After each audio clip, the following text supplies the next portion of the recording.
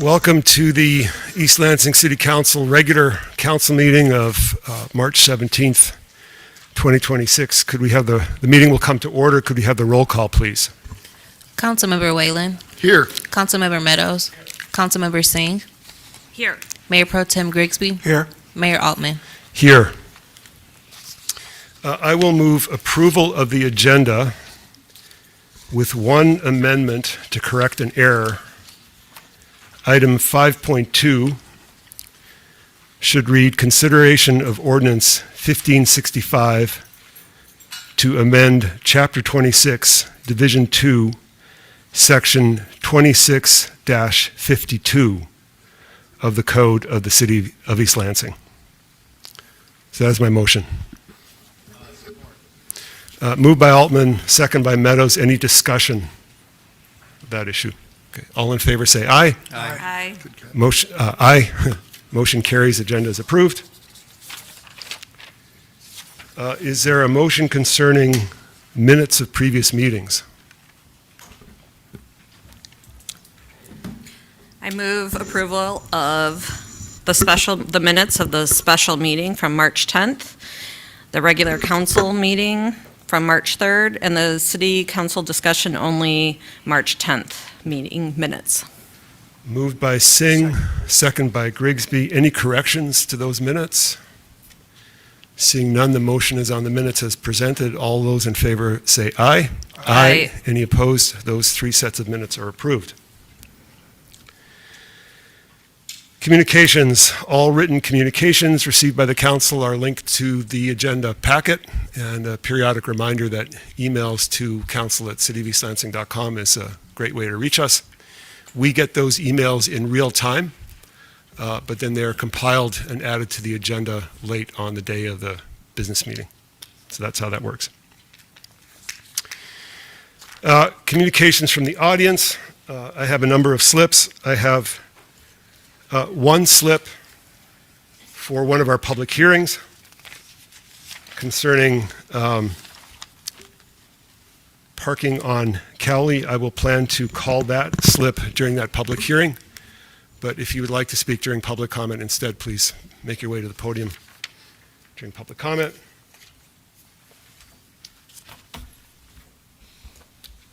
Okay, Cody Dietrich.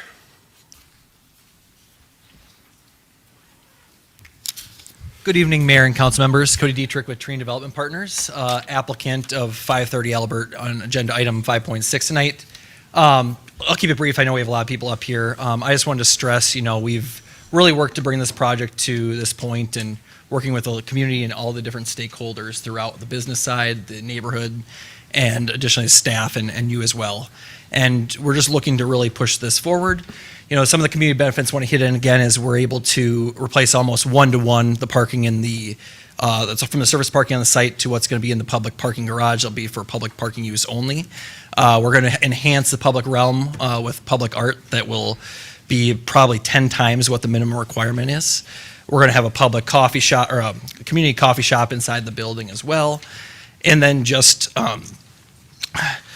the overall benefit of increasing housing supply to help against the housing shortage here in East Lansing. We're seeing people get priced out anywhere from around the downtown area to a mile and a half outside by people not being able to afford their rent and needing places to go because there's not enough supply in the market. So if acceptable, we'll be available for the business agenda item if need be, but we look forward to continue working with you guys to bring the project to life. Thank you. Thank you. Parker Fisher.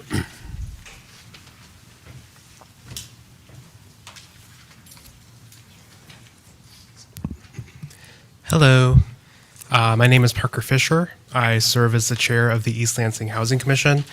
And for those of you who are unfamiliar with Housing Commission, we are charged with advising the city and council on matters pertaining to housing within the city, including neighborhood preservation, programs for housing production and conservation, review of rental housing licenses, and amendments to the housing code.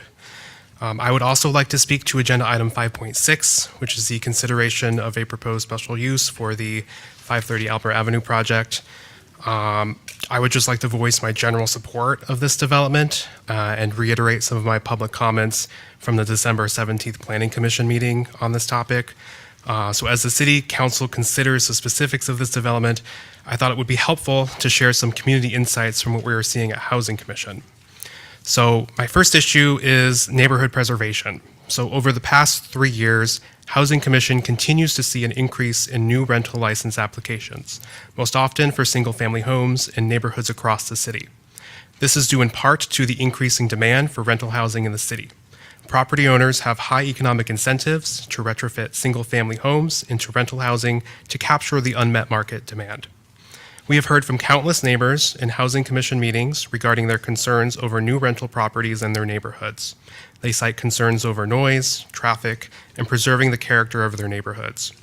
Without new rental housing to alleviate the demand, we will continue to see pressure on family homes and neighborhoods and see those homes flipped into rental properties. The second issue I want to touch on is housing affordability. Housing Commission has heard from neighbors regarding the increasing cost of rent in the city. East Lansing is becoming unaffordable. Prices have grown roughly twice as much as the average income in Michigan. These patterns reflect strong underlying demand for housing in the city. I do want to cite a study on the East Lansing housing market done by Professor Daniel Shog. He is a professor of economics at the Case Western Reserve University. This study was included in the original packet for the Howard development, but I think it's relevant here. They cite housing costs in East Lansing have increased rapidly over the past decade. Home prices have nearly doubled between 2015 and 2025, and rents grew 13% between February 2024 and September of 2025, far exceeding inflation and the national rent growth. These trends reflect strong demand and limited new construction. So that's an economic study, but what does this look like in practice? One case that comes to mind is what happened to our neighbors at Hillcrest Village, the historic rental community on Grand River, west of the Chesterfield Hills neighborhood. Hillcrest Village was East Lansing's first apartment community, originally built in 1936. Today it is home to a mix of students, young professionals, the elderly, and families with young children. In late 2023, the property changed hands to a large management company. Rents in Hillcrest Village began to increase sharply. It did not take long for residents to flood into Housing Commission, voicing their concerns over increased rents. One person reported a jump of $135, another a $200 increase. There's also a really good East Lansing Info article that kind of details more on this story as well. These rent spikes have forced several long-term residents to reconsider their living situations. Some have moved outside of the city as a result. Again, we know that when housing demand outpaces supply, it puts upward pressure on rental prices for all existing housing units. With these facts in mind, the proposed development can address the issue. By increasing the supply of rental housing downtown, we can ensure the demand for rental housing is redirected out of the city's neighborhoods, ensuring they are preserved for existing residents while ensuring affordability for everyone. As the planning process plays out, I urge City Council to keep these issues of neighborhood preservation and housing affordability in mind when making your decision. Thank you. Thank you. Smitty Smith and Ken Jones.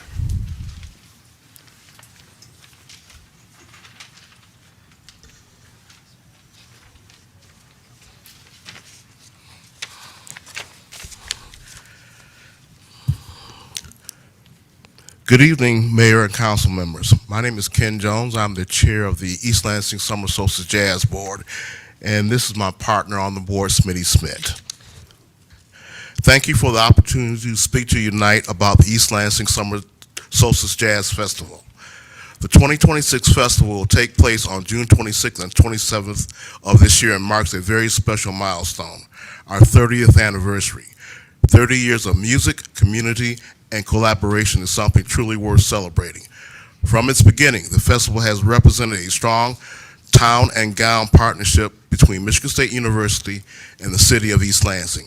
That collaboration is the foundation of our success and is a great example of how the university and the city can work together to create something that benefits everyone. We're tag teaming tonight. I'd just like to say, first of all, the comments we're making are in your packet tonight in case you want to look at them later. On behalf of the advisory board, we want to recognize 3 individuals that we work closely with. Justin Derwenke, Parks and Rec Director, no longer interim, good move. Colleen Armitage, Community Events Specialist, and our Artistic Director, MSU Professor of Jazz Guitar, Randy Napoleon. It's a pleasure working with each of them. Their leadership, professionalism, and dedication make the whole festival possible. Professor Napoleon's artistic vision ensure that our music remains vibrant, innovative, and worthy of a 30-year legacy. Each year, the festival draws more than 10,000 people to downtown East Lansing over 2 days. Did you know that number? 10,000 people at a time when the students are gone and downtown is often very slow. It brings significant energy and economic benefit to our downtown businesses. Restaurants, retailers, local establishments see meaningful increases in traffic, and the entire downtown benefits from the positive atmosphere the festival creates. Now here's Ken with the ask. We're working this out.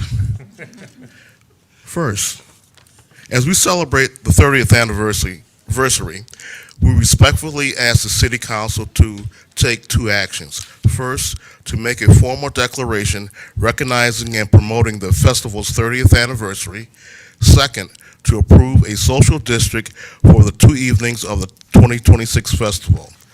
This would enhance the visitor experience and further support our downtown businesses while maintaining a safe, well-managed environment for the city and the festival have consistently provided. We are proud of what this festival has become, a signature cultural event for East Lansing and a symbol of cooperation between the university, the city, and the community. Thank you for your continued partnership and support. We look forward to collaborating this milestone year with all of you and with the thousands of people that will gather in East Lansing on June 26th and 27th. Thank you. Thank you for your comments. Patrick Beatty.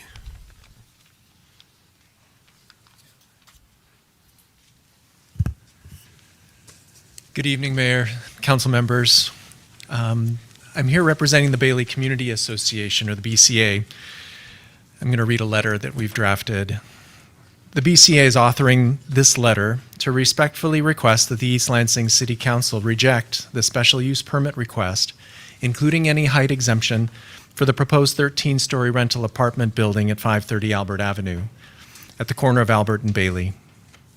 The BCA, in its role, supports and advocates for all who live in the Bailey neighborhood home, who call the Bailey neighborhood home. Located next to the MSU campus in downtown East Lansing, our neighborhood brings together people from many backgrounds and life stages, contributing to a welcoming and connected community. After reviewing the proposal and the issues raised at the council's recent meeting, including parking, traffic, and uncertainty around how the development would meet the city's diverse housing requirements, we oppose granting this special use permit and height exemption. In our view, approving it would increase student concentration and overcrowding downtown, and it would set an undesirable precedent for future construction in East Lansing. We respectfully ask Council to reject the request for these following reasons. It does not diversify East Lansing's housing stock. In fact, it creates a monoculture of student housing. It'll function exclusively as student-oriented housing, and this level of density will add additional strain to the police department and other city services. We're concerned about ambiguity in the developer's plan to meet the city's diverse housing requirement, including discussion of the city agreeing to a payment in lieu of taxes for affordable units. Parking and traffic impacts remain a major concern for us, including whether the proposed car allotment is sufficient. Granting a height exemption for a 13-story building at this location would set a precedent for future development that's inconsistent with our neighborhood's character and the long-term livability of downtown. For these reasons, allowing this special use permit does not, in our view, provide a significant public benefit or a clear benefit to the surrounding area. We respectfully request that the City Council deny the special use permit request and any associated height exemption for the proposed 530 Albert Avenue development. Sincerely, the BCA. Thank you. Thank you. Doug Crone.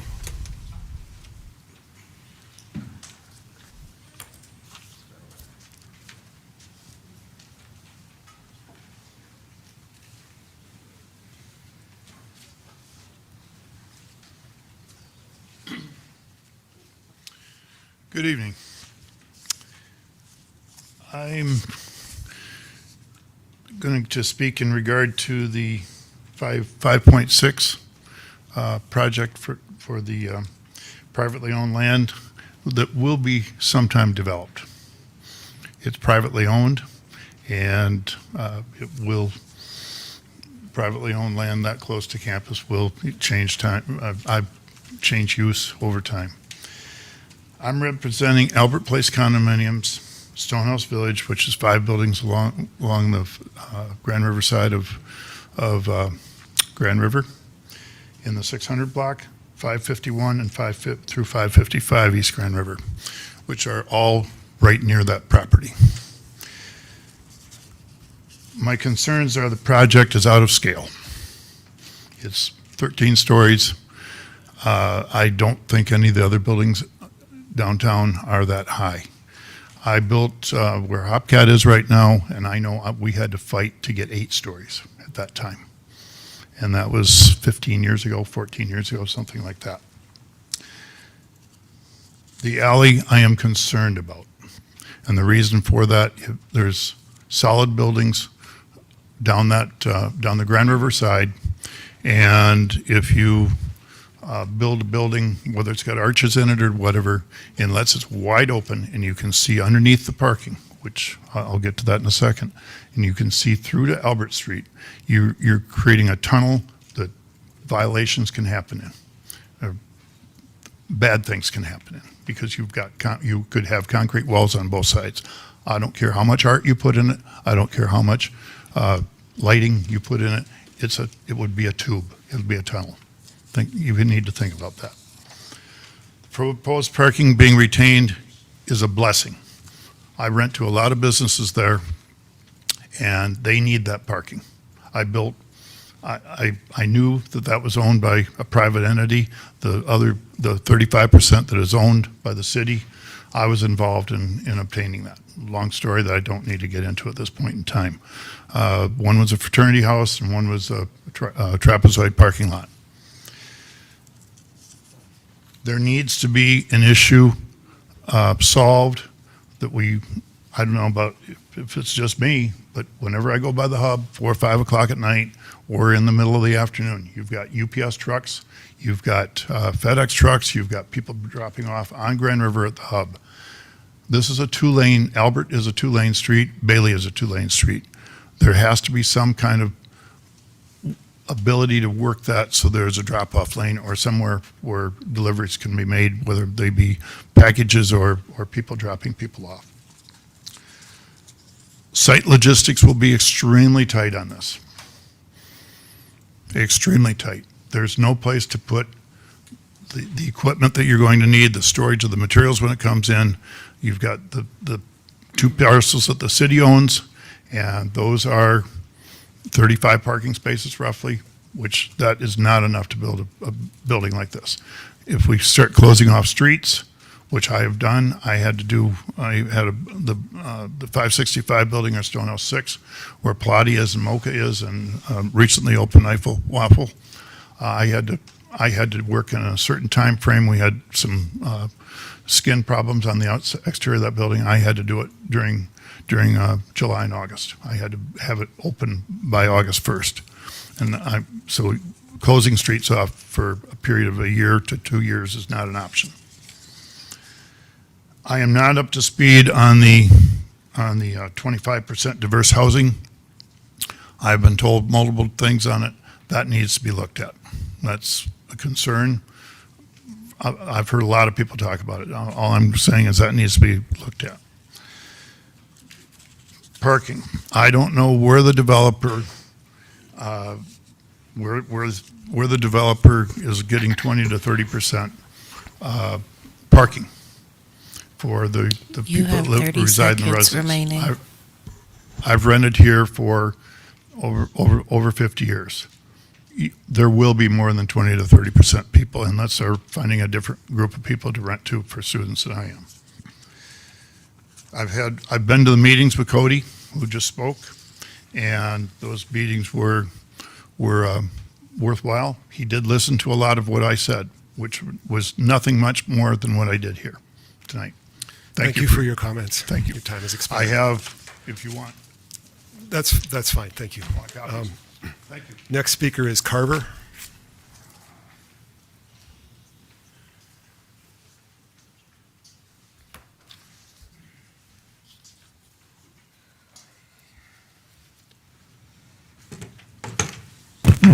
All right, so since the last one I was at went until like 1 a.m., I recorded mine in advance, and since I already did that, I'm going to play it.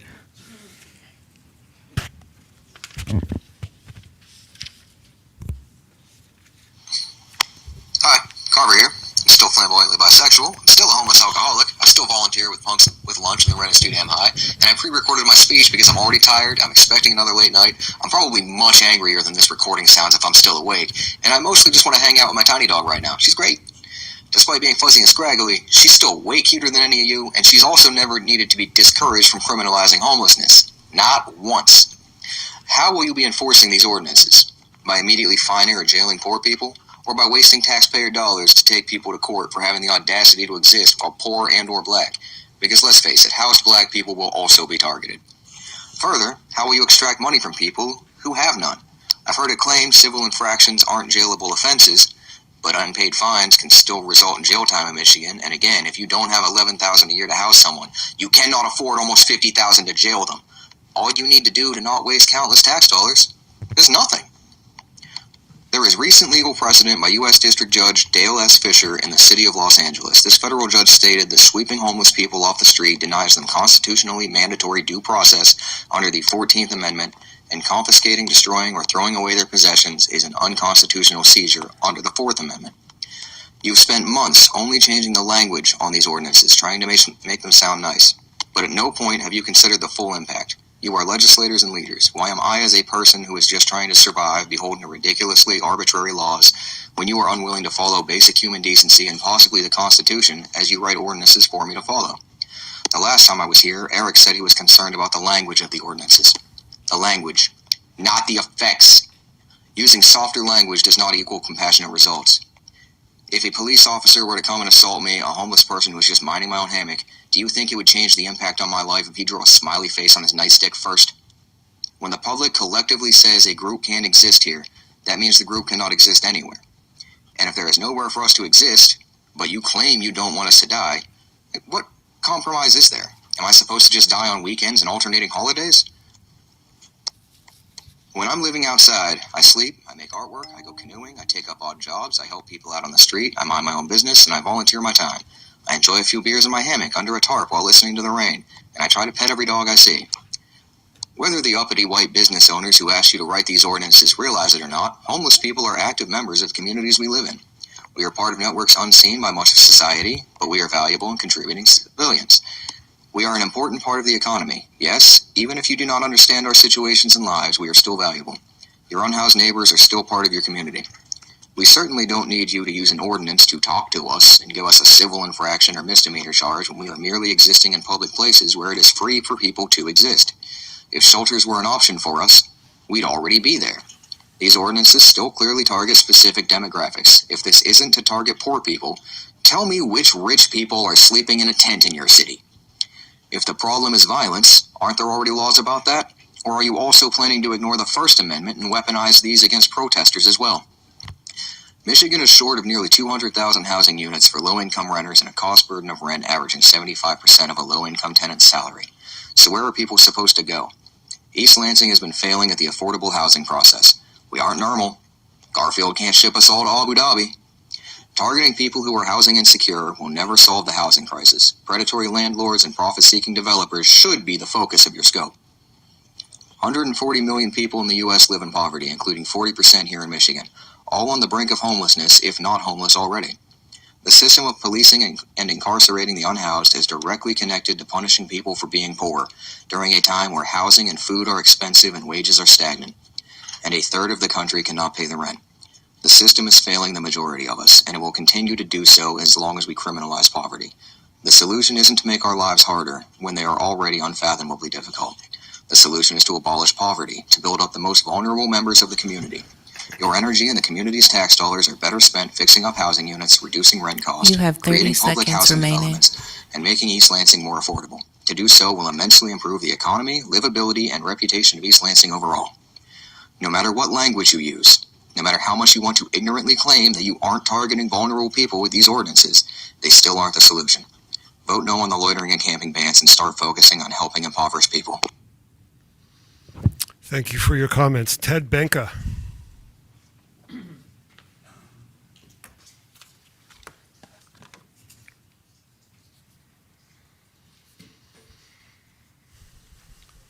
Good evening. I'm Ted Benka, excuse me, resident of the city of East Lansing and president of the White Hills Neighborhood Association. I'm here to speak on agenda item 5.7, the overlay district. And I wanted to read you a comment that I received this afternoon from a resident of our neighborhood who had been involved for many years, or in past years, on creating, helping to develop the overlay districts, and is a retired lawyer. She states, there is a saying in the law that hard cases make bad law. Setting public policy that negatively affects an entire community at the behest of an interested individual is the worst kind of governance. We have, as I understand the ordinance, it's an opt-out provision that appears to be narrowly focused on one specific property. I'm trying to understand where's the hardship.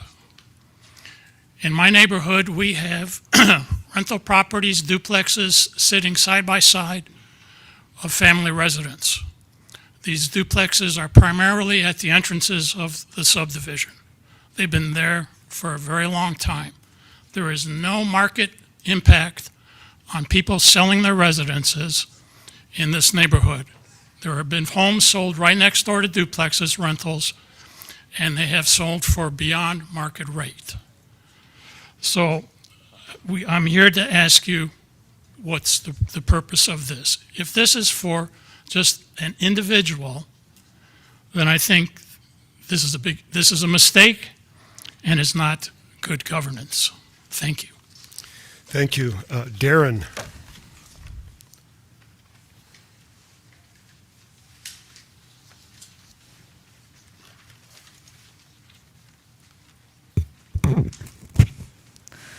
Hello. 2 decades ago, I was a homeless vagabond. I now volunteer for multiple organizations that focus on food and housing insecurities. I'm here to speak out about the camping and loitering bans. You keep changing the language, but not the intent and goal of making it unlawful to be in poverty in East Lansing. Even just limiting these bans to parking structures and event locations creates misguided solutions for problems that simply do not exist and acutely targets vulnerable people, college students, and communities of the global majority. Further, it assumes a one-size-fits-all approach, directing people to shelters that may not be appropriate for them. You are not including necessary people when having these discussions.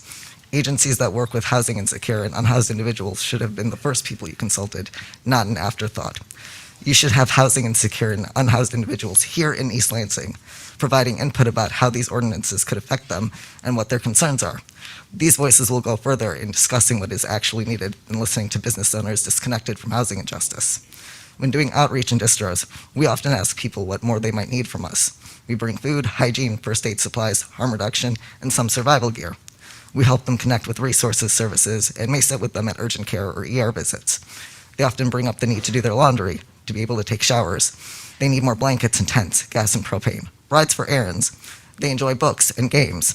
They want to feel valued and loved, to not feel like they are a social pariah. And these voices guide the work that we do, and we do not force nor coerce any form of care. Almost every single homeless person we engage with would jump on a chance to be properly housed. Many of them are already on housing lists already, but with being pushed around by the police, it is challenging to maintain contact with them. And those that do not go to shelters often have solid reasons why they cannot stay there. Housing wait lists can sometimes be months or years long, and we are in a housing crisis. Basic living expenses are out of reach for many. Simply put, you cannot in good faith create legislation like this without the input and involvement of experts on the topic of homelessness. And those experts are coming here and telling you that what you are doing makes their jobs more difficult for them. It makes it more difficult to resolve homelessness, poverty, and get vulnerable people resources.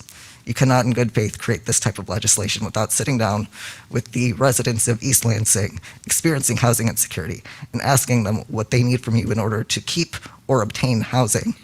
When discussing connecting people with assistance from services, you need to know how it actually looks for a client. There is an assumption that there is a safety net to catch you, and the struggle is an individual failure. In reality, the system is highly bureaucratic and comes with massive barriers and does not meet people where they are. The so-called safety net has massive holes that people fall through every day. Caseworkers who should only have maybe 20 cases are often carrying at least 50, and sometimes as many as 150 cases, meaning they might only be able to offer each client 1, 2, 3 hours of attention per month. This makes it nearly impossible to take care of their entire caseload. Clients require an address, a phone, email, and a vehicle. Even just becoming a client at Community Mental Health here requires intake over the phone.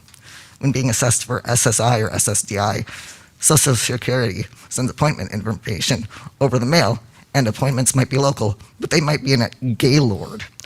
Not being able to receive mail or commute to the appointment is not considered an excuse and will result in an automatic denial. Michigan Rehabilitation Services, Michigan Works, or Disability Network often fail to follow up, and they still require a phone, email, and an address. A client has to keep reaching out or is dropped from services that they might not even be adequately receiving. Filing housing and employment discrimination cases with the MDCR can take months of waiting and requires a phone and internet access, with cases being dropped because some people can't get an attorney. It is common to show up somewhere asking for help, to simply be handed a brochure or pamphlet for another organization. It's a never-ending loop of being passed around to be someone else's problem. Falling through the cracks is a feature of a system like this. Getting back on your feet takes time. If your concern is in public safety, safe, long-term housing is the basis for stability. By having a stable shelter and food, people are unlikely to engage in criminal behavior and substance use. By having a place to go after release from jail, people are less likely to return to crime. Stable housing creates a routine that helps mentally disabled people regain control over their lives. There is no amount of sweeping homeless people and no amount of funding the police force that reduces crime, You have 30 recidivism, seconds remaining. mental health issues, and addiction, quite like stability. Policing people is far more expensive to taxpayers, and ensuring that they have a stable place to stay and food is more valuable. If you are truly determined to remove homeless people from public spaces in East Lansing, the resolution is right in front of your face. It's simple. You make it affordable to live here, and you house people. Thank you for your time. Thank you. Ronald Wright.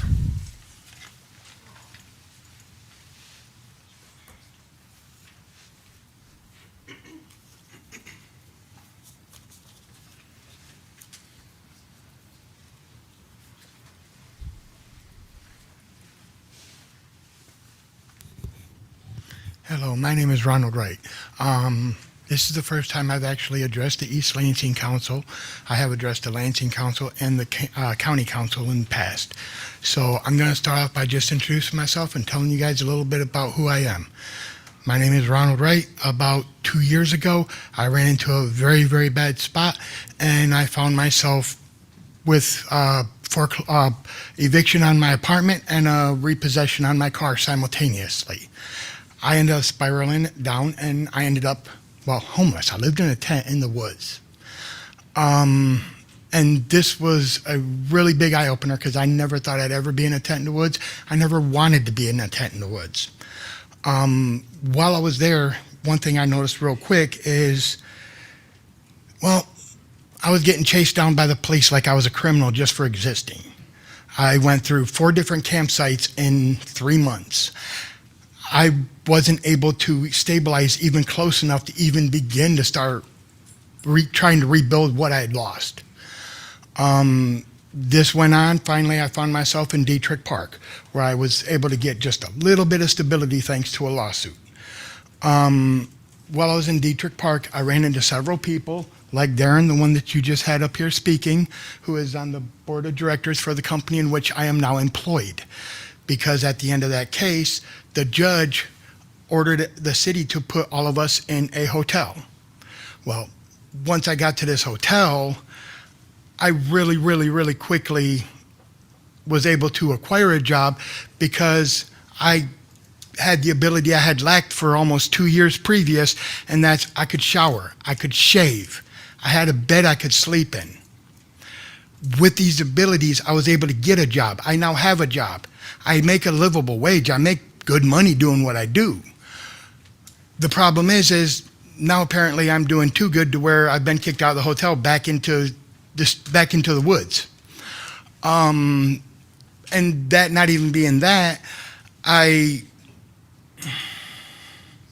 ran into several people when I was out in the woods that made a big change in my life. But what I'm trying to get at is housing first is the best viable option for this problem. Criminalizing people for just being poor is not going to solve anything, because when I was in the woods, I didn't have $5 to buy a pack of cigarettes, let alone $100 to give for just existing. Now I got the hotel, I had the ability, I have the job. I can see an end in my journey now, because I have something I didn't have when I first went into the woods. I have ability, I have income. I can get myself out, and I can try to help other people get out.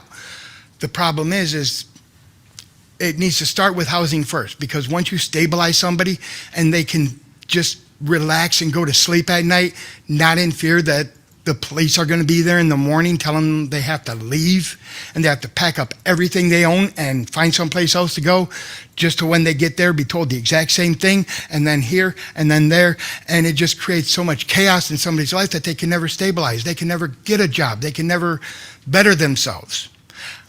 I've been in the woods for 2 years. I can't tell you anybody that was, woohoo, yes, I want to live in the woods. None of us want that. It's just a situation that we got put in, and because we're being chased around, because we're criminals for just existing, nobody can better their situation. But if we can get these people into, subsidized housing to where they can get stable, they can get a little bit of sleep, they can, get a good shower and have some stability, then you can start working on, employment. You can start working on, psychological therapy and all that kind of stuff to be able to address all these other problems. But none of these problems are going to be able to be fixed as long as they're running around, running from the cops because they're criminals, because they exist.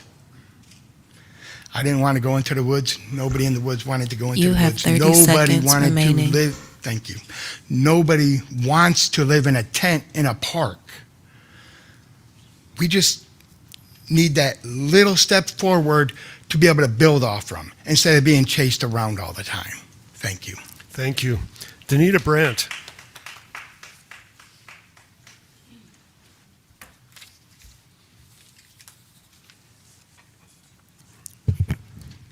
This is really a game of ping pong that you play during comments, isn't it?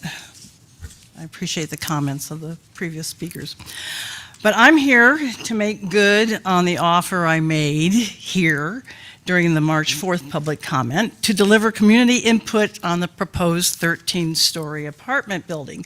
You now have that input, I see, in the written communications online. You don't have all of it, though. I sent an email with an attached 4-page memo that I spent a lot of time on, and I didn't see it in that packet tonight. So I will make sure that you guys get a copy of this, because in this memo I cite chapter and verse from the East Lansing Code of Ordinances and have questions and comments. It's very specific. And that indeed is the nature of the voices opposed to the project. It's not that the community is anti-development. It's not that the community is anti-student. We live in East Lansing. We're not anti-student. But there are issues with this proposal. And I think you'll see as you read through the letters of opposition, a lot of those letters are very specific. Some are emotional. One or two are profane, but I'm sure you're used to that. So with the My count, by the way, at 6:15, as I was trying to get through the 700 pages that were just uploaded, I counted 28 communications from Bailey residents. Thank you so much to my fellow residents in the Bailey neighborhood. I really, really appreciate it. They had very short notice. A few of us were out Saturday and Sunday putting door tags on people's doors. First time I've ever done that. And my little brochure here does not say squash the development. It just says that you're poised to grant an exemption for this. This will impact our neighborhood. Please make your voice heard by emailing council. We weren't saying squash it or support it. So with the rest of my time, I'd like to share questions and concerns I have after reading through the 1,054 agenda package that was up on the site last night that I thought was for this meeting, but now that's gone. But I learned a lot about this project. From the traffic impact study, page 699, concerning parking, there is a recommendation of 318 total parking spaces. The city and developer have talked about an arrangement to rent 215 spaces in city garages. But where will the other 103 cars go? Further, the report describes the option to purchase a parking pass in the commuter lot for the university, which has regular bus access for convenience. This is not a convenient option. The university commuter lot is 1.7 miles from the Peanut Barrel, the proxy for this apartment complex. A bus will get residents from their cars in the Farm Lane commuter lot to the Shaw Lane bus terminal, from which it's a 20-minute walk, or catch another bus for a 19-minute ride to the apartments. To present this as a convenient option reads like advocacy for the development plan and gives off more than a whiff of bias and casts doubts on other parts of the document. Potential for crashes. In describing the potential for crashes, data are given for the period 2020 to 2024, and it is noted that none of the study intersections appear at the top 10 accident location. That statement is irrelevant. What is relevant is introducing 318 cars in an already congested area and the likelihood that the number of crashes at the study intersections will make it onto the top 10 list thanks to this additional development. The report's figure 4 shows the location of crashes during the study period, and it does not inspire confidence. It's a lot more scary in color, where all the dots are red and represent crashes all You around have 30 the seconds proposed remaining. area. Okay, so let me just cut to the chase. Yet, despite these anomalies, the authors of the traffic impact study astonishingly conclude that the proposed development will have negligible impact to the surrounding roadway network and no additional improvements are required. This just does not seem to be reasonable, but you don't have to take my opinion for it. We should have data to Thank you for your address comments. these Thank models. you for your comments. And Your thank time you has for your expired. time. Nadia Sellers.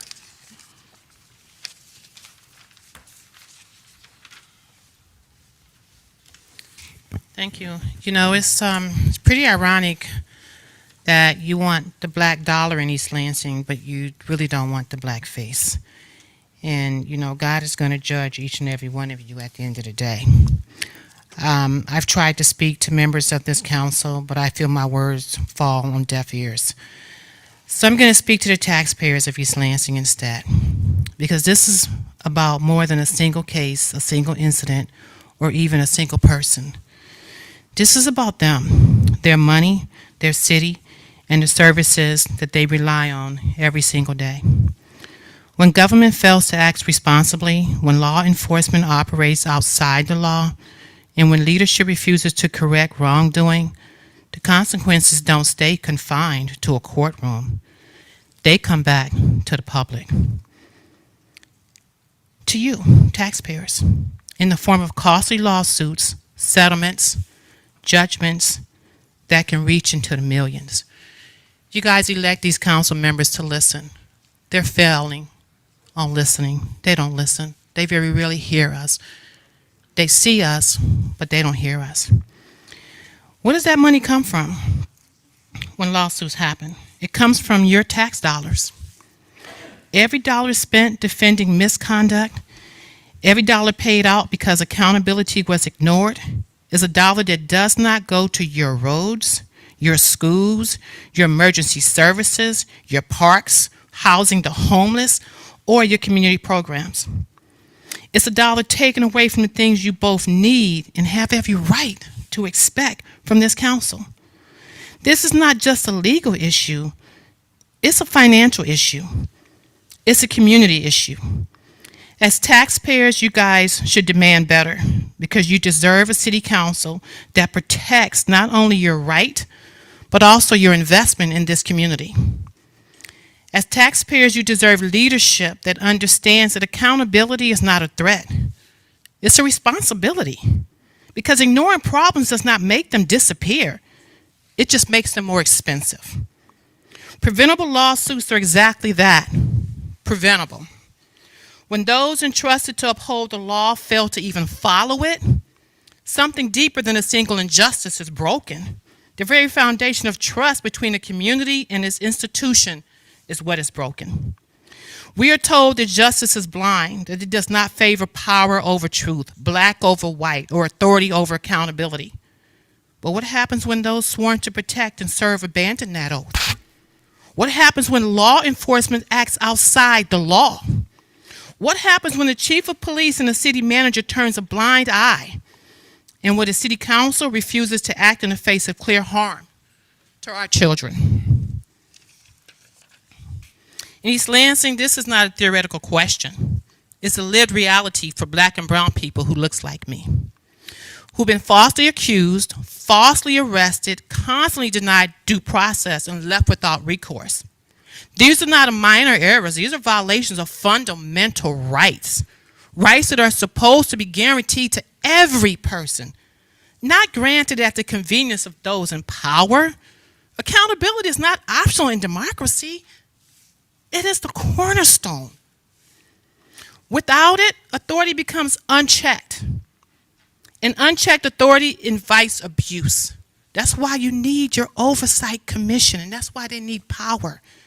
Unchecked authority only invites abuse. When leaders are not held responsible, like Jen Brown, silence becomes complicity. When officials ignore wrongdoing, like the council continue to do, you send a message that justice is selective and that some voices don't even matter. But you're wrong. People do matter. The homeless matter. African Americans matter. Minorities matter. The poor matter. Every voice in this community matters. When citizens are pushed to the point where their only remaining option is to seek justice through You the have courts, 30 seconds that is not remaining. a failure of the individual. It is a failure of your system. Lawsuits should not be the first path to accountability. They should be the last resort when all avenues have been exhausted. And yet, here we are. This is a call not just for accountability, but for integrity, for transparency, for leadership that does not hide from difficult truths, but confronts them. A system that allows injustice, especially when it is disproportionately harms black and brown people, is a racist system. Where Thank you for we are a your nation comments. built by humans. Thank you for your comments. Mr. Your Mayor, time has black expired. people are humans. Thank you for your comments. John Penshorn.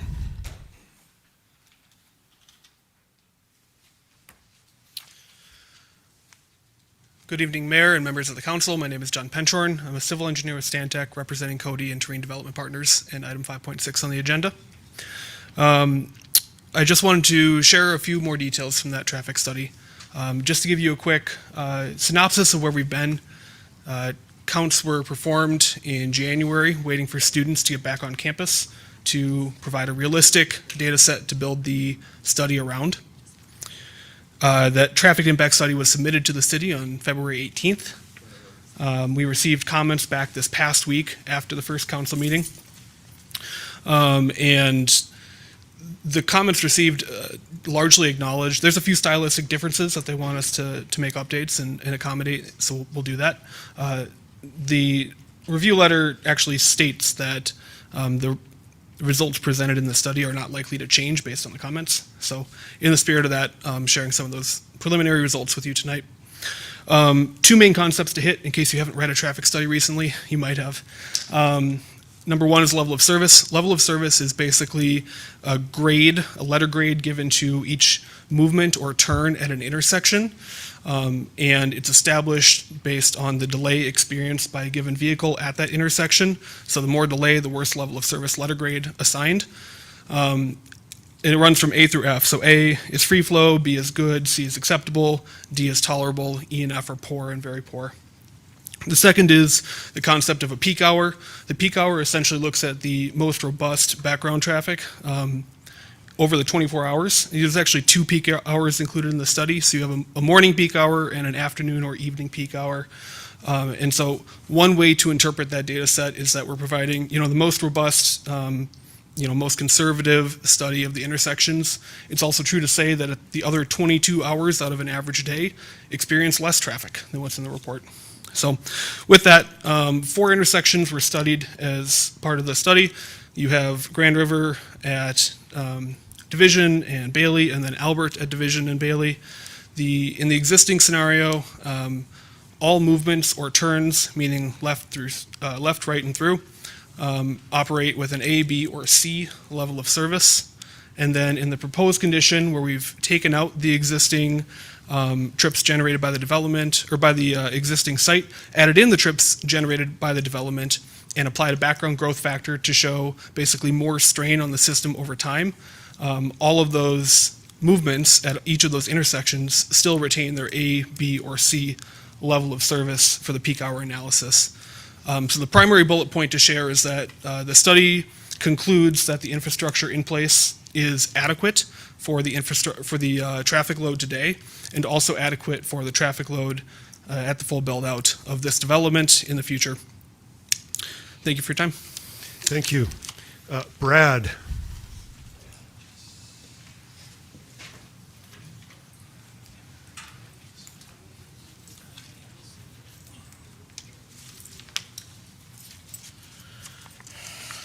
Good evening. This is my first time here. I used to be homeless. I spent 3.5 years. I spent a year in Homeless Angels out on the old Lansing Road, and I spent close to 2.5 years in the City Rescue Mission. To me, life is what everybody's looking for. You can't put a life on jeopardy because it's wrong.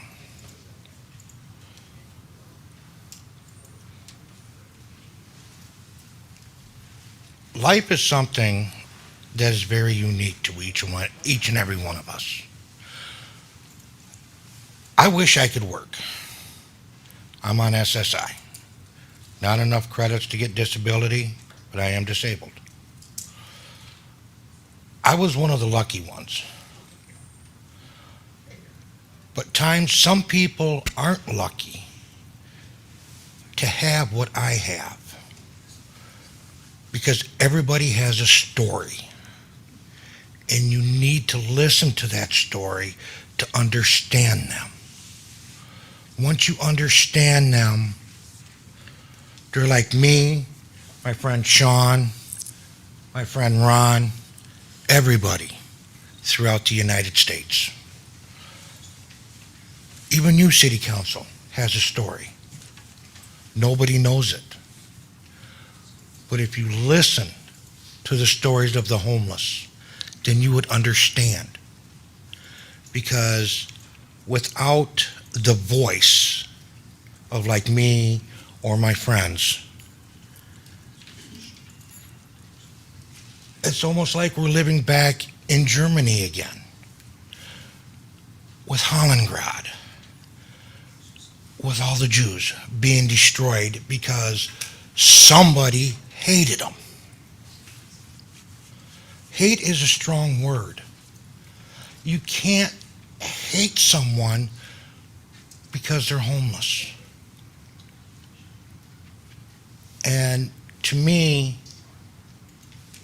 when that happens, people have to stand and say, look, you don't know their story. You've never walked in their shoes. I'd like to suggest something. If you do, you do. If you don't, you don't. If you see somebody who's wrapped up in a blanket, walk up to them, talk to them. They're just like you and me. They may have problems, but if you're kind to them, they will be kind to you. Don't put them in jail because they don't have a roof over their head. Because Hitler destroyed Jews because they were Jews. That is wrong. I am German, and I don't like Hitler because he gave me a bad name. I'm a good person. And if you sit down with someone and actually talk to them, then you'll understand their story. You may have a similar story, you may not. But it's all in the shoes that they have walked over the years. I just turned 59. My story can go for ages. But I'm not going to talk about it because it hurts. I've lost family members. I've lost houses. I've lost apartments. I've lost vehicles. People don't care. When people don't care, then that puts everybody else uneasy because they don't know if they're going to walk down the street and have an You officer have 30 walk seconds remaining. up and throw cuffs on them because they're homeless. Find out what their story is and then go from there. That's all I'm saying. Thank you. Thank you for your comments. Molly Spooner.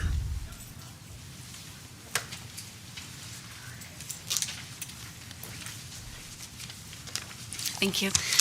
I'll be quick and appreciate all the comments. 5.6, I don't see how 13 stories is appropriate. Way too big. 5.7, amending the overlays. It's taking a democratic process and making it undemocratic. Thank you. Thank you.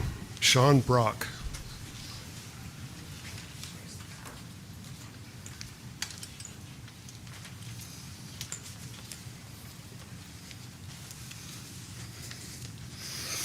Hello, I'm Sean Brock. I am a member and a leader in the Renda's Too Damn High Homeless Union. I have looked over the wording on the three proposed changes to Ordinance 1566, and of the three, the third option is the least objective, but that being said, this is still completely unnecessary. You have things on the book that can take care of these things. None of these rewordings is taking away from the cruelty and the unnecessariness behind them. There is absolutely no need to go beyond what is already on the books.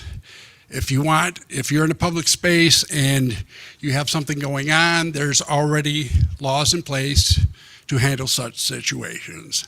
This is nothing but cruelty against homeless people. Now, I'd like to get into a little bit of my story. I have been at different points homeless, different stages throughout the last 20 years due to different circumstances. The last time I was homeless, I was working over 40 hours a week, taking as much overtime as I could get.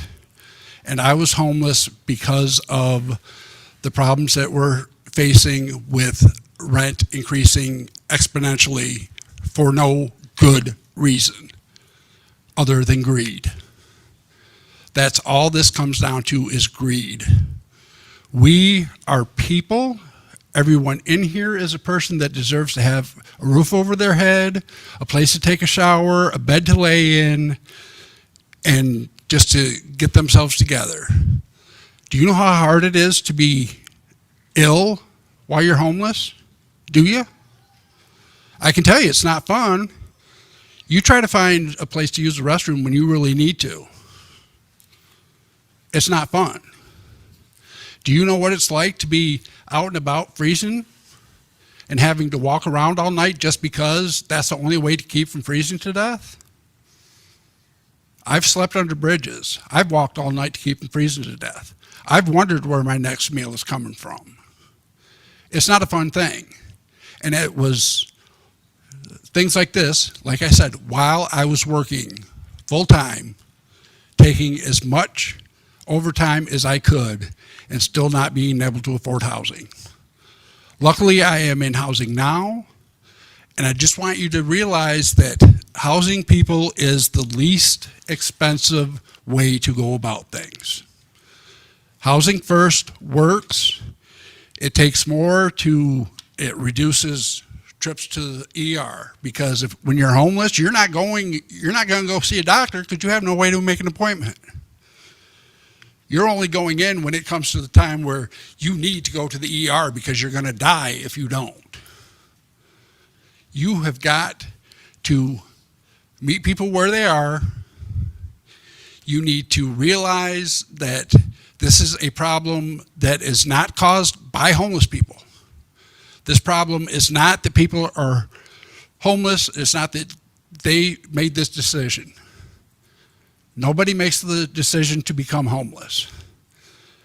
And I'm sick and tired of some of the rhetoric that goes around about, oh, all homeless people are this or that. No.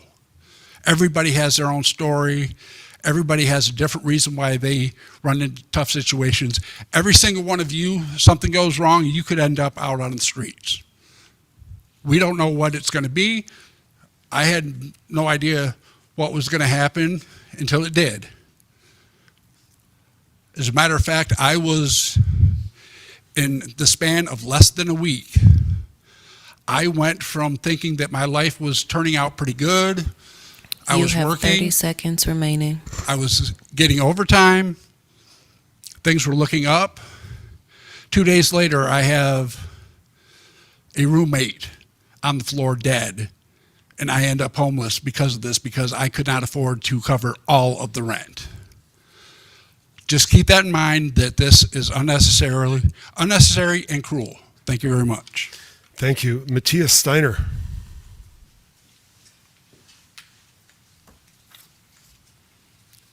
Hi, my name is Matthias Steiner, 1426 Harvard.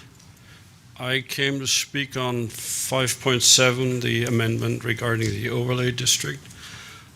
What's already been said, hard cases make bad laws, and don't undo a democratic process. That about covers it. And in light of the gravity of the other comments being made, I don't feel like being eloquent on it.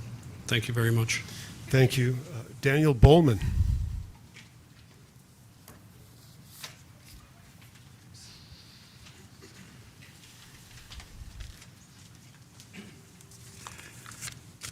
Good evening, Council. Thank you for the opportunity to speak. My name is Daniel Bowman. I'm an architect and a practicing professor of construction management at Michigan State University. The developer has already laid out the many benefits that the project brings, including increased tax revenue and more housing. Yet you will still be and have been confronted with those calling for right-sizing while lacking a basic understanding of economic development, real estate principles, construction finance.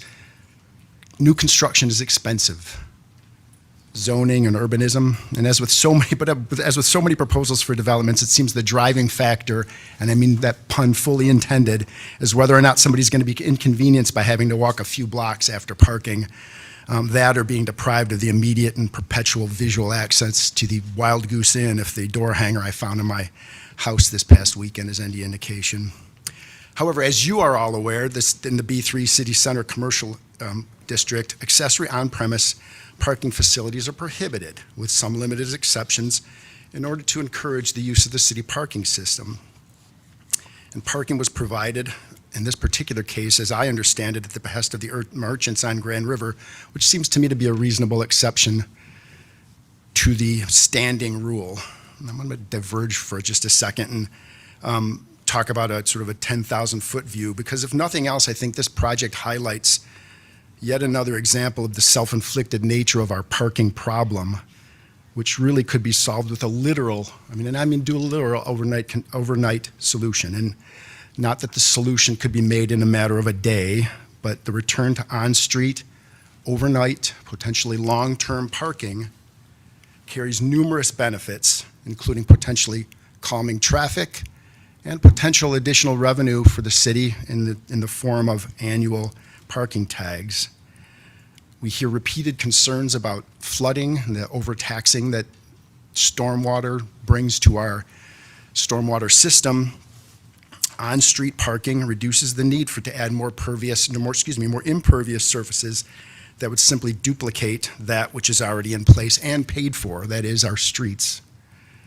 Naturally, I'm going to bring this back now. Naturally, I have concerns about this project, not the least of which its overall height. But I was initially skeptical of the city center Newman Lofts development. In fact, I still believe that it should have been sited on the corner of MAC or Abbott. I know Mr. Mayor and Councilmember Meadows, we had discussions about that at the time, and I think I've come around now to realize that, well, despite the fact that I don't love the architecture and I don't love the siting, that I don't think anybody can deny that the activity that has been brought to the street, that the way that that building has activated the street cannot be denied. It's got good urbanism. It's got solid massing. It holds the street line well, and you'll find if you walk by it that it's very cleverly masked so as to disguise its overall height. Think back about what that site looked like about 8 years ago and what it's become today. It's no longer just an ill-defined space. Go back and take a look at Google Street View 10 years ago. It was a surface parking lot in the middle of our downtown development authority area. Now it's an actual place. And with this proposal, the city has the opportunity to do the same thing at this location, but I would submit at a much kinder scale. I'm a resident of the Bailey neighborhood. I live 4 blocks from the proposed development. I walk to my office on campus. I walk to my studio on Abbott. I walked here tonight. I can do all those things because as a resident of the Bailey neighborhood, I'm privileged enough to have access to all of the downtown adjacent amenities that I would like to see extended to other people. So I will encourage you, I hope you have the wisdom to see this particular project through. I welcome the impact that it will bring. Thank you very much. Thank you. Are there any other people in the audience who would like to address the council during public comment? If so, please approach the podium and state your name and address for the record. There's a box over there with slips in it. Could we get the slips, please?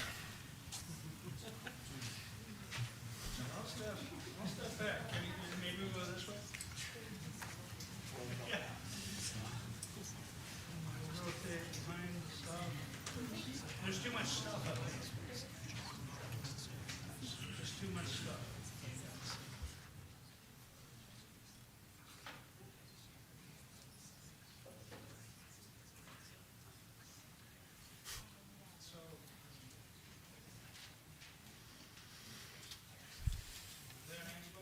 Thank you.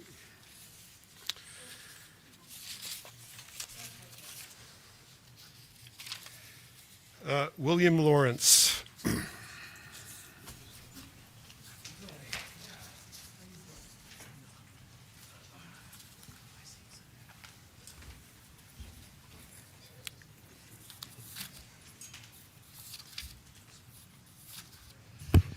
Hey there, William Lawrence, resident of Lansing, grew up in East Lansing. I think I was the last in, first up here on top of the pile. So I'll say that I've commented previously extensively on the camping and loitering ordinances, and I know you've been having a lot of good meetings with local advocates, and I strongly, strongly encourage you to listen to the wisdom of what you've heard here in comment and in your other meetings. Do the right thing by humanity, common decency, and the homeless and unhoused people who you've heard here in this room, and do not criminalize homelessness. Please instead step forward into efforts to collaborate on a regional basis with other governments, with state government, with federal officials and with local advocates to provide a better ecosystem of support so that we can actually house everybody in our community. It's not going to be easy. It's going to be a long road, but I encourage you to continue to walk along that road rather than criminalizing homelessness, which is not going to help anything and is only going to be a mark on this city. I know that we have the other item on the agenda tonight about the housing on Bailey Street. And I want to encourage you to allow this housing to be built on Bailey Street in the parking lot, because we're talking here about two housing issues. We have an absolute undersupply of housing, and which is part of what contributes to the homelessness issue. You have an opportunity to be part of the solution by allowing this development to move forward. When I was growing up and playing soccer out at the Chandler Road complex when it was just started, I saw the Chandler Crossings development go up there at what used to be a beautiful marshland. And I was 6 years old, and I saw the whole thing go up as I was playing soccer. And I thought to myself, you know what? It really would make sense if they built up in downtown East Lansing rather than out at Chandler Road. That was what my 6-year-old self said. And then a few years went by, and we started talking about the Ann Street development and then the other developments downtown, which have changed the shape and the look of our city. And I said, oh, I don't know. East Lansing is changing a little bit. It's not quite how it used to be. I don't get to run around in the parking lot behind Poncheros anymore, and that is disappointing to me. Then I remembered my younger self who said, you know what? We should build up in East Lansing rather than out on Chandler Road, because we've got to be building the housing somewhere, and it makes sense to be building for density, to be building a more walkable community, to strengthen businesses downtown by allowing for more foot traffic and all the other benefits of the urbanism that we heard from the last speaker. And so change is hard, it's uncomfortable, and I know that there is always challenge that comes along with that, but I feel strongly that East Lansing is better today than it was 10 years ago for the developments that have been built around Albert and MAC, and I'm confident that it'll be better in another 10 years for more density and more development at Albert and Bailey. So I encourage you to let that move forward, and please, again, do the right thing. Do not criminalize homelessness. It's going to be a long road here, but I think that this has been an educational experience, I hope, and I hope that we can see East Lansing collaborate with other local municipalities to be part of the solution to this housing crisis. Thank you. Thank you. Kara McKenzie.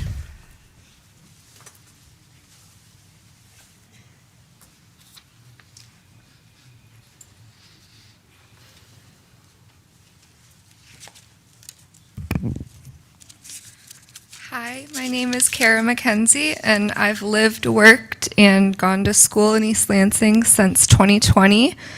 First, I want to start by commending the council for amending the radical, cruel, and unnecessary parking lot ordinance discussed at the last council meeting. But secondly, and more importantly, I'm here to join the voices of our community in reminding the council that any form of this ordinance is unneeded and unethical. The housing crisis is vast and affects all of us, and it will never be solved by criminalizing our homeless neighbors. Regardless of the time and resources wasted by sweeping innocent people just trying to survive, it's cruel. Loitering, vagrancy, public nuisance, and harassment are already illegal. Any further criminalization of existing in public would be a stain on your public records and an extreme disappointment. I urge you to take seriously your responsibility to represent and protect your neighbors, all of them, whether or not they are housed. I hope you'll refuse to fall for anti-homeless, anti-human legislation and rhetoric, and I hope you'll continue to pursue housing first options that provide stability, not criminalization, that will make a bad situation worse for so many of our neighbors. We, the people, want dignity, compassion, and equality for homeless people in our community, and I hope you will keep that in mind in consideration in your work. Thank you. Thank you. Max Huckleberry.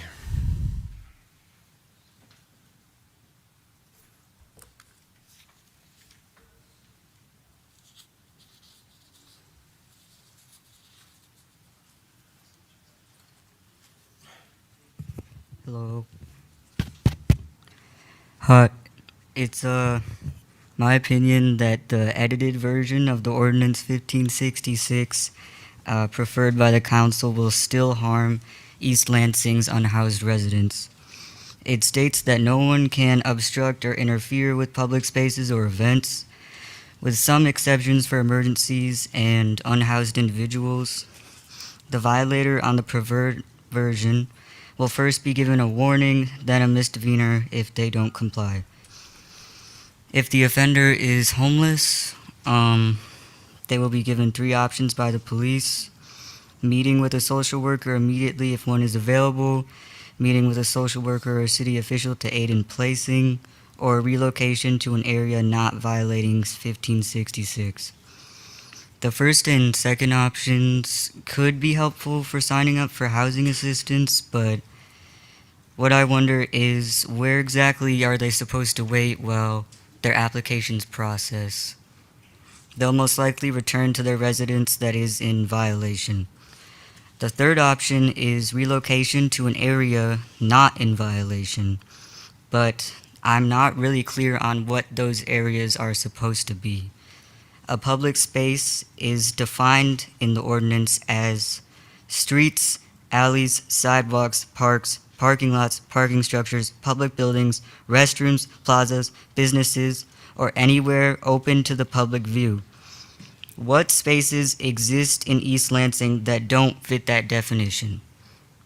The only thing that comes to mind is a private residence, which they obviously can't afford. So let's say an unhoused person does meet a social worker when a cop finds them, and they do sign up for assistance, and they do relocate. When there's nowhere that isn't in violation to relocate to and they're found again, do they go to jail for doing exactly what they were supposed to do? That doesn't make sense to me, but yeah, getting a misdemeanor, it could be on their record for years. If this ordinance is passed in its current state, it could make so many homeless people's lives worse. So please consider that. Thank you. Thank you. Paul Martin.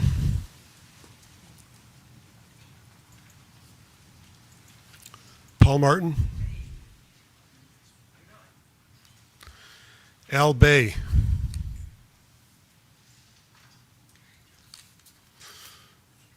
Al Bay.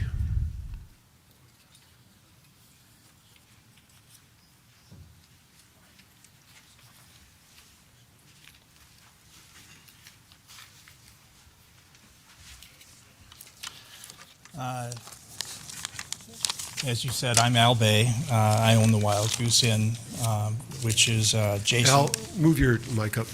Oh, sure. Is that better? Yeah.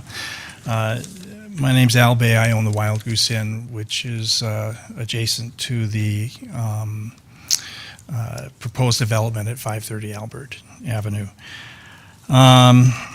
First of all, I wanted to let you know that I greatly appreciate that the opportunity provided for input and open discussion concerning this development.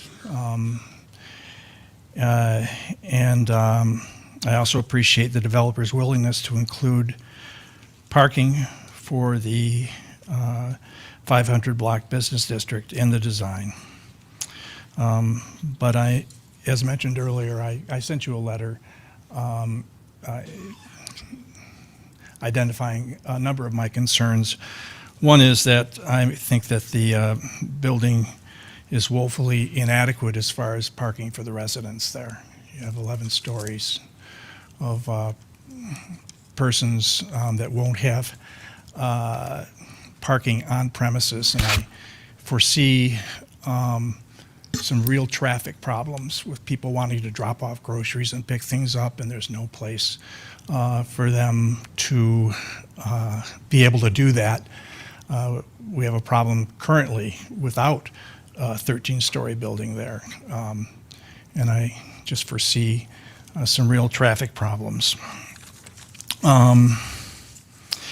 The 500 block of Albert Avenue lies within the central business district, and because of that, I believe that the ground level space should remain open and accessible to the public and include commercial uses and public parking. I try to think of, when you think of this development, I try to think of one example, except for a small coffee shop that might be open a couple hours a day. This is the last available, developable piece of property in our downtown East Lansing, and I can't think of a single example of how this will positively impact or create an opportunity for a visitor or a member of our community to want to come downtown. I don't see how it will help improve it at all. So, and I think that if we're putting something in, developing something that's going to be almost a block of our downtown, we should be able to think of at least one example of how that's going to improve the likelihood of someone wanting to come down there. It just doesn't exist.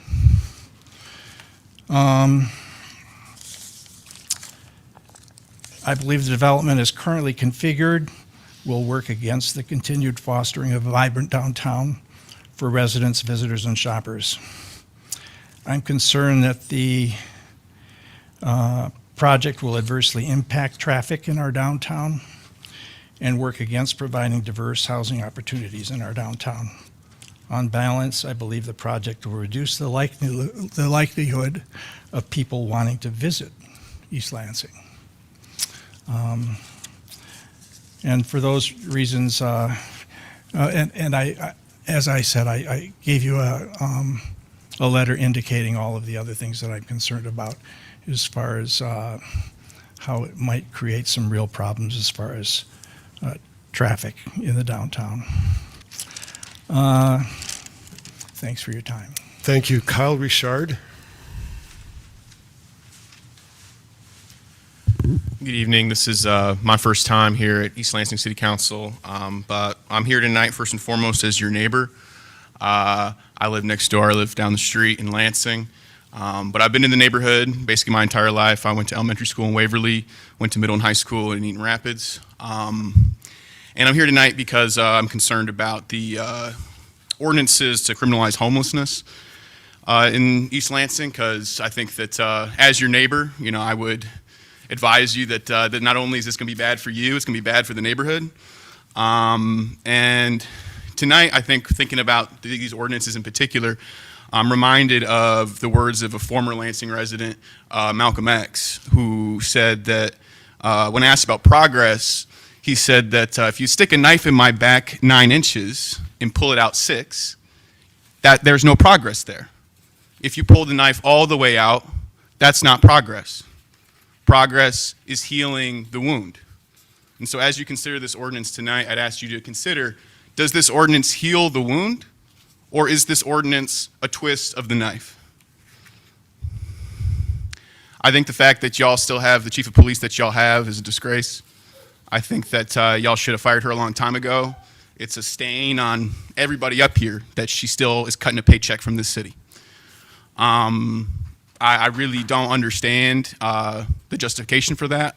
I'm not sure if it's maybe it's locked up in bureaucracy and you're saying, oh, it's the mayor, and the mayor's saying, oh, it's the council, and we're playing a little song and dance. But the reality is that this chief of police has said some pretty heinous things that I work as a school teacher. If I said that kind of stuff, I'd be out of the building tomorrow. And so the fact that this chief of police is allowed to do that, and that the highest individual in your police department is not held accountable, no one is. So thank you. Thank you. Last name Worcester. Last name Worcester. Wooster.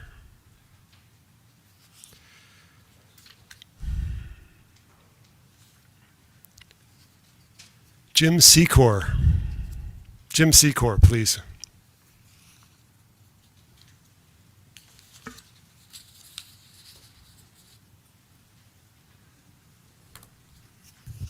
Yes. To what do I owe this honor?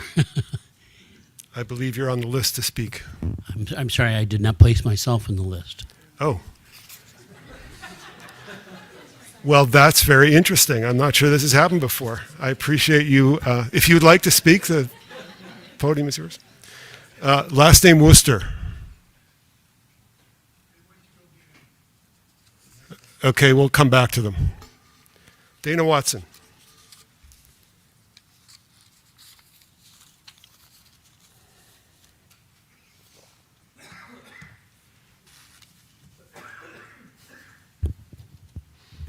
Hello.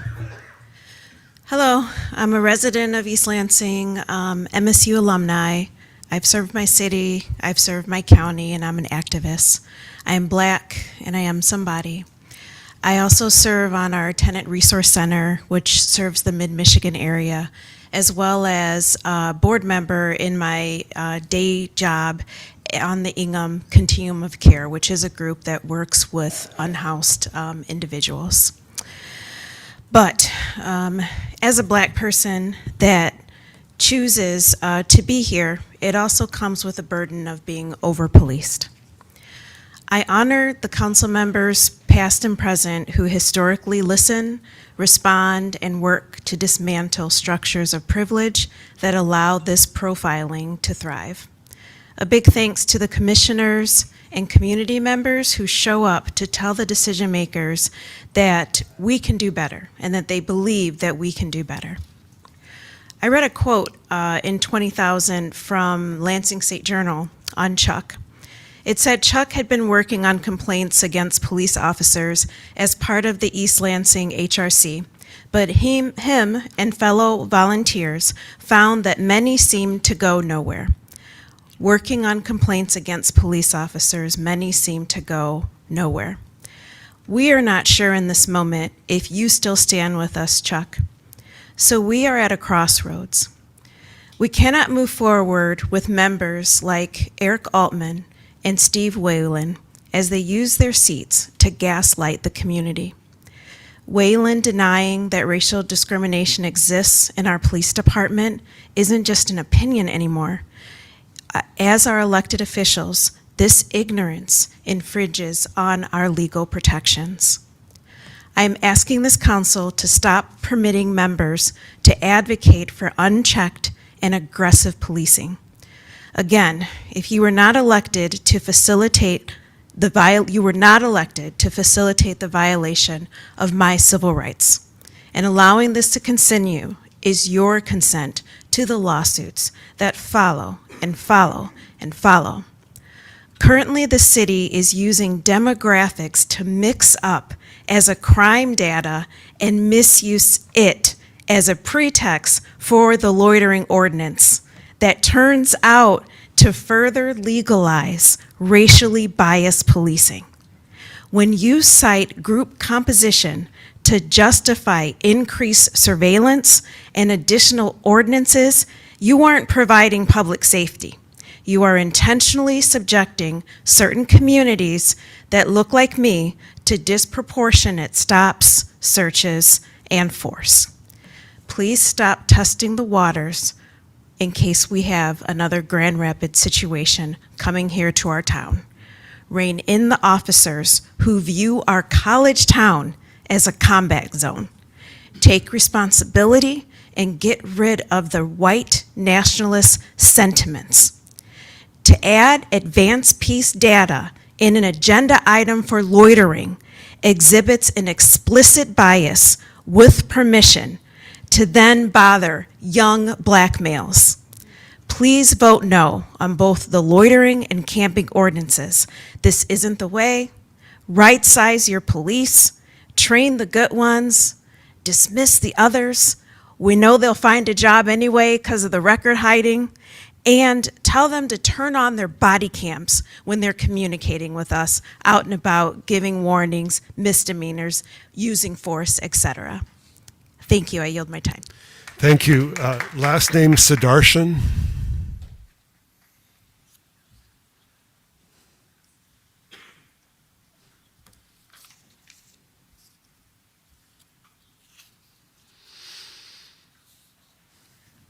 Hello, my name is Anuja Sidarshan, and I'm a former East Lansing resident, current Lansing resident, and I'm here in opposition of ordinances 1565 and 1566. So first off, I'd like to remind us of East Lansing's racist history, like I spoke about 2 meetings ago and reiterate that the existence of East Lansing, again, comes from the result of white flight from Lansing. And again, our homeless neighbors are often the most marginalized folks in our community who are disproportionately Black or brown, queer, trans, those with disabilities, poor, etc. They've historically, as has been said, been over-policed, and also had violence committed against them disproportionately. Not much has changed, it seems, and you don't seem to want to make progress or distance yourself from that past in the present now. And this is put in proof with ordinances 1565 and 1566. So I want to discuss the discussion only meeting that happened on March 10th with alternatives to 1566. You want to reward homelessness, the severity of police involvement, and punitive measures, and narrow the scope of those measures. So this might seem like the right path. However, the answer still remains crystal clear to this. All you have to do is nothing. All you have to do is not listen to businesses and business owners that are out of touch with the reality and lived reality of those who are homeless. You need to represent all your constituents, so many who have spoken already, and not just those with money and power and influence. Doing nothing is the easy option. It literally means not wasting tax dollars. It means not getting in possible lawsuits, and it means keeping yourself, literally, that's all you have to do. So you're definitely hurting already from a lawsuit. Doing nothing is morally correct, and it's also the easy and the financially responsible decision to even make. So I also want to address that narrowing the scope of fines at public city sanctioned events in 1566, it doesn't solve anything, and it's redundant legally. If people are disrupting things, police can already deal with that like very much legally. As for 1565, criminalizing folks in parking lots is going to lead to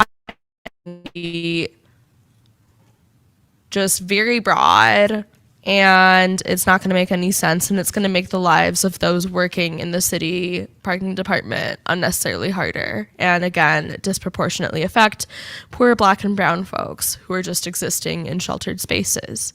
And once again, there are multiple housing policy experts in this room. It sounds like you have been starting to talk to them, so keep doing that while you just put these ordinances and drop them.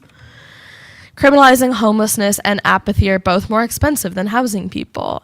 But again, we have to face those facts that we have been failing our neighbors and we have been letting them die. So keep talking to these experts, having these conversations, and don't stop. It is a very continuous process. Even with a more narrow and less severe scope, 1566, there still are punitive measures that make no sense because poor people, aka anyone who's homeless, don't have money. So we know that in Michigan, these fines can add up and become a misdemeanor. So this is just a longer path and more indirect path to criminalizing homelessness. So just with more steps, and we're back at step 1. East Lansing also needs to actually invest in housing solutions. The onus of the homelessness crisis, unfortunately, normally does again fall into Lansing. So when folks are displaced, inevitably, from any form of criminalization, they end up in Lansing. And resources in Lansing are spreading thin. There are no shelters that are inclusive or safe for folks, and everything is just a whole mess. Otherwise, they're just stuck in a vicious cycle that would lead to more fines and them breaking this so-called safe ordinance. So, in conclusion, it's still not too late to, as Kyle said, pull that knife out and start healing that wound. All you have to do is drop these ordinances, stop wasting the public's time and their taxpayer money and resources, and do better. 20 seconds remaining. Get yourself distance from your racist historical past and do better. It's never too late. Just drop the ordinances, and I yield my time. Thank you. Ross Fisher.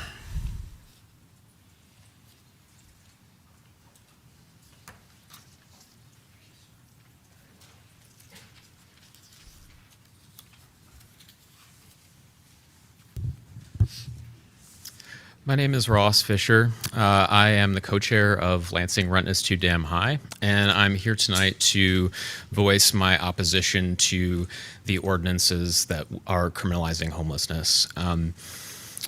These are not solutions, as a number of speakers have highlighted. We know that there's already existing laws on the books, and we don't need to be creating new laws that criminalize our homeless community.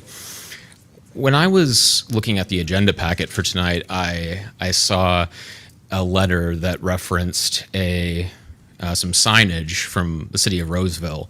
It said, "Say no to panhandling," and that's included in the agenda packet like that's supposed to be part of a solution to this problem. These are not actual solutions. What are actual solutions are giving people housing, housing first. And you as a city council can advocate for those at the local level. You can advocate for those policies at the state level and the federal level. And I want you to do that because that's what we need. We need you to be focusing on the real solutions to these issues and not pursue criminalization.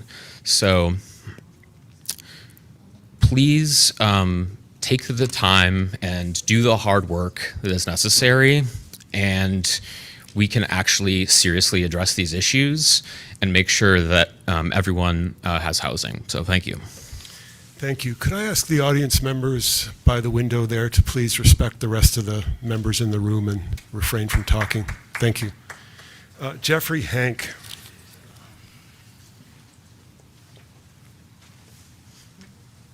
Good evening, Council. I'm here primarily to speak about item 5.7 and to engage in this democratic process with you here tonight.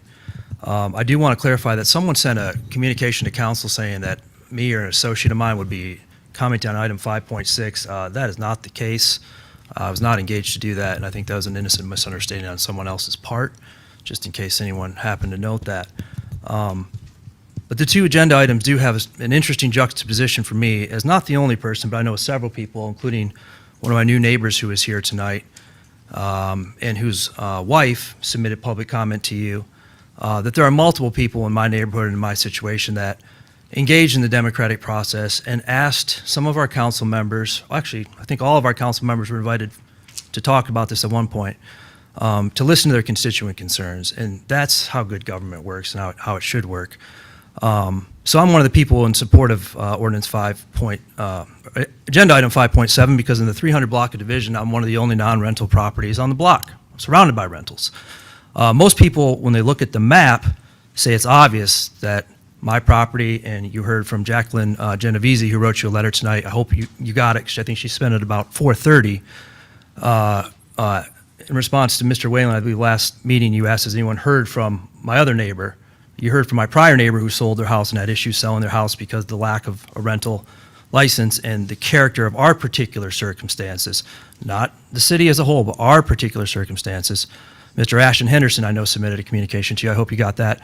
Well, my new neighbors are also in support of this because anybody who looks at it would say it's very rational and reasonable that there's a narrowly tailored solution that allows council to address a constituent concern. And I thought a lot about what was said at the last meeting, and Mr. Altman, Mayor Altman, you mentioned concern about exceptions. And I've been thinking a lot about that because I'm hearing tonight about the project down the street from me, 1 block, that's looking for an exception on building height. An exception could be a dirty word, but it doesn't have to be, because actually most laws probably should have exceptions. The First Amendment to the United States has at least 8 to 10 recognized exceptions. You can't engage in certain types of speech. The Fourth Amendment has a dozen or 2 dozen exceptions. I think Benjamin Franklin said something like, a law that's so strict that it's inflexible creates injustice. So exception doesn't have to be a dirty word if it's done with the right intention and the right circumstances. Everything's an individual case. And I've heard a lot about affordable housing here tonight, and that's what I want to provide. And I'm not asking for a tax handout, and I'm really not asking for an exception. I'm asking, as my neighbors are, to be able to just do what everybody else around us is doing, even in a more limited fashion, because if I would only be able to get a 2-person rental license, that's 2 less people that are living in my home. And everyone who's, including my neighbor who wrote this letter tonight, who's looked at it said, wow, you're the only family on a block. How do you deal with your kids living in this particular circumstances? And I would invite the people that might be opposed to this to come hang out with me on St. Patrick's Day or a football game day or a warm Friday night and see what it's like and see if you would move your family into this circumstances. I said last time, I wouldn't do that today. I love being there. I love East Lansing. I don't want to sell my house. This is my home. But it's just not an ideal place to raise children. And I think it's pretty clear because nobody else lives there that would do that. So I speak again here tonight to say that there's an opportunity for me to provide affordable housing at dramatically lower rates than what a development down the street is doing. I'm not asking for a handout. I'm not asking for tax incentives. I'm asking for a hand up.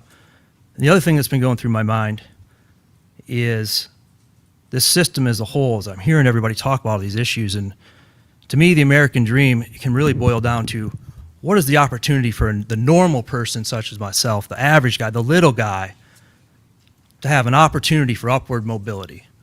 Does upward mobility exist, or is that hope extinguished? And I think for a lot of people in society, it can be extinguished pretty easily and roadblocks can be thrown up, and there may be not a lot that the city government can do to create upward mobility for people.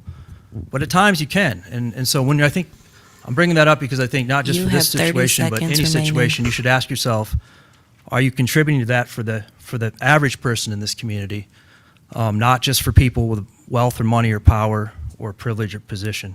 So I again appreciate the opportunity to participate in this democratic process, and I hope you vote tonight to move Agenda 5.7 forward. A lot of my neighbors I spoke to after last meeting that had concerns are less concerned after they understood the scope of what this would actually do. So thank you for your time. Thank you. Susan Cancro.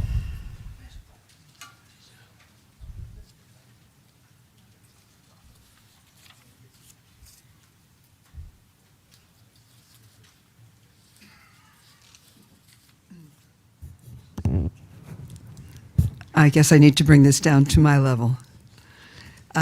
Good evening. I'm Susan Cancro. I am, I greet you all, Mr. Mayor and council members. I know some of you from many years. I am currently the executive director of Advent House Ministries. I've been there for 32 years, and I'm not dead yet, so I'm still going. But I've been in human services for 40 years in this area. I want to say, having heard my fellow Lansing residents, I'm a Lansing resident, and folks who've been out there homeless with whom I have worked for these 32 years. What you heard is about humanity, and you've heard about a call to tolerance. We certainly need to suspend judgment of each other for reasons that are two-dimensional, one-dimensional vision, what we can't really tell about another human being. But I will tell you this, and I come to you with a solution, because I have done my work for all these years from a vocation. I'm not making money doing this. That's not why I'm doing it. That vocation is to work with people and to see people work together. We are working right now in Lansing around homelessness on the basis of coexistence. And I tell you that it works, and it is an alternative to those resolutions or ordinances that you might put in place. They are not going to work. What works is coexistence. Our agency and other agencies in the area have served as bridges to allow that coexistence to occur. If you would find a way to allow agencies to provide staff who do frontline work to be here to work with folks while they work toward out of homelessness, but toward housing, because it's not an easy goal. It will work. And I will tell you that the businesses in Lansing are happy with what we're doing. It's not perfect, but it works. And it's a solution. It is a much better solution for everyone's well-being and self-concept than criminalizing and setting an oppositional environment up for people. So I encourage you to consider that, how that can be done. We were part of that here. We are no longer doing it. We don't have to be the one that does it. But it can be done, and it works, and it's a lot less expensive than putting people in jail and fining them when they can't pay those fines, and it only ruins their reputation and their possibilities for the future. So let's make the future better by looking at other options about cooperation and coexistence. And I tell you that not as a concept, but as a practice, and it is working, and it can work here. Thank you. Thank you. Kath Edsel.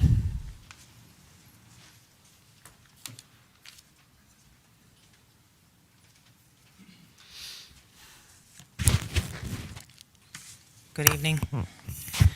I just want to remind you all,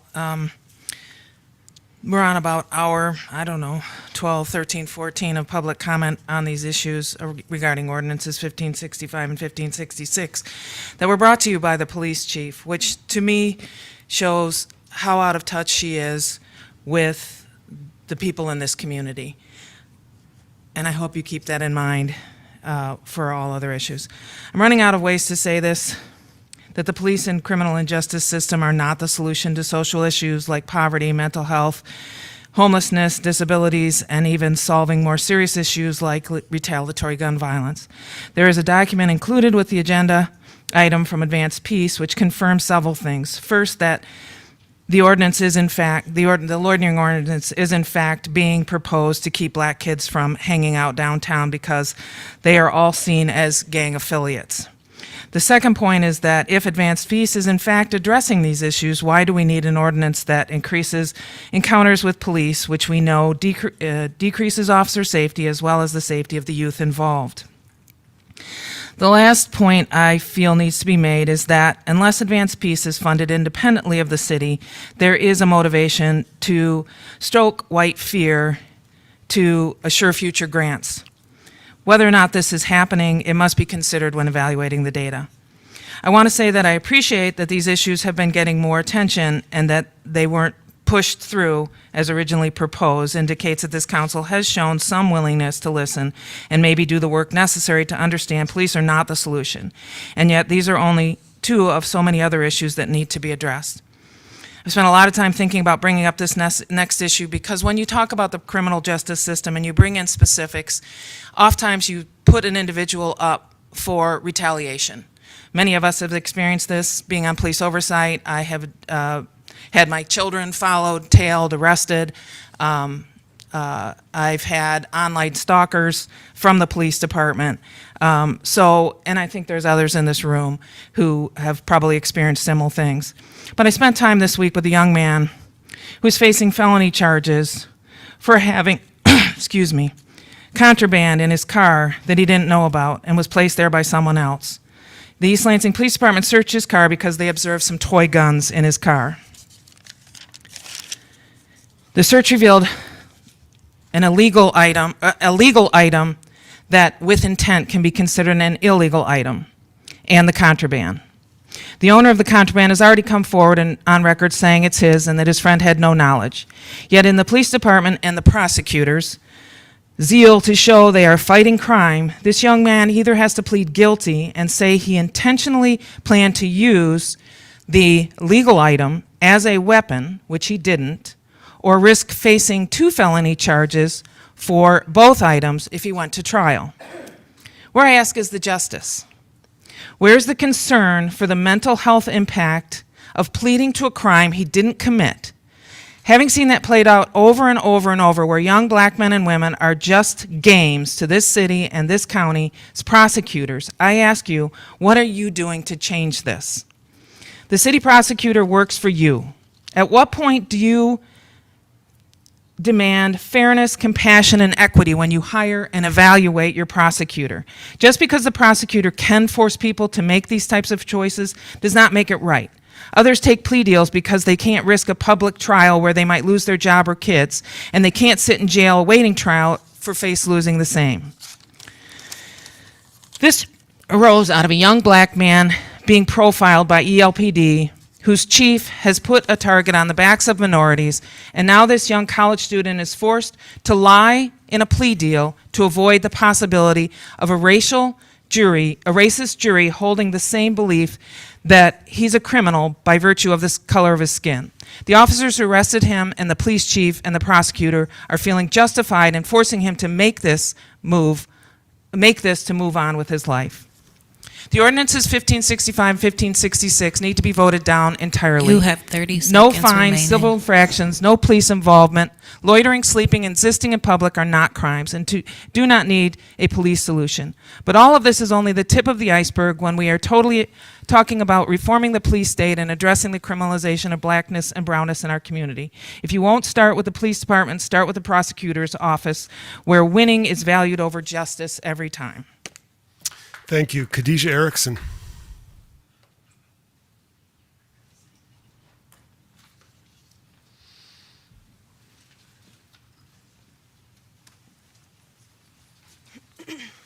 Good evening, everyone.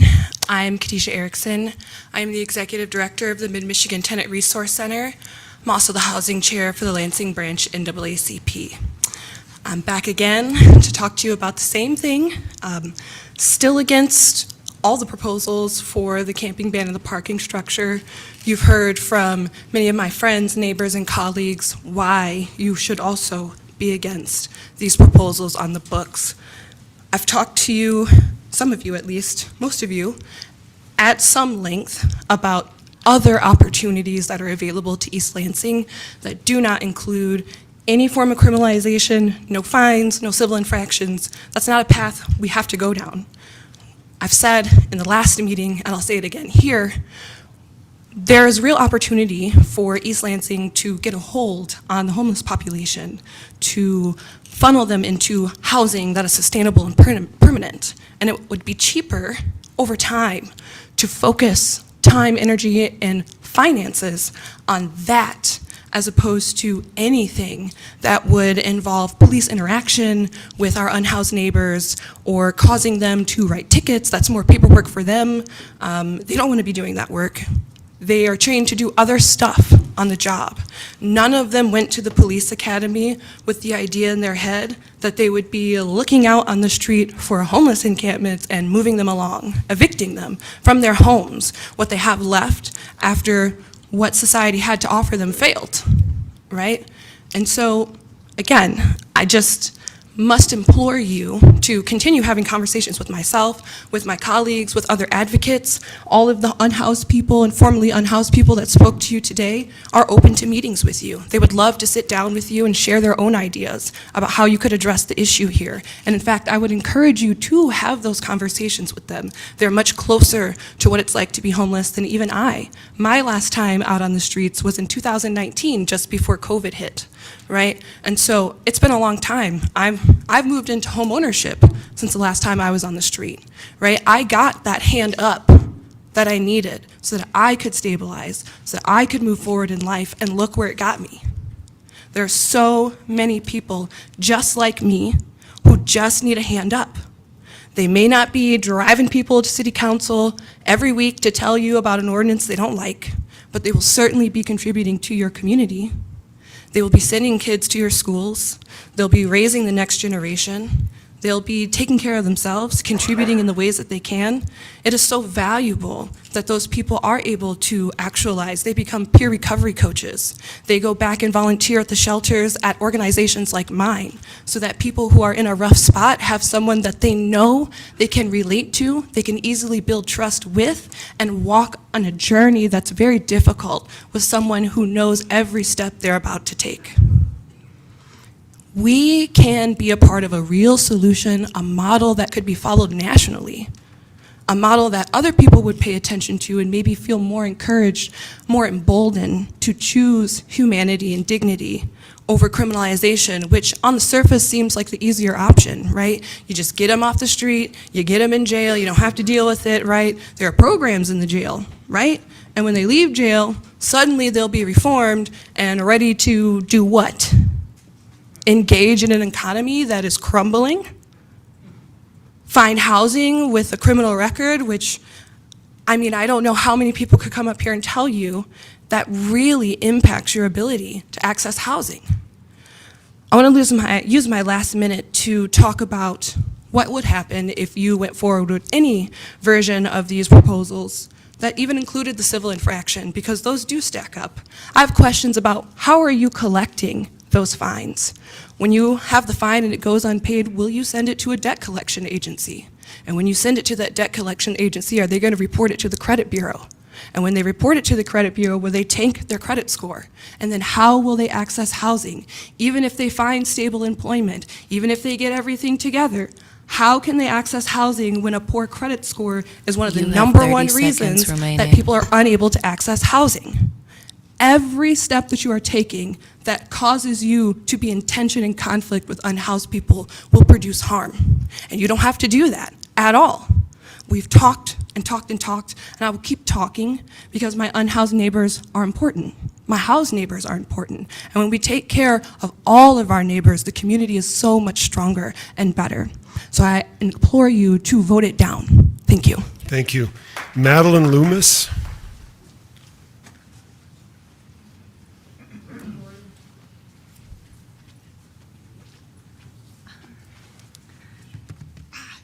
Okay.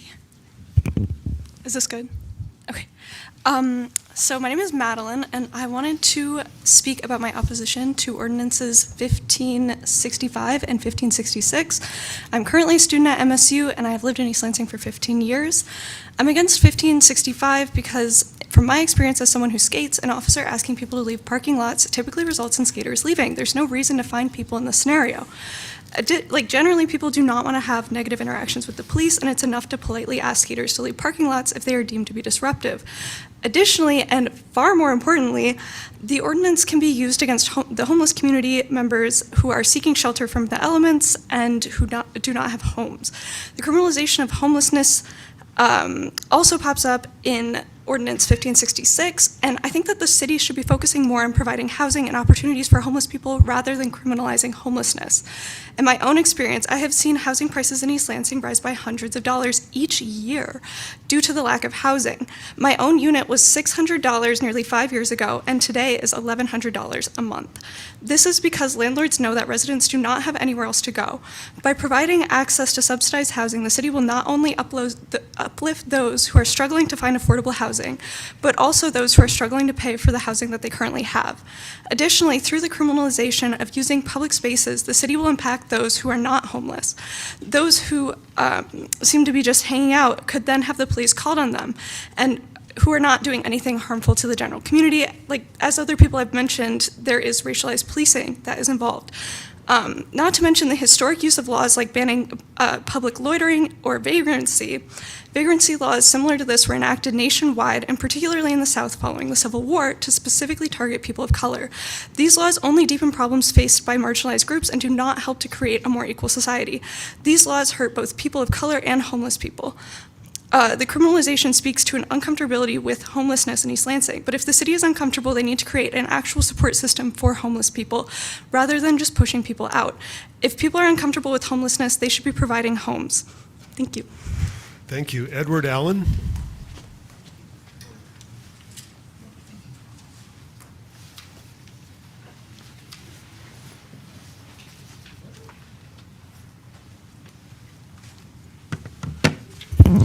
Good evening. My name is Edward Allen. I work with Evan House Ministries. I am the street outreach team lead. I work in the downtown Lansing area as a outreach worker. As you all know, such as similar to East Lansing, the issue of homelessness, I see the same thing in downtown Lansing. Our agency, a few years ago, matter of fact, we've provided resources right here in the city of East Lansing, specifically to the parking structures into the downtown East Lansing areas. Since doing this job for 4 years, I've seen and have had successes in the downtown Lansing area. Specifically working with the businesses downtown, bridging the gap between the business owners, managers, and also with the homeless population, and making efforts into not just bridging the gap, but also making a connection to resources that are available as well. And since doing that, I've seen the successes of it, which provided positive outcomes to getting individuals housed. I will speak to this. Working in East Lansing in the downtown area, I've had clients in the past that I've personally have worked with into getting resources and getting connected and into getting housing.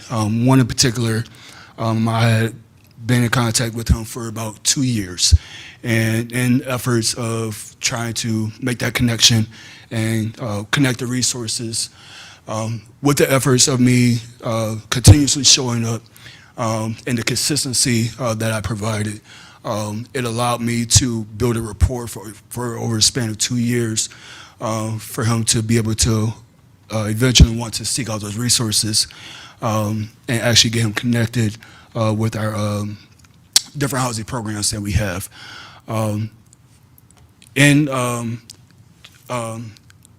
To include that, just the efforts that our agency itself provide, that's just one of the stories that we have. There's many other success stories that we have of individuals that we've helped throughout the community in Lansing get housed and resources.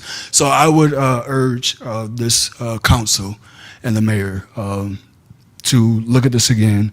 I don't think that criminalizing homelessness is the solution. These are people. They are human beings with dignity and should be treated as such. I think that providing, offering resources to them will be helpful for them, but then also having those resources available specifically within the East Lansing Police Department of their social workers. I think that with them making that connection and being assisted even from agencies like ours will also help bridge the gap. Thank you. Thank you. Julia Stouffer?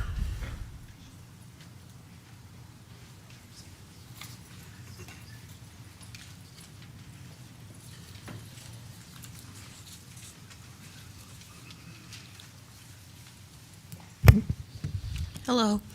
I work in the city of East Lansing. My household pays $442 plus a processing fee that even the Secretary of State wouldn't charge me every year in income tax. In opposition to the proposed ordinances 1565 and 1566, I do not see why a cent of my tax dollars should go towards criminalizing the use of available parking space to seemingly the sole benefit of government-sponsored debt collectors and an additional influx of houseless individuals into the prison slaves labor system. After all, slavery is perfectly legal in the United States if it is a punishment for a crime. The roads in East Lansing are far too full of holes for my tax money to be geared towards dehumanizing and criminalizing individuals of my community who are struggling to survive. Any given person in the U.S. are often 1 or 2 paychecks away from becoming houseless. So it's not lost on me how easily that could be me or my neighbor one day. While I have had the privilege of never being houseless, I am capable enough to realize that it could easily be anyone in that situation and have enough empathy and self-interest to be against criminalizing that struggle, and you should be capable of the same. If we are willing to spend tax dollars on solving problems related to the unhoused, may I suggest an unconditional temporary housing assistance program instead, where buildings are dedicated for the use of housing the unhoused, or offer stipends for housing if buildings cannot be found. I'm sure there are many more options that don't involve criminalizing poverty. If perceiving homeless people is the issue, you can easily solve this by housing them, and I don't mean in a jail or prison. If perceiving your neighbors in public spaces is the issue, get over it.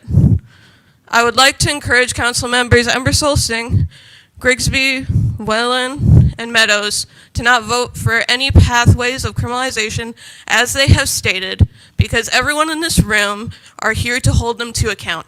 Thank you. Thank you. Jennifer Venn.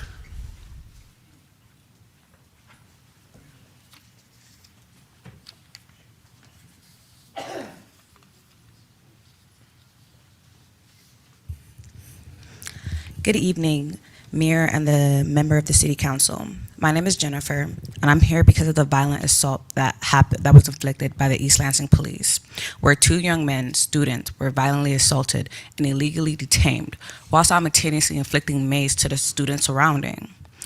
I stand before you today because the City Council, elected by the people, meant to serve the people, today, as a member of this community, I am concerned and frustrated and deeply invested by what kind of city you, the council, are trying to turn East Lansing to be. A city that kicks down our most vulnerable foreigner down, our unhoused. A city where violence and corruption is not only allowed, but rewarded with cover-ups. During Welcome Week, a time where the city is full of students, energy, and life, celebrating the pursuit of education, an incident that involved a violent use of force was inflicted. And to add insult to injury, the officer that was involved was cleared internally. An investigation that was never made public, although the violence was public, although we the people paid for that investigation. But I want to ask, cleared for who? Cleared according to what standard? And cleared in a way that rebuilds trust or reinstates corruption at our most local governmental level. Because for many of us, the working people, those that don't have money, influence, or the network, hearing that an officer was cleared does not bring comfort. It brings questions. It brings concerns. And it brings back a history that East Lansing cannot afford to ignore. East Lansing is not separate from that history. This is a college town, yes, but it's also a space where power, race, age, and authority intersect in very real ways, where students, especially Black students, students of color, and young people are often navigating these systems that don't always make us feel safe, that were initially built to protect us. And here, in moments like this, it doesn't just end when an internal report is written. These moments of violence, they stay with the people. They shape us. They shape us whether we begin to trust the city. They shape whether someone trusts authority. They shape whether someone believes in the city is truly here for them. Right now, this trust feels fragile because pepper spray is not a small action. It is violence. It is assault. It causes pain, it causes fear, and it causes harm. And when it is used in spaces specifically filled with students and members of the community, we deserve more than a quiet internal investigation, more than a quiet internal conclusion. We deserve transparency, we deserve accountability, and we deserve to see, not just be told, that violence is done. But what makes this moment even more concerning is that it does not just stand alone. At the same time that we are asked to trust internal decisions about the use of force, we are also seeing conversations and policy that move forward to further criminalize houselessness in the city. And that matters because it tells a story about priorities. It tells us who is seen as a problem and who is worth protecting. When the city begins to treat its most vulnerable residents, people experiencing houselessness as they are vermin, as they are to be regulated, pushed out, and punished for already being in unfortunate circumstances. While it further asks us to trust the systems and law enforcement without transparency, the same law enforcers that has actively harmed and caused injustice toward us, the people. This not only further weakens the trust, but it breaks it. And let's be clear, people experiencing houselessness are not criminals. They are members of this community. They are people who deserve dignity, care, and support, not further surveillance or punishment and policing. Because at its core, the police is meant to serve the people. The council is meant to serve the people, all people, not just people that are comfortable, not just the powerful, but the vulnerable too. Specifically meant to serve the vulnerable in this community.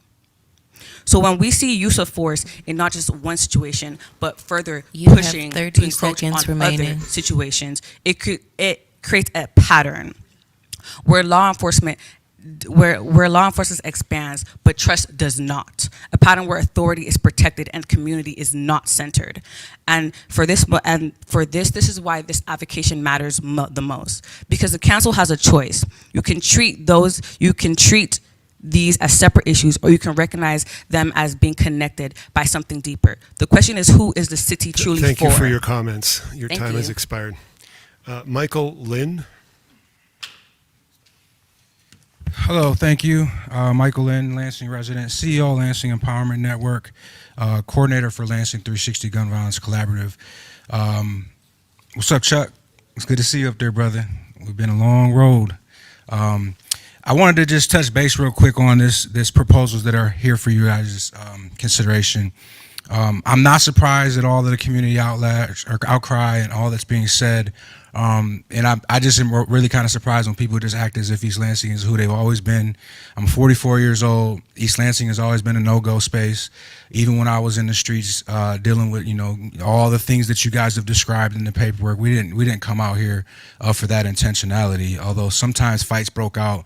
Usually it was the white boys knocking each other out in the streets, and it wasn't us. We was terrified of this environment. And it seems it's still that way. Our 360 meetings, we talk about gun violence and gun violence prevention, intervention, supports, as well as enforcement. And your guys' Chief Jen Brown has been there a couple times, and a couple of the social workers have been there. And they, sporadically come to that space. And so it was disturbing as I was in an advanced peace meeting today, and I heard a conversation about them and their work being mentioned in this ordinance conversation. And I was along with advanced peace as it sailed from Richmond to Lansing. I was there at the very beginning of it, and throughout this entire process have been there. And I really would rather you all not use it as a political pawn in any aspects of what you guys are doing. There has to be a community trust with this work. I read at the very bottom of the 26th page at the very bottom that Advanced Peace needs to have a continued relationship with the East Lansing Police Department. And it's the first thing Devon would tell you, is that there is no partnerships there, because they can't get fellows to trust them if they believe that that's true. So you guys have to stop committing harm when you don't know any better. And so sometimes you can do that unwillingly or unknowingly, but you're now being told. So I think that you all criminalizing loitering or any of those certain things are all going to be used disproportionately against black people. You guys already got a huge problem with that. Giving law enforcement here the refuse to take accountability for any of their actions right in y'all's face, right in our face, is terrifying to me, even worse than when I was 17, 18 years old and coming out here. You've got to get control of that aspect before you give them more power to walk up to somebody and put handcuffs on them. If you're not going to do that, you're just setting yourselves up for more lawsuits. And, for the families who have to do that and go that route, I know what that takes. It took me 6 years to get to the end of mine. And I'm still not healed from that process. And so also, as being somebody who was 18 years old and lost a friend to the Lansing Police Department to 11 shots and a bullet in his head, I can tell you that I know what that trauma feels like as well. This was that incident occurred because of a false phone call to 911 that ended up in a police chase and 11 bullets and a gunshot to the head, and we lost an 18-year-old young man. So every time you give these people an opportunity to have interactions with our young men, specifically our black and brown young boys, and you're not putting any parameters or accountability on them, I'm terrified. And I show up like Batman out here when y'all do that type of stuff. We got to have some accountability before you do any more of those things. And anything that you put in place by way of ordinance, I'm always going to be concerned it's going to be used disproportionately against us. I can't tell you how many times, even as a grown man in East Lansing, I've been told to move along. Why? Why? Why do I need to move along? That question alone will get me locked up out here after you guys pass that ordinance. So I would just ask you guys to think twice on that. I would ask Jen Brown to continue her. If this is a concern, gun violence is a concern, continue to show up at the collaboration meetings. Every week somebody asks why you aren't here. And that meeting is open to all of you all and anybody in the public. There's a Zoom link you can catch. You can go to empowerlansing.org and find us there, or the Lansing Empowerment Network on Facebook and find this. We are very accessible. About 85 people show up to this space. Gun violence is happening in our city, tremendously happening in our city. You guys have like a first world issue out here. We really have that problem in Lansing. And so we're attacking that problem. Your guys' problem, I think the solution to your problem is funding CVI work, not creating ordinances. So if you want there not to be any violence out here, fund the work where it's happening at. I think it's written in there that the folks that are out here, you guys believe are from Lansing, then help jump in You have the 30 pot over here in seconds Lansing. remaining. That's so disruptive as well. I can see the clock. Jump in Lansing's pot for homelessness and for the gun violence prevention. We're doing that work out there. So that's where the resources are. Outside of that, please do not politicize this work. Keep us out of that conversation. It can make things harmful for us. Do your work without creating harm is the best way I can say. Chuck, really proud to see you up here, man. We went through a lot of work, and that police commission that you all were a part of getting going. Give us some power. Thank you for your comments. Your time has expired. Paul Martin. Paul Martin.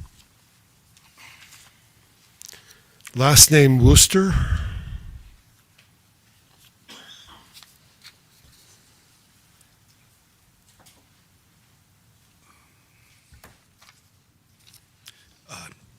Good evening. Thank you for your time. I appreciate that. I myself am not an East Lansing resident. I was in a camp in Lansing, Diedrich Park, one of the few holdouts of that. And I'd like to reiterate on what that last gentleman said and the fact that the racist aspect is very real.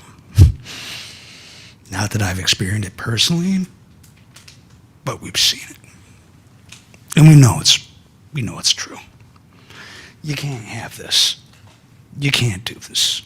You can't take away. You're taking away people's right to try to survive in this most basic form. What do you need? Food, shelter, water, right? Then maybe you could build on yourself. But if you're going to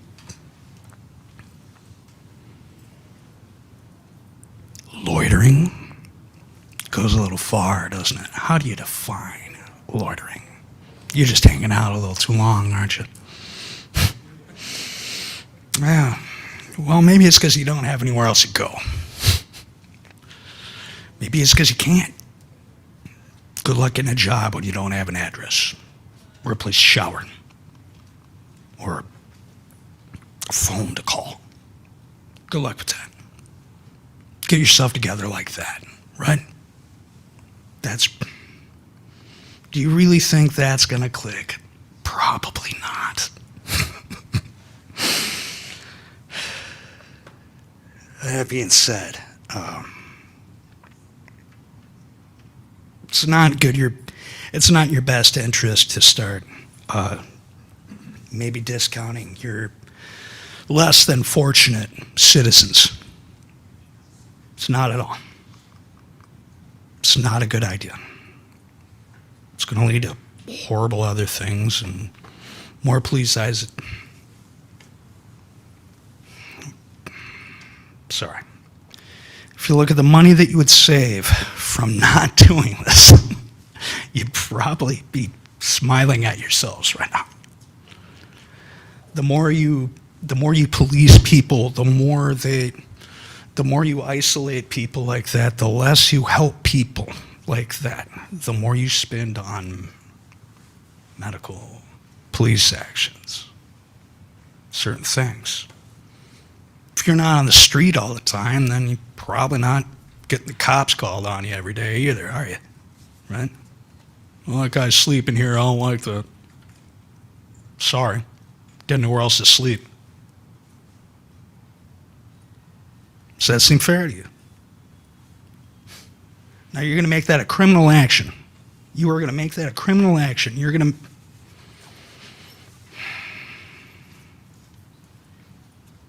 Put yourself in that situation.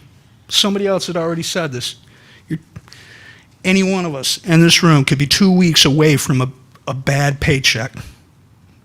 And whoops. And there you are, buddy. Here you are, friend.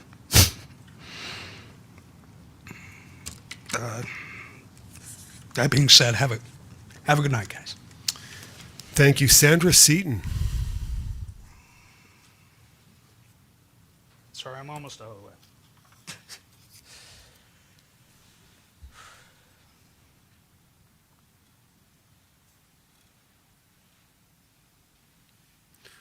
Sir, did you want to use the rest of your time? There's another speaker. Thank you. My apologies. Not good at this stuff. Did you call Sandra Seaton? I did. Thank you.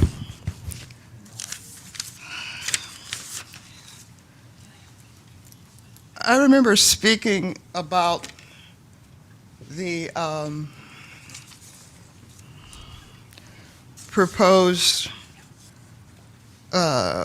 proposal from TDP Acquisitions a while ago. I don't remember the last time it came up, but I'm just reading it over, and it says, for approval of a new building with height exceeding 8 stories, so on Albert Avenue, the applicant requests us to construct a 13-story development consisting of 1, 2, and 3-bedroom multifamily dwellings, ground floor commercial, and 2 levels of interior parking. I just had to read that over because I'm not sure what's changed. And the first time I reviewed it.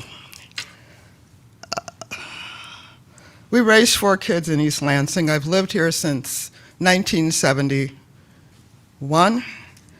And I'm not here to talk about that experience. It would take hours to talk about. My kids used to go to Hannah and, you know, so on and so on. We're not interested in that right now. But I did grow up on the west side of Chicago.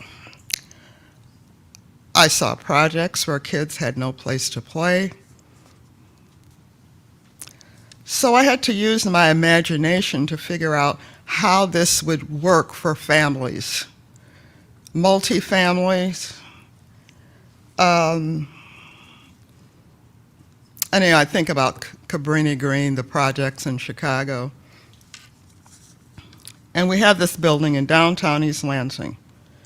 And this really doesn't affect me. It doesn't affect most of the people I know because I really, to tell you the truth, I don't know anybody. I haven't heard anybody talk about moving in once it's completed. But I need to use my imagination to think about some things. One of them is, where do these kids play?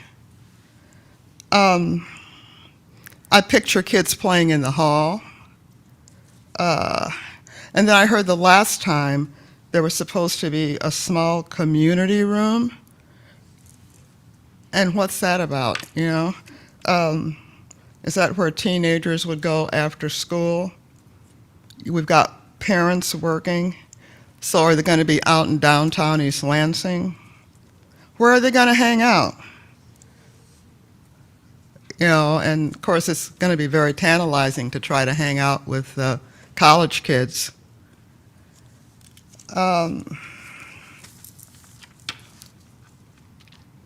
So for various reasons that I just mentioned, I don't see this working out at this location for downtown East Lansing, not to mention our small businesses there.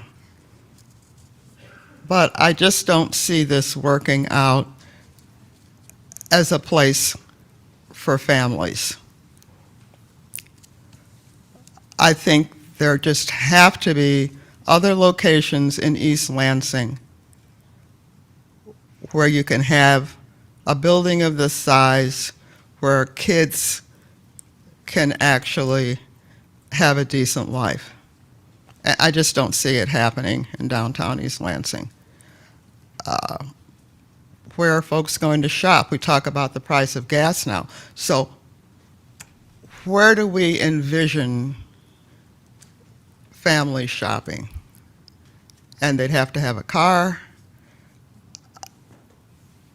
I guess that's my concern. And as I said, I keep trying to use my imagination to try to figure out how this would work in downtown East Lansing without turning into a really You have bad 30 social seconds experiment, remaining. and I just do not see it. And I thank you. Thank you for your comments. I have several slips for the hearings that are coming up. Apart from those slips, is there anybody else in the room who would like to address the council during public comment? Do we have any callers? We have 3 callers in the queue. Caller with the phone number ending in 595, you are now permitted to address council.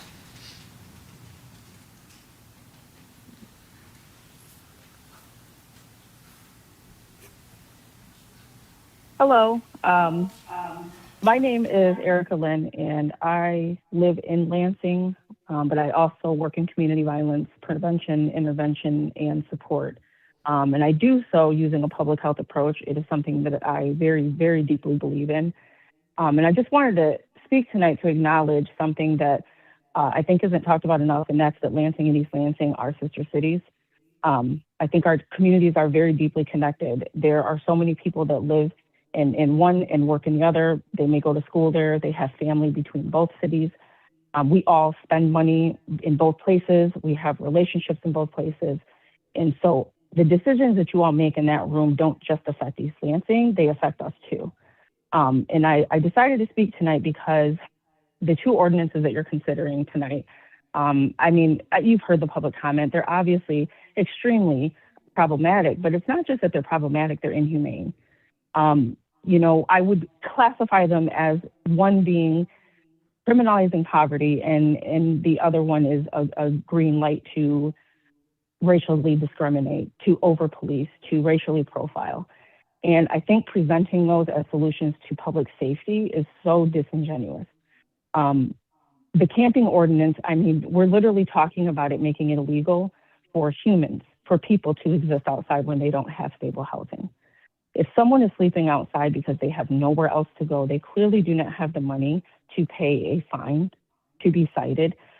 They don't have the capacity to be charged with a misdemeanor that's going to throw off any path of stability that they may be on. But the most important thing is it's not going to solve the unhoused, you know, quote unquote issue that you have, because it doesn't actually create housing. It's not connecting people to any services. What you're doing is you're just pushing people somewhere. And I want us to be honest about where that somewhere is. That's Lansing. So directly asking you all, how can you justify absolving yourselves of the responsibility for the unhoused members of your own community? Like, how do you justify that you're not attempting solutions that are going to support those people? There are way too many people in your community and in ours that are doing this work, that are taking housing first strategies, they're doing outreach, they've spoken tonight. We all know where most of the resources are. They're in Lansing. So you have to know what this looks like. It looks like East Lansing has decided that it doesn't want to deal with a quote unquote problem, and they're willing to push human beings into a neighboring city. And I want to just say that these aren't problems. These are people. They're your neighbors. They are members of your community, whether you like it or not. And just because you push them out, it is not out of sight, out of mind. They still exist and they still deserve your support. I also just want to acknowledge the loitering ordinance. That's an even deeper concern for me. I read in one of in the very bottom line, the staff memo part, that it's meant to give police the authority to move people along. And it cites advanced peace work. That type of work, community violence intervention, street outreach, it's the kind of work that is a public health strategy, and it is designed to support that small number of people that are at most risk of being involved in gun violence. And the entire point of that work is, the point of it is trust and support. It is not a green light for over-policing or for enforcement. So when you're basically putting a vague move people along law, because that's what an ordinance is, it's a law that's going to get enforced, then that means that young Black men that are gathering or hanging out or existing becomes loitering. And now their simple presence is a suspicion. And I just have to ask, how dare anyone, and especially you all, take a community-rooted violence, prevention, intervention strategy that is meant to support these people and twist that into justifying a policy that you know is going to increase racial disparities and the over-policing that you know exists already in your community. So I just ask you to really everyone ask yourselves that if you all were really serious about public safety, true public safety, your solutions would look so much different. You would be partnering 30 with the seconds Lansing 360 initiative. You would be sitting at the Lansing 360 Gun Violence Prevention Collaborative every week, where there are leaders, providers, service providers, everybody working every week to address root causes of violence. And you would be co-creating solutions across our communities instead of pretending that they stop at a boundary or they belong on one side of the other. Thank you. Thank you for your comments. Next caller, please. Caller with the phone number ending in 449, you are now permitted to address council.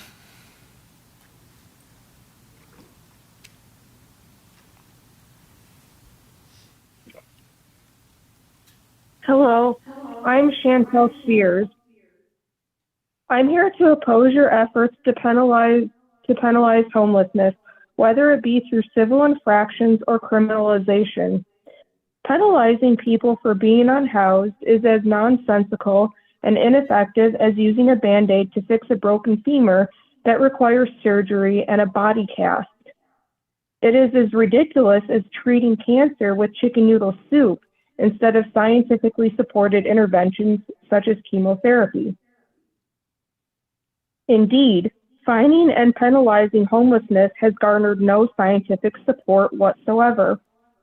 But what has garnered scientific support is a housing first approach to homelessness. In fact, we have dramatically reduced homelessness in general, and among veterans in particular, by utilizing this approach. Housing first refers to an intervention where people are housed first and then given the resources they need to remain housed. The housing first approach stands in contrast to other punitive measures that are ineffective, such as criminalization, civil infractions, and the treatment first approach. Treatment first refers to a homeless intervention where people are required to attain mental wellness and sobriety as a condition for being housed. But how well do you suppose this approach works for people who became mentally unwell and developed alcoholism and substance use disorders as a result of experiencing homelessness, as many people do? How well do you think this approach works for the majority of people experiencing homelessness who do not suffer from mental illness, alcoholism, or substance use disorders? Housing first is not only more effective than criminalization, civil infractions, and other punitive measures, but it is significantly cheaper. People tend to remain housed with this approach, and it costs about half the price. I would implore you to change your attitude and view housing as a human right, not a commodity. Housing provides a secure base from which to function. Without it, everything about a person's life is compromised. Their ability to live in dignity, to be safe and secure, their ability to hold a job, their ability to remain mentally and physically well, and their ability to maintain optimal social functioning. I would like to tell you about my personal experience of homelessness. 6 years ago, I lost my I lost my career through no fault of my own. I had no money and nowhere to go. So I moved out of state to live with my best friend in Arizona. However, he died unexpectedly of diabetes 6 weeks later while I was on vacation. I couldn't bring myself to go back to my apartment because my best friend died in our shower. I went homeless afterwards because I was born to people who don't love me. My family had no problem with me living in my car. I remember the first night I spent homeless. It was in a Meijer parking lot in January 2020 when the wind chill was 5 below zero. I did not have enough money to run the heat in my car. I had no winter coat. My family had no problem with me living in my car like that.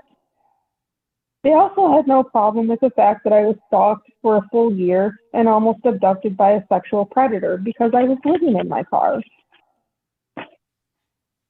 Eventually, because I was almost abducted, I found my way to Lansing because there was an opening at the City Rescue Mission, our horribly homophobic and prejudicial local shelter.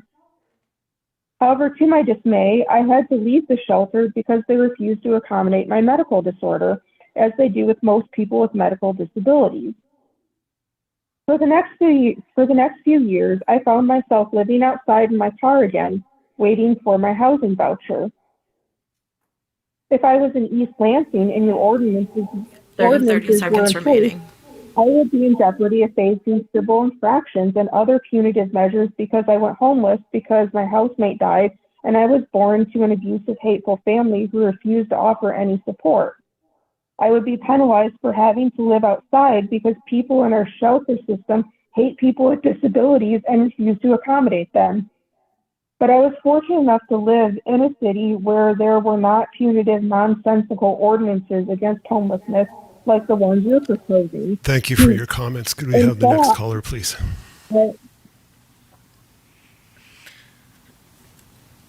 Caller with the phone number ending in 264, you are now permitted to address council.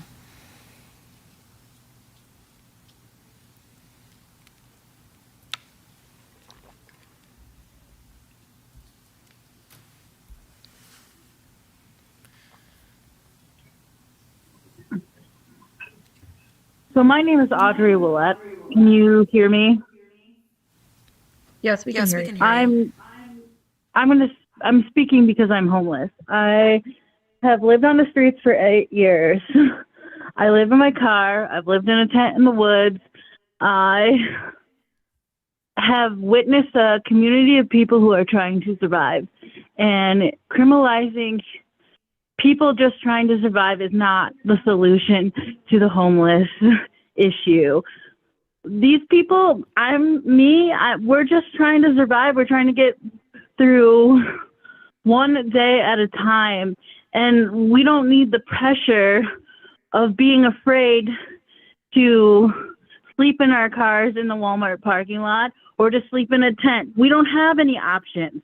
There's not enough housing. And if there is housing, then we aren't getting paid enough to rent said housing. And then you choose as a community of people who should be taking personal responsibility to help the poor, you have chosen to criminalize us for being poor. And that is absolutely ridiculous. We have no choice. How many jobs do I need to work? I already work 2 jobs. I can't physically work more jobs. What is going on where we think it's okay to criminalize people for being poor? Anyways, have a wonderful day. Thank you. Are there any more callers? Andreas Martin, you are now permitted to address council.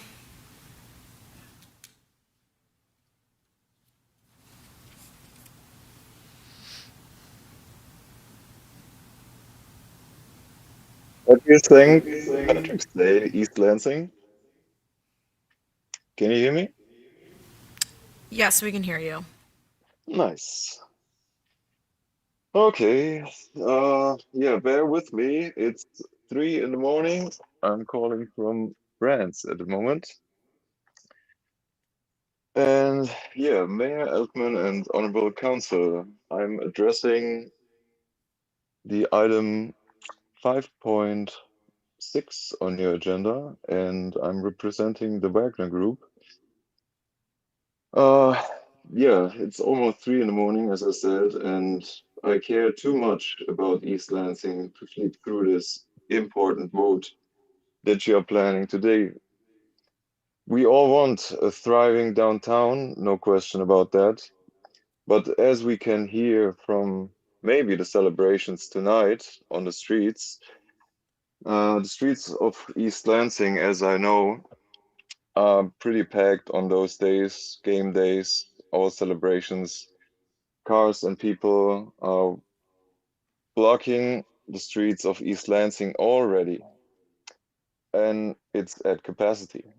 So adding 505 more residents to the downtown area in one block, it's insane. I have no other words than that. Yeah, on top with zero reserve parking isn't just a tight fit, it's a long-term safety and congestion issue for all of us. More importantly, we have to look at the reach of our safety teams like the fire department, our ELFD heroes. They are equipped well, but they are limited. So they have a 101-foot limit on their aerial trucks. But this building is 150 feet, and Mr. Dietrich is asking for even higher buildings, I guess, with the exception you are planning to give him, maybe, which again is insane. We shouldn't be building higher than our safety equipment can go. No question about that. Maybe someone from the fire department is in the room and will back me on this safety matter that we should all care about. So, Council, you mentioned on March 4th that this plan still feels incomplete. That's your words, not mine. Let's not rush yes on a 4.2 million buyout from Mr. Dietrich and his developer team when the safety of East Lansing is on jeopardy. The parking and the technical details are not ready yet, and the whole project is just a mess from an outside perspective that I want to give you today. So I want to conclude and wish you all a happy St. Patrick's Day. Stay safe tonight. Thank you for your time and your attention from the Wagner Group. I respectfully ask the Honorable Council to vote no on this insane project. Thank you very much. Thank you. Are there any other callers? Ariana McDaniels, you are now permitted to address council.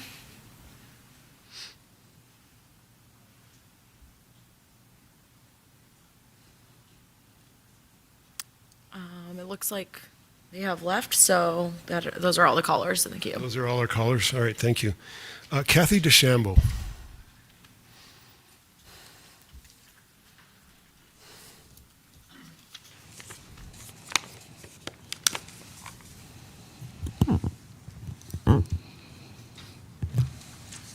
Kathy DeChambeau, resident at 997 Longfellow Drive and retired Parks, Recreation, Arts, and Government Buildings Director for the City of East Lansing.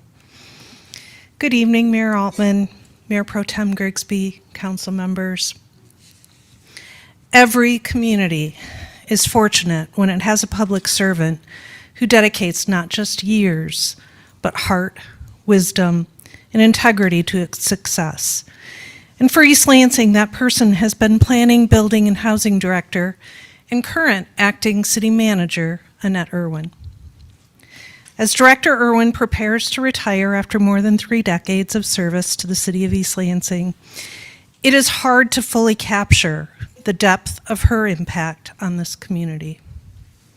Over the course of her career, she has become not only an exceptionally capable leader, but also a trusted colleague, mentor, and friend to so many. Annette represents the very best of public service. She is known for her integrity, her intelligence, her deep engagement in the work of this community. She brings professionalism, humility, and care to everything she does. And through decades of service, she has developed a wealth of historical and institutional knowledge about East Lansing, knowledge that has guided countless decisions and helped shape the city that we know today. But what truly sets Annette apart is not only what she knows, it is how she leads.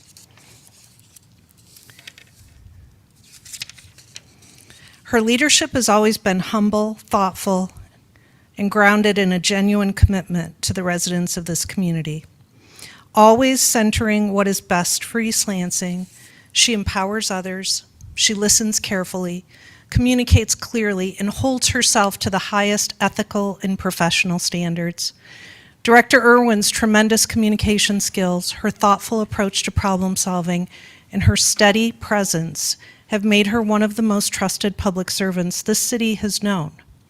She is a tireless and loyal champion of this entire community, forever promoting all the best East Lansing has to offer.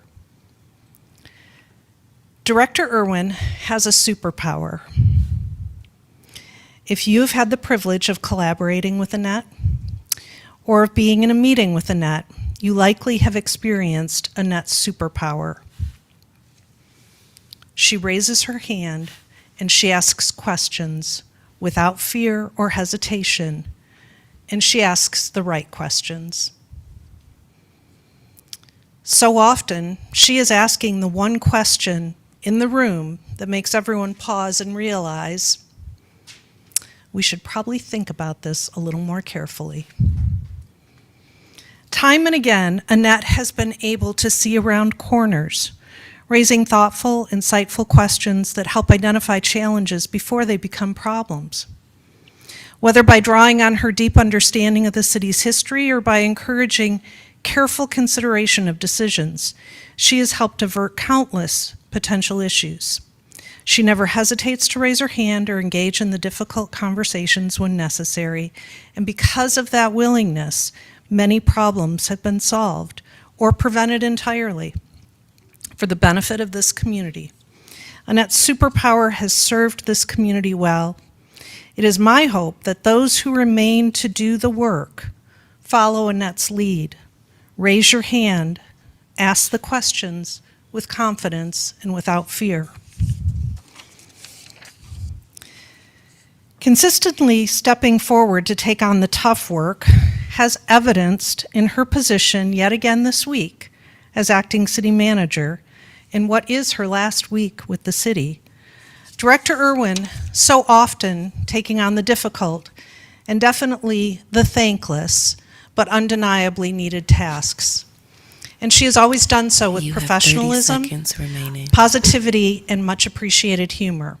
A Spartan through and through, Annette has also played a vital role in maintaining one of the most important partnerships our city has, that between the City of East Lansing and Michigan State University.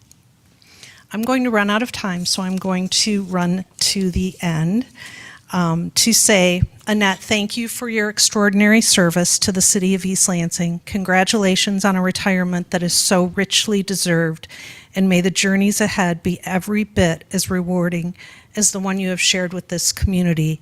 East Lansing has been extraordinarily fortunate to have you.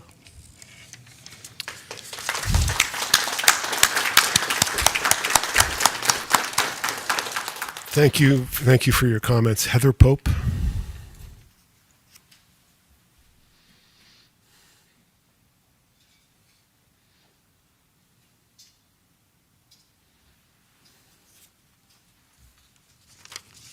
Good evening, Mayor and Council members.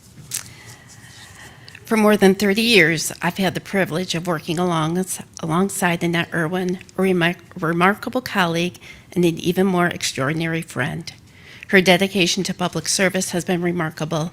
She's the kind of person who shows up every day ready to work hard, solve problems, and make things better for the East Lansing community and everyone around her. But what truly sets Annette apart is her kindness. She always looks out for her coworkers, offering support, encouragement, and a genuine desire to see others succeed. Her presence has shaped our workplace in ways that will be felt long after she retires. When she took the role of Director of Planning, Building, and Development, she once again demonstrated the strength of her leadership. She guided the department with clarity, steadiness, and an unwavering commitment to creating a stable and supportive work environment. Her ability to balance high expectations with a genuine care for her team made her not only an exceptional leader, but a trusted mentor and friend. Annette and I have supported each other throughout the years, through personal and work challenges, celebrations, and everything in between. Those moments of leaning on each other, cheering each other on, and navigating life side by side has created a bond I will always treasure. While I'll miss her dearly, I'm also excited to see what this next chapter brings for her. She has earned every bit of joy and adventure that comes her way, and I can't wait to hear about all the wonderful things she chooses to pursue. A career like hers is rare, A friend like her is even rare. Thank you, Annette. Thank you for your comments. And that concludes communications from the audience. Next item on the agenda is communications from mayor and council members. Councilmember Whalen. Due to the extremely late hour and there's so much business to be done, I will defer. Councilmember Meadows. Okay, I'm not going to quite defer because, I probably have worked with Annette longer than any other council member.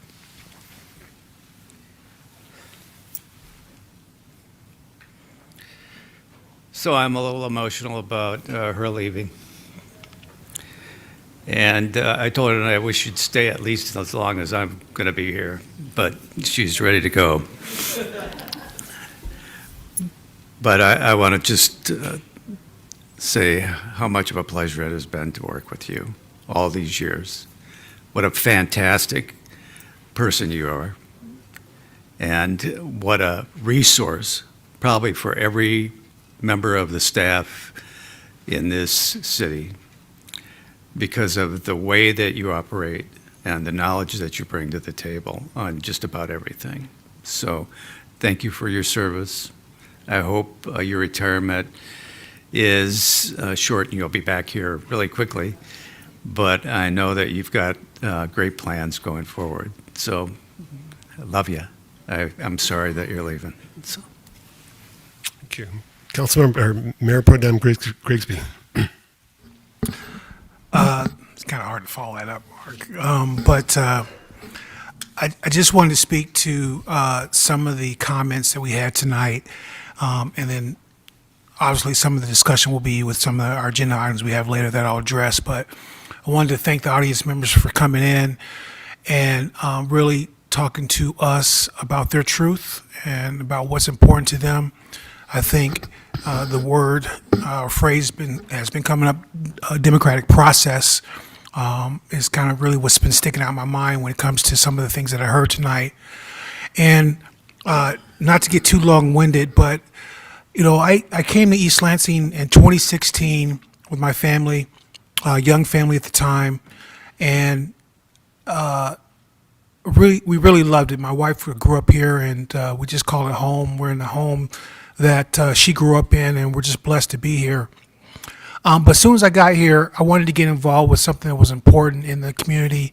I wanted to be a part of a lot of the things that were going well in East Lansing. And as I got educated with the history and some of the different things that East Lansing was about, there were some things that needed to be worked on. And some of those things I was able to get involved. I was fortunate enough to be able to participate in those things by various commissions and working on specific issues in the city that I was very passionate about. Some of you may know that my work, my career is really based off social and justice issues and really advocating for equity and fairness when it comes to some of those issues. And so when I came here, that was obviously something that I wanted to improve upon here in our city. And I got involved, and I'd like to think with a lot of help from a lot of people surrounded with me in those goals, we were able to get a lot done. And subsequently, I did that for a little while, had tremendous success. We got to a certain point where we had a lot of firsts in my advocacy here in East Lansing. And then I ran for office, and then I fell short by 300 and some votes. I decided then to spend time with my family, my son, who is now a senior in high school. I wanted to really be around for him for those last few years of his high school and some of the events that he had. And so I took a break from public work. As I took that break, with specifically to the issues that I brought up tonight, I saw with some of our leadership in the way that policies and procedures were deteriorating in regards to social and justice issues. And that was partly one of the reasons why I ran. And luckily, I was fortunate enough to get elected this time. And those issues and that work is very dear to me. And I am working on those issues, but just in a different capacity. And so for the people who have seen me work in the capacity from before, it's different now. and an opportunity to work with some wonderful people and staff to work on some of those different things. So I want to just say that out loud. I think that when it comes to some of the things that you're passionate about, some of the things that are important to you, fortunately, but unfortunately, you get put in a place where you are responsible for some of the different things historically that have gotten to where we are to now. So I like to ask for you to continue to speak out. I'd like to ask for you guys to continue to speak with me and speak on those issues like you have, and so that we can come to a solution together going forward. So I just wanted to really say that, just to make sure that everyone understands where I sit from what you know about me to where I am today. And again, I just am really fortunate to be in this seat here. As one of the members in the audience knows where I came from and how hard it's been to get here. And I see this as a great opportunity. And this work is very, very important to me. And that I can just assure you all that anything and everything that comes before me that's important to you, I will be there to listen and do the best of my ability to address those concerns. Thank you. Thank you. Councilmember Singh. Yes, I too want to thank everyone who came out and provided public comment this evening. I do want to at least note one piece, because I know when there's issues on the ballot, I got elections on my mind. When there's issues on the agenda, we have heard in many public comments like, well, why aren't you doing housing first? Why aren't you, there's other solutions that we should be seeking. And I just want to note that, one of the items that are on our consent agenda this evening, 311, is a resolution of the council to request congressionally directed spending requests to install fall prevention. And that connects directly to the parking structures and some of the safety issues that unfortunately we've seen in the last year with 3 suicides between our parking structures as well as a structure on MSU's campus. So we are pursuing multiple levers to help support the community, and this is just one example of those and some of the safety concerns at large that are happening in the structures. But there'll be more discussion, I'm sure, when we hit the agenda, but I just wanted to note that that piece is on our consent agenda this evening. Thank you. So you may have heard that Annette Irwin is retiring, our acting city manager. Annette is an encyclopedia for housing issues and many other issues, and it's always hard to watch an encyclopedia walk out the door. But more than that, Annette is the colleague that everybody wants, and also that everybody wants to be. I have got off the phone after a call with Annette or left a meeting with Annette numerous times and wished I could muster that degree of competence and clarity of perspective and calm. City government can be chaotic from time to time. It's rarely not, actually. And whatever else is going on, Annette surveys the landscape, and she sees a path, and she follows it. And that's what I want to be able to do when I grow up. So thank you, and congratulations. We will miss you terribly. And it is my honor tonight to convey a legislative tribute from the governor and the lieutenant governor. Pulling a rabbit out of the hat here.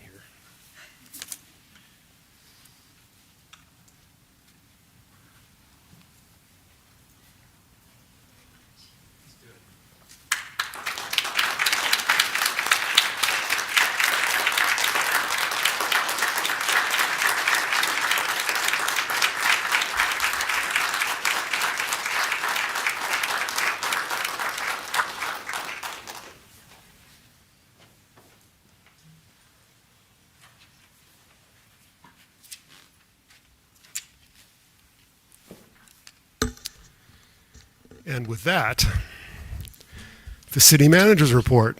Ms. Irwin. Thank you. So my cheeks are pink and I'm a little warm.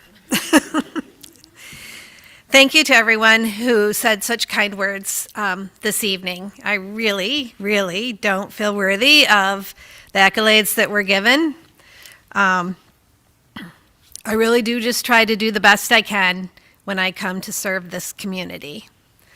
I first fell in love with East Lansing as a college student visiting from another college. And then I met the man I married who grew up in East Lansing. So I sometimes have said I married into the city. But it has been an honor to work here. The experiences I have received are many that I never imagined I would. The people I have met, beyond what I can explain. The opportunities that I have received, the opportunities that I was able to take to represent the city of East Lansing really across the country, and once even Canada. So I will always be grateful for my time in my work here. What I most will be grateful for are the people that I worked alongside of all these years. I have worked with some of the most amazing people that take their work very, very seriously and worry every day about the community and the work they are doing and really trying to do the best they can. I hired in as a part-time employee in a brand new position that had never been at the city before and have held many, many different positions throughout the years.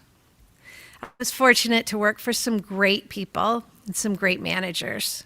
I hired in under Theodore Staten, who was the city manager at the time.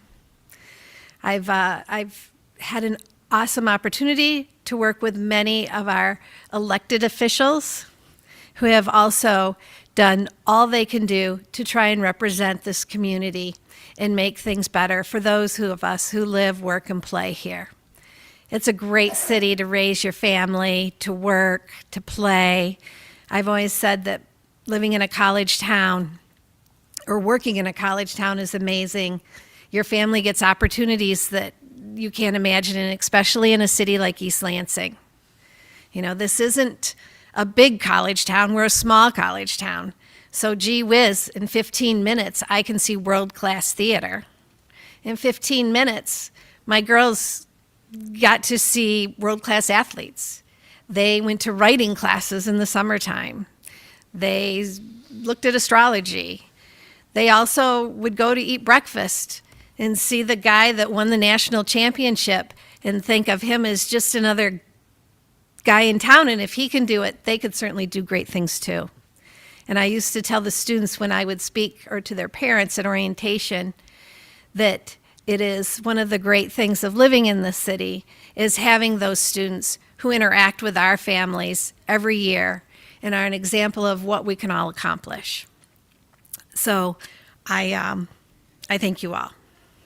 Now, to get on to the real business at hand, I wanted to give a couple of announcements on behalf of the city manager, or as acting city manager. It is soon to be spring. I know the last 2 days doesn't quite feel that way, but soon to be spring. And with that, I know we all get concerned about rain. There's a lot of discussion about flooding.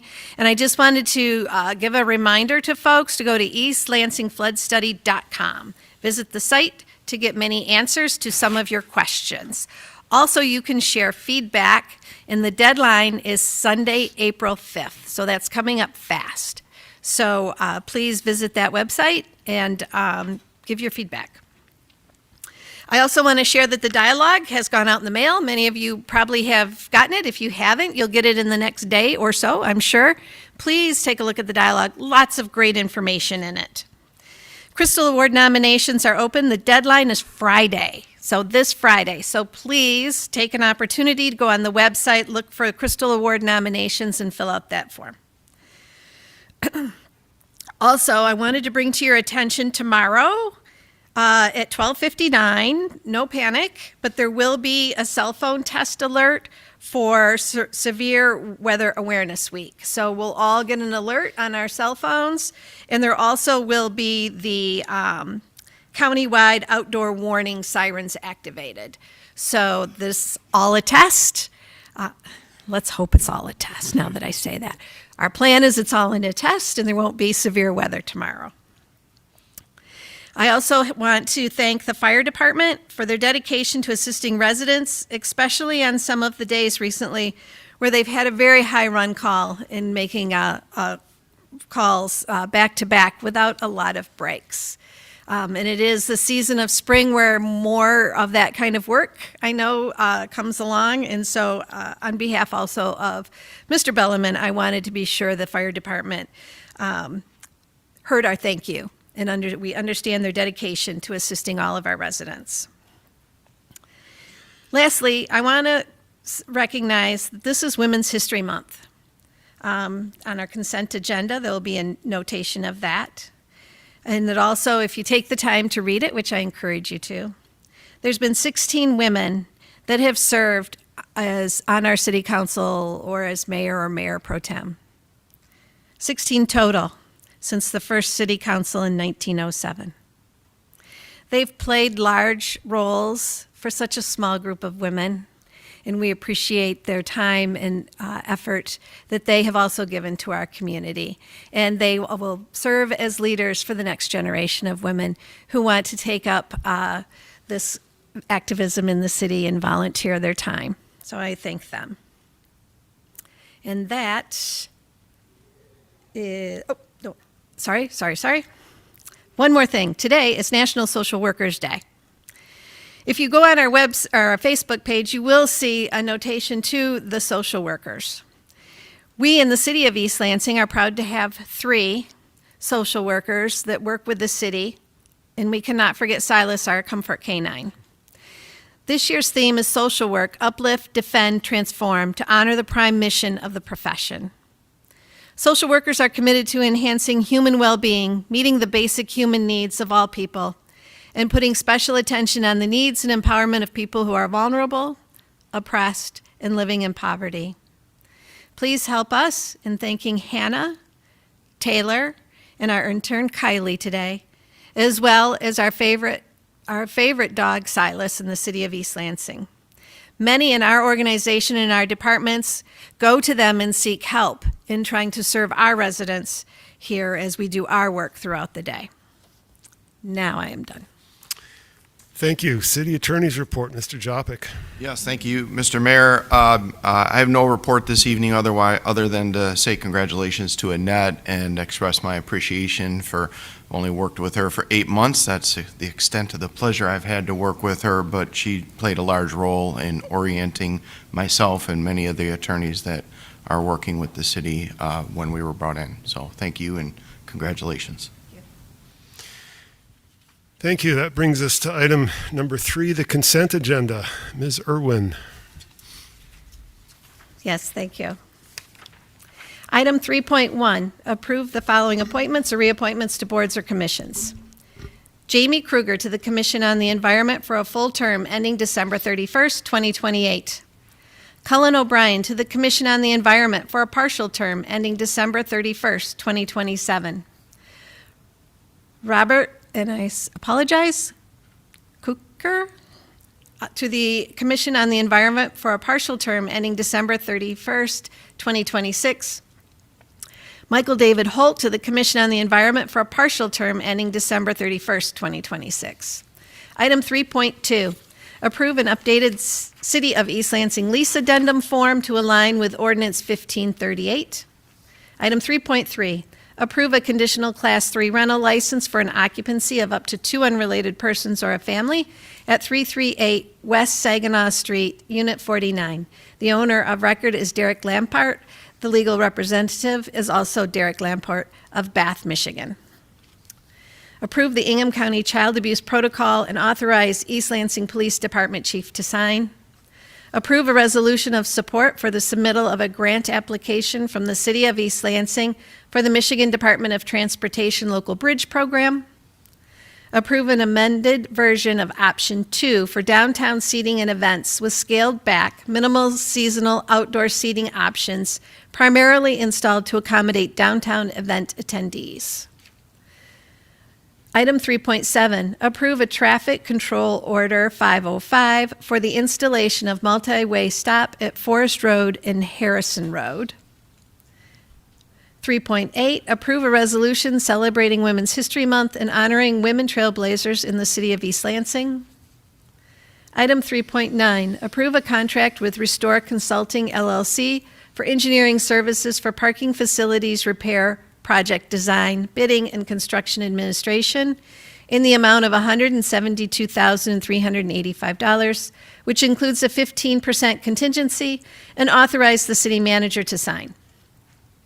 Item 3.10, approve a maintenance agreement with Harvey Electronics and Radio for service of the gated parking facilities, parks, equipment, servers, and camera systems for a 5-year term in the total amount of $483,480. 3.11, approve a resolution supporting the City of East Lansing's fiscal year 2027 congressionally directed spending request to install fall prevention barriers on the upper levels of the city's downtown parking structures. That concludes the consent agenda for this evening. Thank you. Would any council member like any items removed from the consent agenda?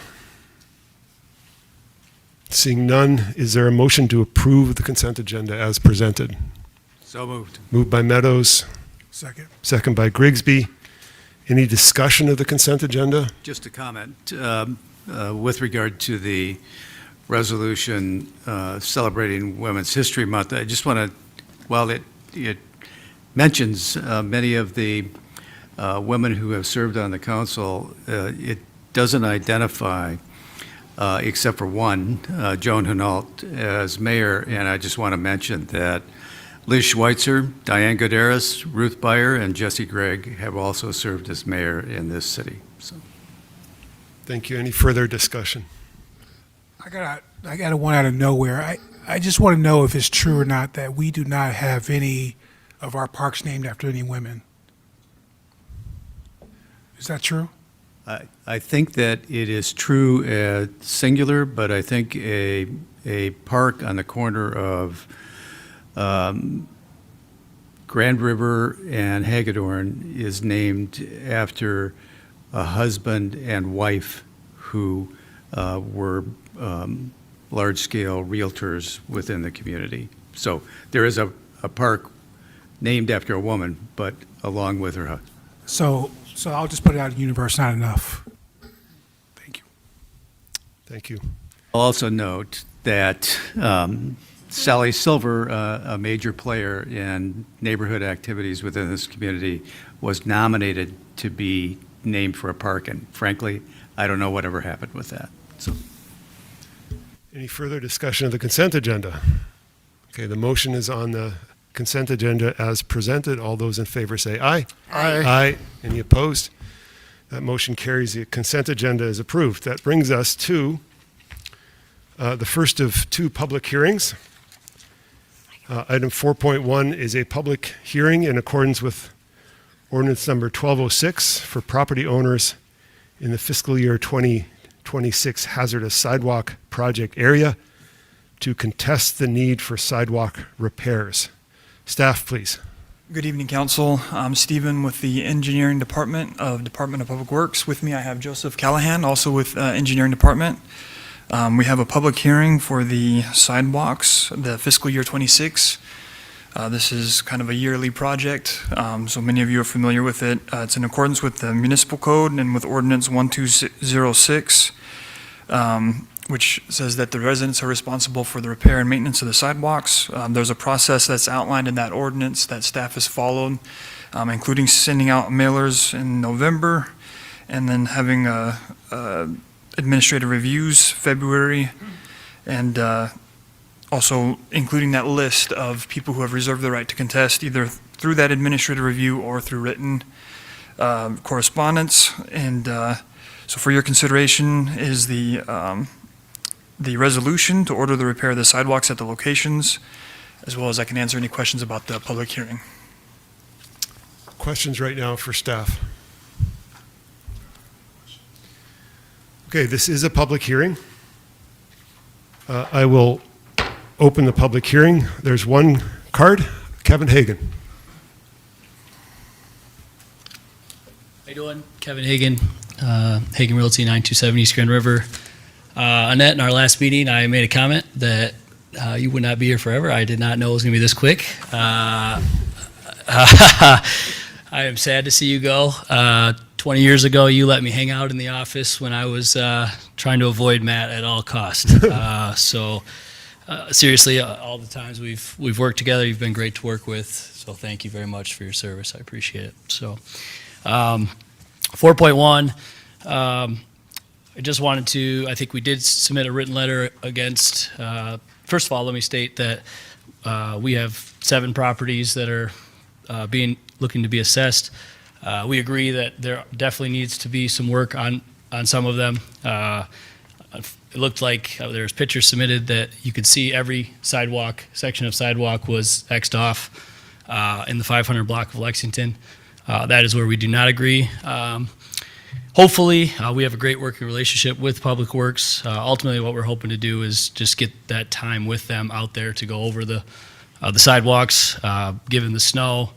Again, we did write the letter. We're just hopefully, I'm not sure, I don't think you're going to vote tonight, so hopefully in the meantime, we'll work with Public Works. We just wanted to get it on file. I guess a question that I had, and maybe we can answer it when we meet with them, is that they are willing to pay for the city sidewalk sections where the trees have caused the damage. I guess twofold. One, that's great that they're willing to pay for it, but ultimately that's city tax dollars. So what are we going to do with the city trees that are still there? And then also we're planting more city trees in that same block and throughout the city, albeit smaller trees. If they grow any bigger, my guess is they're going to affect the sidewalk. So as a city, as we're going around assessing people and asking for money, those were questions that I would certainly be asking. So, and I just had one question or one statement about, I thought I was going to speak during public comment, so I apologize. The 530 Albert situation. I hate to speak against another developer, being that I've been on the other side of it. I share concerns like with Doug Crone and a lot of members about parking and all sorts of issues out there. Certainly, one person stated that there was, this is the last parcel. That's just not true. Just around the corner, there's a 15-story building or 12-story now that's getting proposed. Something on Evergreen's going to come down the pipe. We own property in East Village that we get a call once a week that they want to buy and build a 15, 20-story building. So a bird in the hand is not necessarily, if they're the best developer, and I guess ultimately what I'm getting at is if it works, I would say let's get the tax dollars that we deserve as a city. It's just that has to be there. Just in Eli today, there's an article about that we need $10 million for the city to improvements of Hannah and City Center. Have to get the tax dollars from this. There will be other developers. Please do not give away the city's money. Thank you. Thank you. Is there anyone else who wants to address the council in this public hearing? Then I will close the public hearing, bring it back to staff. Do you have a recommendation concerning a vote? Should we vote tonight? Do you have a timeline that you need to keep up with? There is a timeline. I think we were hoping to start construction on May 4th. There could be a postponement, I guess, of the vote for that aspect of it. Usually these are good to go in hand, kind of just settles the assessment and then the resolution all in one. As long as we can hopefully start by May 4th, I think we should be okay. Questions? Mike? Is April 4th our next meeting or somewhere in that? I believe so. Or the 10th or something? Sorry, the 7th, sounds like. 7th, April 7th. April 7th? If we were to take a vote on the 7th, would that be enough time for you to crank things up for May? Yes.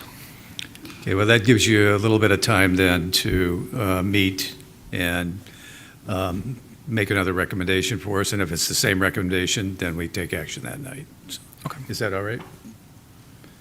It's the will of the council if somebody wants to make a motion. I thought, do we need to make a motion on a? We don't need to make a motion. If somebody wants to make a motion, that's fine. Mr.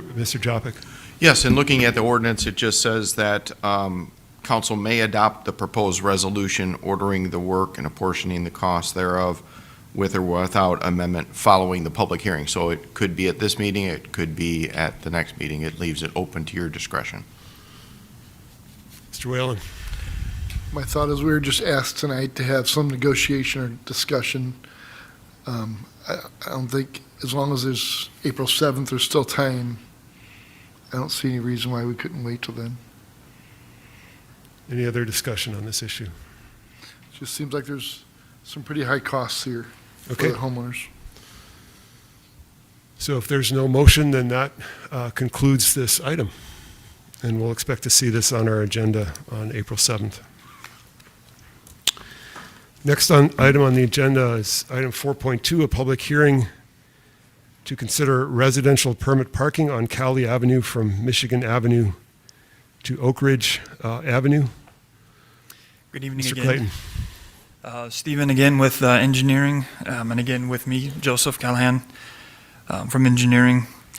So the background of this public hearing is the staff have been working with the Cowley residents about a parking concern, particularly by Michigan Avenue.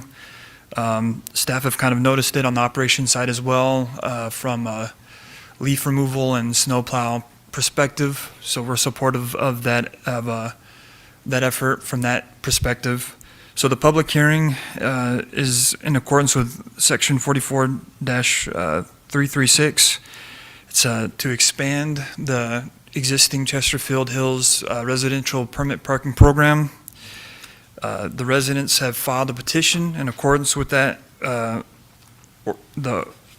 Muni Code, and staff have responded by evaluating the parking spaces out there. The evaluation is based on 20-foot length of a car space, and there's an established number based on that 20-foot, which in this case was 26 legal parking spaces.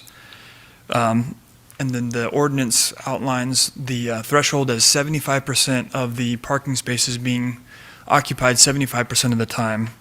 That come out to 19 spaces. So you can see that the counts were taken in September in the morning and the evening. We did want to note that it didn't strictly meet the threshold of that 75%. Staff did notice in the field, though, that there was majority of that parking that we did observe, and it was a lot, was on the south half. It was of the Cowley Avenue. So essentially from Michigan Avenue up to about halfway up the block, you had consistent parking. We do think that if staff time were to be rededicated to that section, that we would see that meets the threshold essentially. We understood that, and we, based on the petition, we took it forward to the Transportation Commission. They also recommended that it come before council in favor of modifying or extending the Chesterfield Hills residential permit parking program. In accordance with the ordinance, the ballots were also sent out or mailed out, as well as a notice of this public hearing. And there was a concern about that ballot area recently. I did want to note that that's not in the packet. According to the ordinance, there was a concern that the area might be too broad based on the definitions in the ordinance. So staff is going to be evaluating that and sending correction letters if that's the case, just letting the affected properties know that that was sent in error, and to request that they don't send in a ballot. If they did send in a ballot, to let them know that that would not be counted. So again, based on what we observed in the study, staff is recommending this, and we're presenting this before council for their consideration. If you have any other questions for the public hearing, I can answer those. Questions for staff at this point? Mr. Whalen? There will be public hearing? There will. Okay. I'll wait till after that. Okay. Anything else now? Okay. So this is a public hearing. I'll open the public hearing. We have 3 slips at this point. Cara Solano.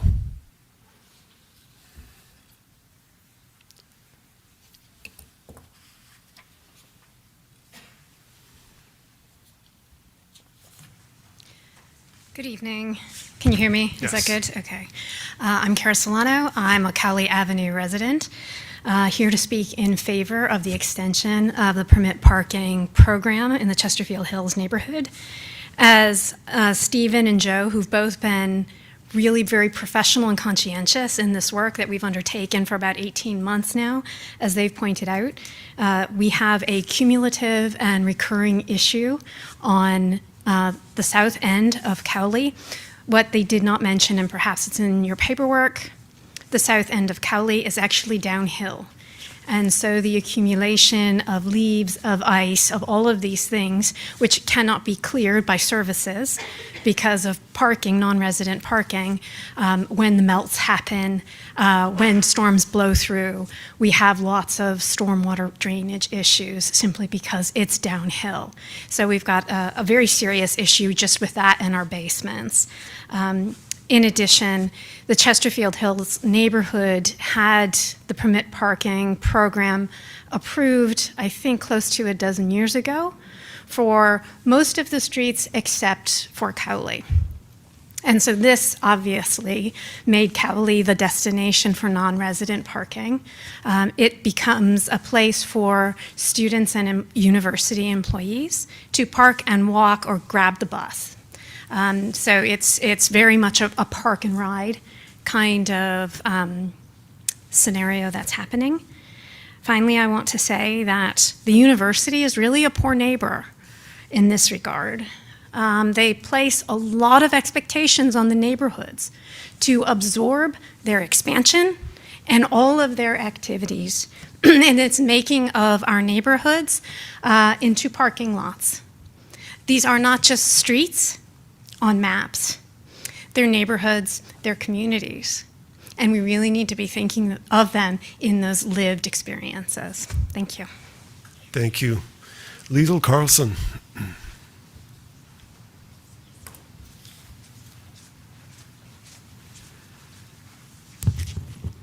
Good evening. Thank you. And I wanted to thank Stephen and Joe as well. They've been really helpful and thoughtful through all of this, adding on to what Cara said, and I won't repeat it. But as far as the density of the parking, building on what Stephen mentioned, when I left my home this evening to come here 3.5 hours ago, there were already 21 cars parked at the very end of Cowley. I'm the 5th house in. So that part of Cowley is parked 100% of the time. I walk my dog in the morning, it starts at around 5:30 and ends by about midnight. So we have become essentially, we are a public street, we're not a public parking lot. So I appreciate both the council listening and the engineering department working with the neighborhood association and the residents to try to find a solution for this that will work for everyone. So thank you. Thank you. Derek Bush.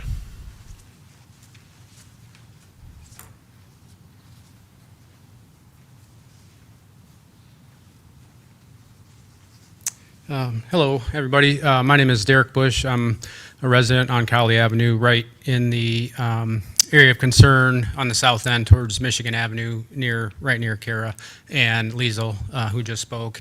And it's the same, I could go on with the same problems that are taking place that they've mentioned, but it's just become a parking space for non-residents, and the inability for city services to maintain the roads during the wintertime with plowing, and then spring and fall cleanups. We constantly have flooding on our street, and a lot of that is because the streets just are not able to be maintained during daytime hours because the vehicles that are parked there.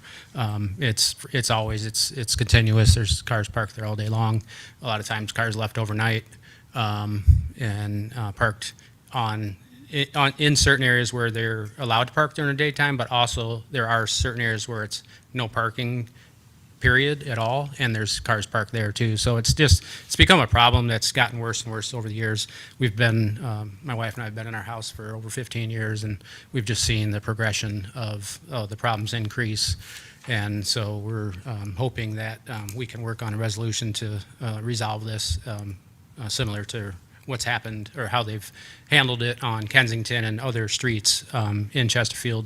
That seems to work well, but unfortunately for us, the way it is now, it's not working, and it's become a problem for residents in the area. So we hope that we can come up with a resolution to that works for everybody. So that's it. Thank you for your comments. Is there anybody else in the audience who would like to address the council on this issue? All right, seeing none, I'll close the public hearing. Mr. Whalen.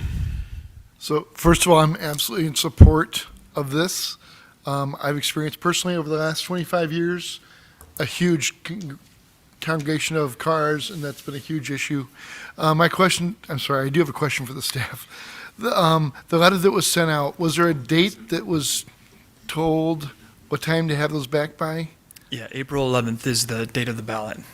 Okay, so so then we need to wait until that comes out. But in the Transportation Commission and here, I've heard no negatives about this from the public. So I guess because of that date of that letter, we need to wait on this then.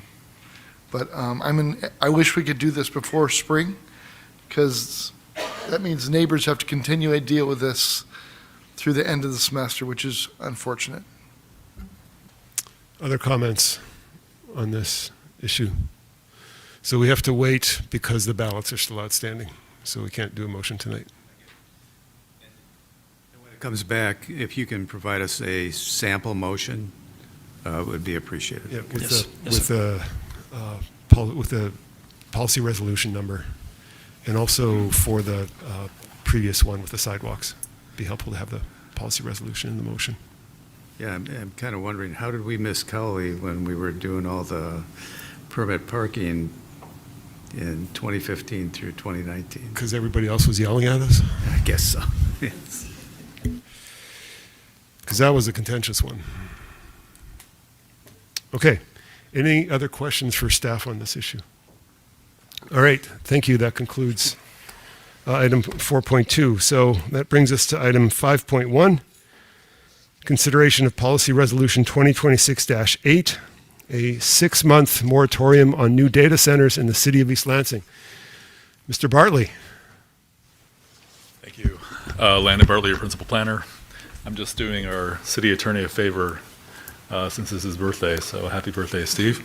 Essentially, staff has been, we've received some inquiries. We don't have any pending applications, and we don't expect any applications immediately. However, we've received inquiries, and we're not, about data centers, especially, I should say, we're not quite sure how to respond to them if we did receive an application under our current zoning ordinance. So we've requested through the city attorney to have a brief moratorium on data centers. We propose 6 months. We did receive a letter from the Lansing Chamber of Commerce today, this afternoon, saying we don't agree with this moratorium. You should just reach out to us to talk about how to create a good ordinance, which is completely our intent, and also working with other subject matter experts in the area.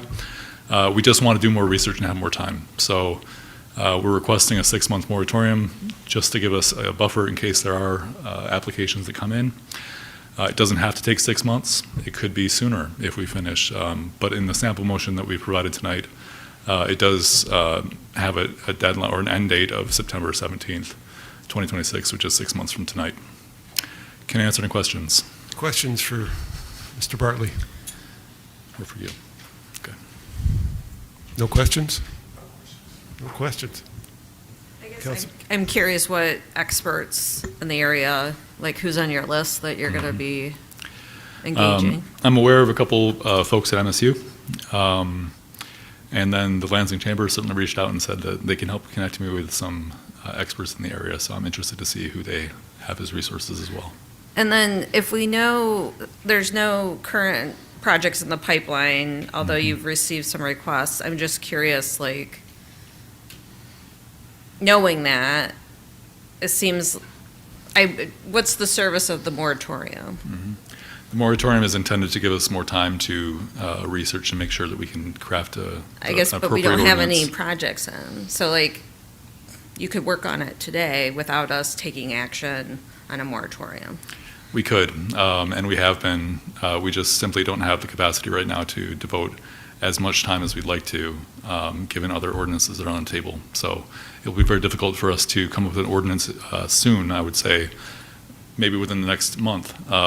We need some more time to do more work to research this, just because we've been working on so many other items.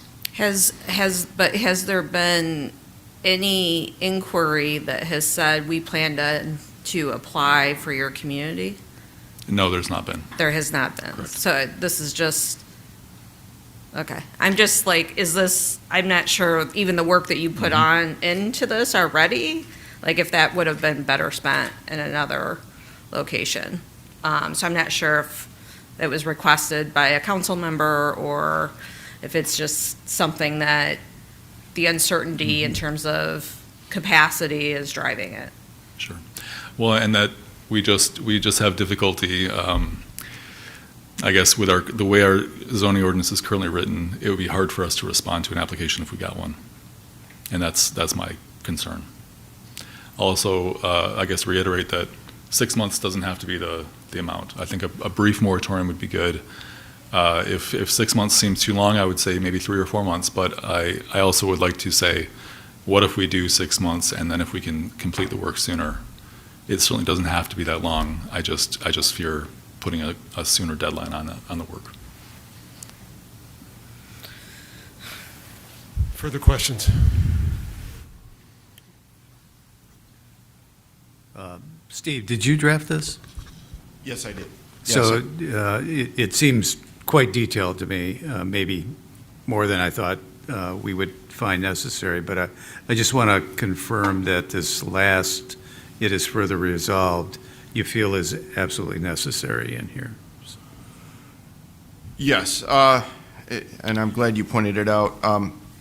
Valid questions in terms of why do this, and it's, everything that Mr. Bartley pointed out is entirely accurate.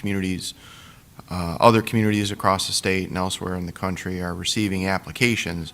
Granted, East Lansing hasn't received one yet, but took a look at the ordinance, and yeah, it has some areas of uncertainty as to how, if we did get an application and needed to process it, how would that be done? How would it fit in? And that's the idea here, to clear that up, right? So when you do a moratorium, you haven't changed your zoning ordinance yet. So a moratorium says you can't come in and ask for relief. You can't come in and ask for a permit to use your private property for a certain purpose, here a data center, right? Which we are saying our zoning ordinance needs some attention before we can legitimately process those. So during this short period of time, you're saying you can't apply. There's a timeout here on accepting applications for this land use while we figure it out. It's a newer type of land use with some level of intensity that needs to be evaluated, figured out where it best fits. The landowner, in the meantime, doesn't get to do what normally would happen, would be to come in and apply for the necessary zoning approvals. What we don't know is that there could be some unintended impacts on that property owner that cause its property to be negatively impacted by the moratorium, to the extent that it affects the property owner's investment-backed expectations, to the point of affecting its value and ability to meet what it expected, and essentially wind up in a regulatory takings type situation. We don't know. Impossible to know. This provides a safety valve, a relief valve, that if a property owner is in distress because of this moratorium, in terms of this moratorium causing them to suffer that sort of damage, they can come in and ask for relief. So yes, I think it's necessary. I think it's important. You don't see it in every moratorium. It was in the gas station moratorium you handled a few months ago. And I recommend this, and I prepared this for just that reason, to make sure that if it affects a property owner in that manner, that they can come in and ask for some relief. And again, the whole idea here is to move fast, and a lot of work has already been done, by staff and including us. We've talked a lot about all the resources, so it's not as though we're waiting to start work on this. We have been doing some work and digging and finding information.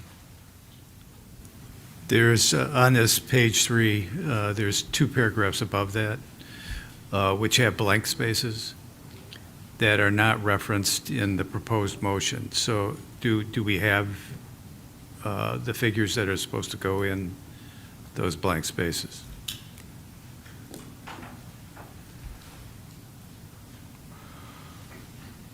I'm trying to look to see if the draft motion includes language to that effect. The September 17, 2026, based upon this motion, would be filled in the resolution paragraph. Let's see.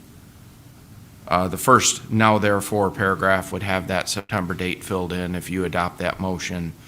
The blank for Planning Commission or City Council completing its review after the Planning Commission's recommendation. I don't see that in the motion. Or the time for the Planning Commission to complete its study and review.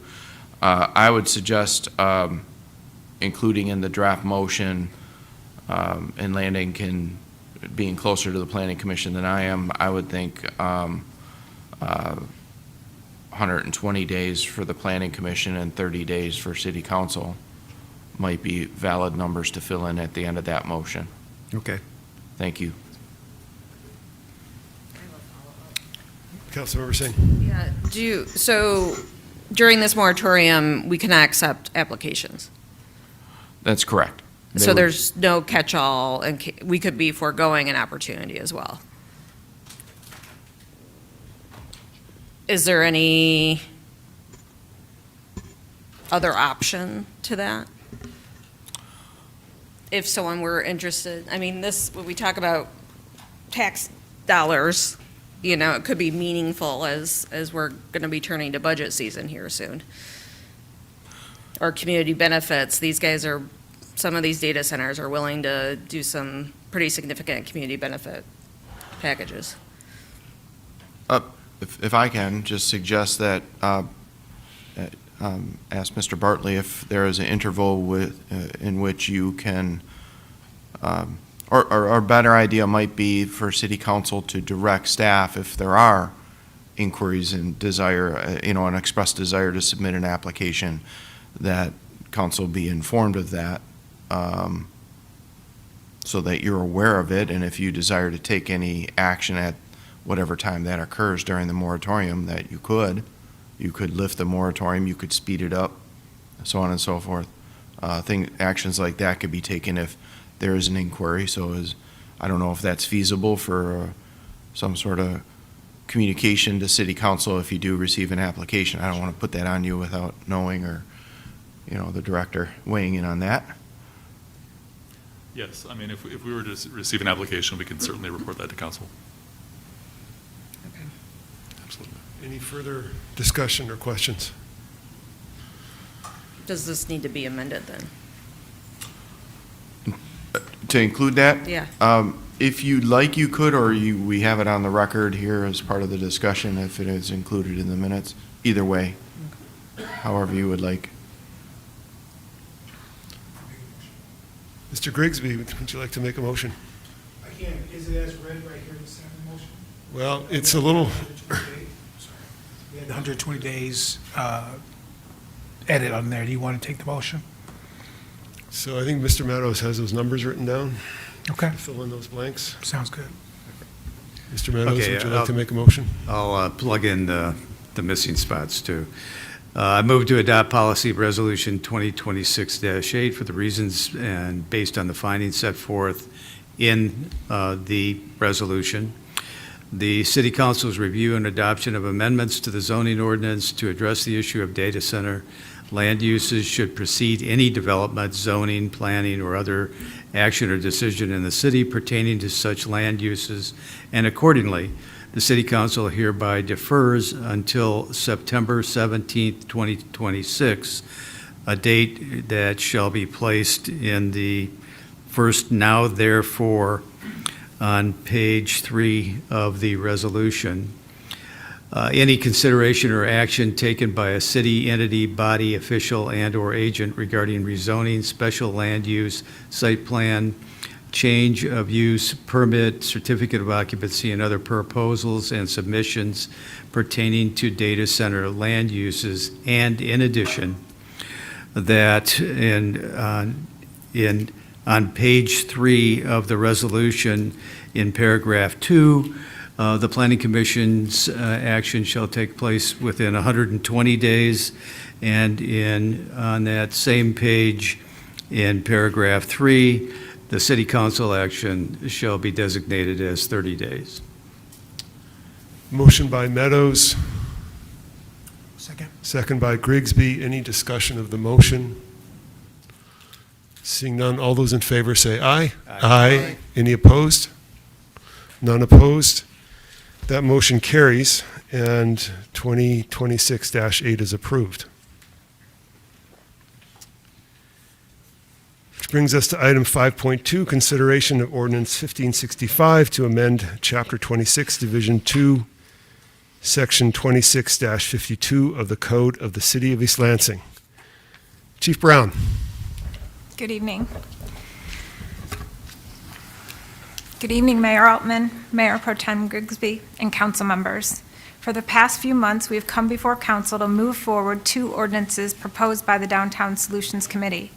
The proposed amendment tonight regarding parking ensures that parking facilities are used for their intended purposes, such as parking a vehicle, walking back and forth from a vehicle, or paying any fees. It does not apply to those seeking shelter from severe weather, such as tornadoes or thunderstorms, or simply cutting through the lot to get to another destination.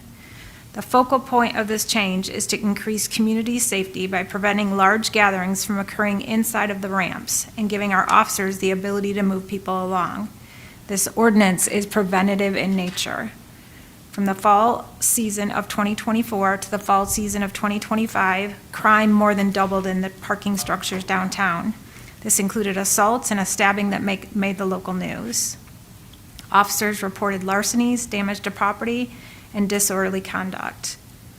During the fall, community members also reported feeling unsafe in the ramps. A report filed by one of our community partners, Advance Peace, documented having contact with affiliated gang members both in the streets and parking structures last fall.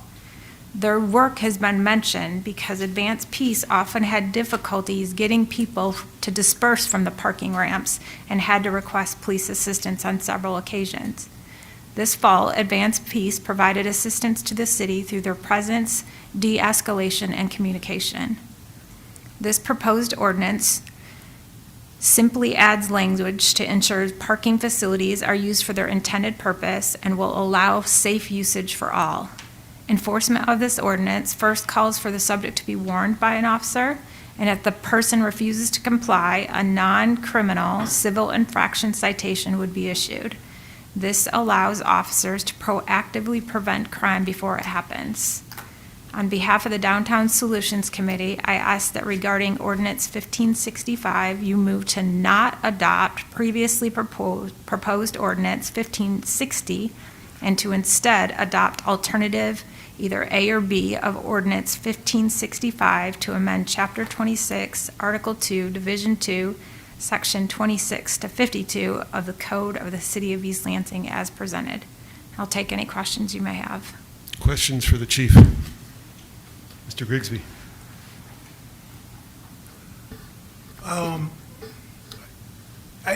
Can you walk me through just the enforcement part of your challenge when it comes to that? Because I know you said this was preventative, and I'm struggling with what we have on the books, and I guess maybe I'm naive to how it works as far as enforcement and how officers are able to kind of go in and de-escalate large crowds or gatherings and things like that. It feels like from just a civilian perspective that we have enough on the books to still be able to address these issues. And I know that you had talked about an increase in crime in some of those areas. And from my understanding, having the additional police officers and social workers was one of the remedies to that challenge. So could you please just bear with me and walk me through some of that? Sure.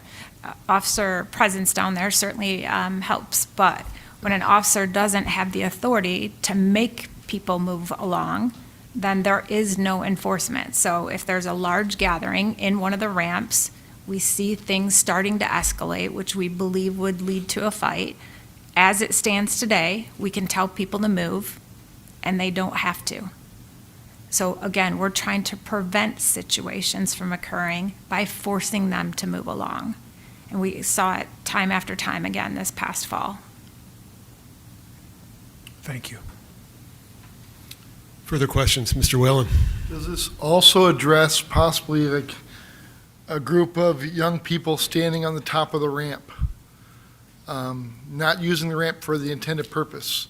And we've talked about some of the concerns of some young people or older people throwing stuff off the ramp, or even just standing up there, or even maybe someone's just standing in the ramp without a crowd, but there's several people standing in there and not using the ramp as an intended purpose.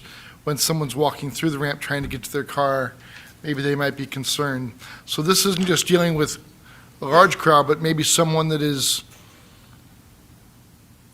in the ramp, not using the ramp as the intended purpose. That is correct. We could use enforcement for those situations you described as well. So, and this is really not an issue, how I read this, it's not really an issue with the unhoused. It's an issue with people that are maybe just not using that ramp with intended purposes, standing around. I honestly don't know how it was twisted into believing that this ordinance ever was for enforcement to the unhoused. We get called, especially during the fall and winter, to the parking structures. And if we're called because someone is unhoused and somebody has a concern about that individual, most of the times we send our social workers to help those individuals. This intended proposed ordinance really has to do with moving folks along to prevent crimes before they occur. Further questions? Mr. Meadows? It's not for the chief, it's actually for Steve. But this particular ordinance in 11A talks about a municipal civil infraction, and we've removed, I believe, the aspect of this which originally also made a second incident a misdemeanor. But in terms of enforcement of a municipal civil infraction, can you go through that a little bit for us? What happens with that? How do we enforce that? Let's just say it's a $100 fine or a $10 fine or a $50 fine or a $20 fine. How do we enforce that?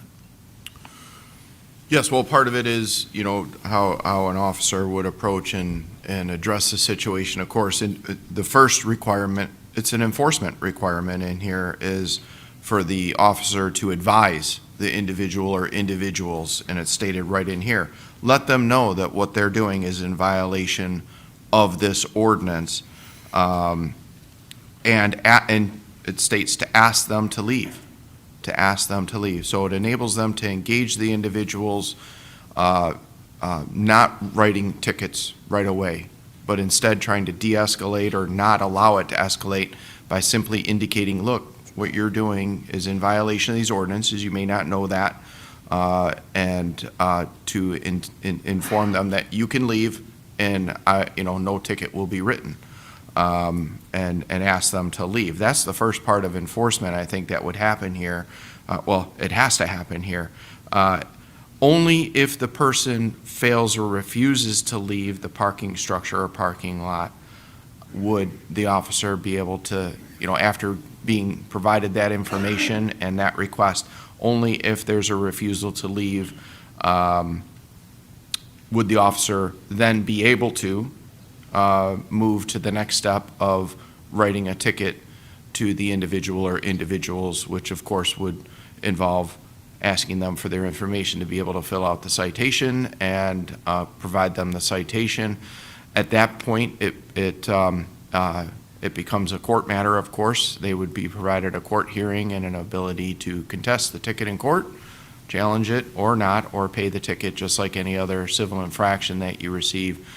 With a civil infraction, the judge could also, issue, I'm not sure it would really apply here, but civil infractions provide some additional authority to the judges to identify injunctive relief, to say you are not allowed to do this anymore or something to that extent, to provide additional orders to the individual to not violate this ordinance any further. That, I think that would be the extent of the enforcement.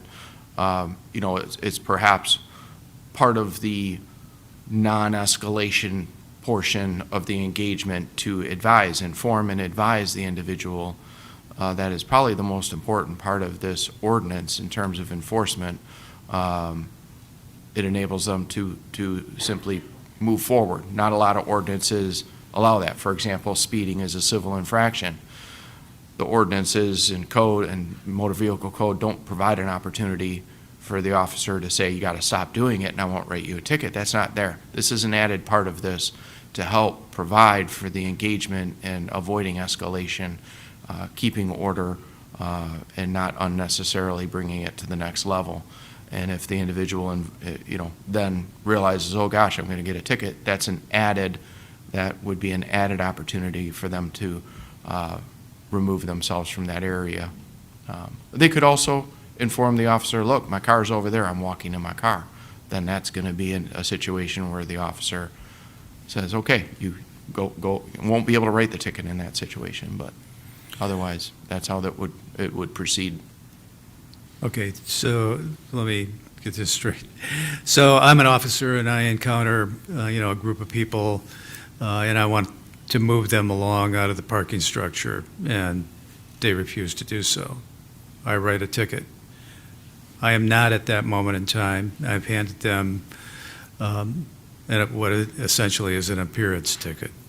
And that does not authorize me to arrest them if they refuse to move. Is that correct? That is correct, yes.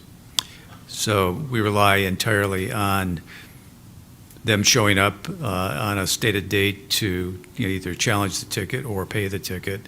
And if they fail to pay the ticket, then we would pursue it we have hundreds of tickets that don't get paid. Whatever process we have established within the city, we would follow that same process. But there is no arrest associated with this. There is no arrest associated with this. And I don't want to predict, options for the future. The idea here is that, again, to not escalate the situation into a criminal situation such that this will hopefully work and resolve the situations that have been presenting themselves in the parking structures.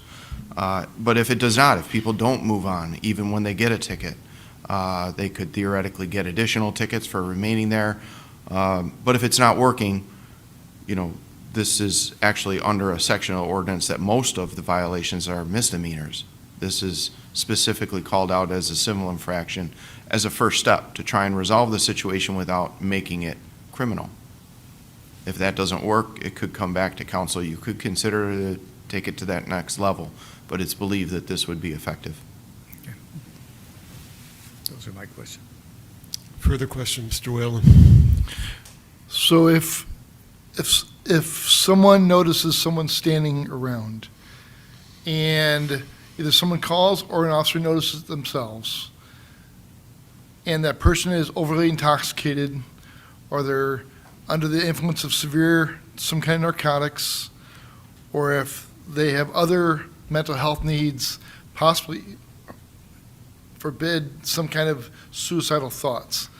That gives the officer a reason to come up and assess and to try to help that person, correct? That is correct, and that's, again, not what this ordinance is intended for. So those individuals would be treated by our officers in terms of getting that individual help, using the PRT statute, which is the person requiring treatment, so they could take him into protective custody and get them help at one of the local hospitals.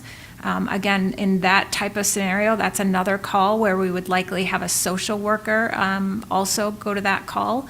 And again, the intent isn't to, move along somebody that is suicidal or needs a help. Our goal as a police officer is to help the individuals that need help, but the individuals that are standing around in the ramps getting ready to commit crimes, they need to move along.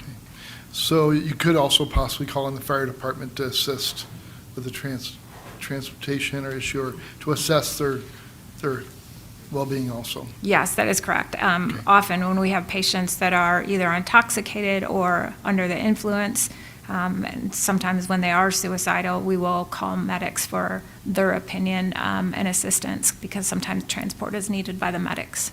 So it's kind of a multi-pronged. Absolutely. Okay. Further questions? I have one. In version B, in section 11, page 3, paragraph B, the new language, which was, I think, responsive to Councilmember Meadows' comments at the last meeting. The new language is, or during instances of other emergencies or events requiring individuals to take shelter. So this makes a lot of sense. There could be lots of these sorts of contingencies. Does that language, does it make that exception in that paragraph too broad? Is anybody concerned about that?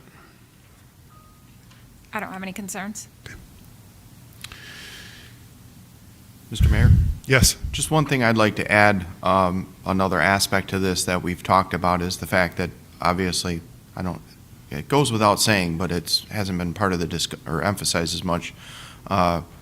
These are obviously parking structures. Traffic, vehicles are moving in and out and through and backing up from parking spots and driving through, and having individuals not, going to their destinations is not just contrary to the purpose of the parking facility, but could also be dangerous. And one of the core responsibilities of the city is to provide for the health, safety, and welfare of individuals. So that is underlying this ordinance as well. Sometimes overlooked based upon a lot of the discussions, but I think it's worth mentioning in connection with this. I'll just make a comment that I think it makes sense to define a parking facility the way we define other facilities that the city owns and runs, like this facility that we're in here. There are certain types of conduct that are appropriate in this facility and other types of conduct that create problems for the people who are using the facility for the purposes for which it was designed and built and for which it's run. And I think it makes sense to define parking lots in the same way to address the issues that the city attorney mentioned.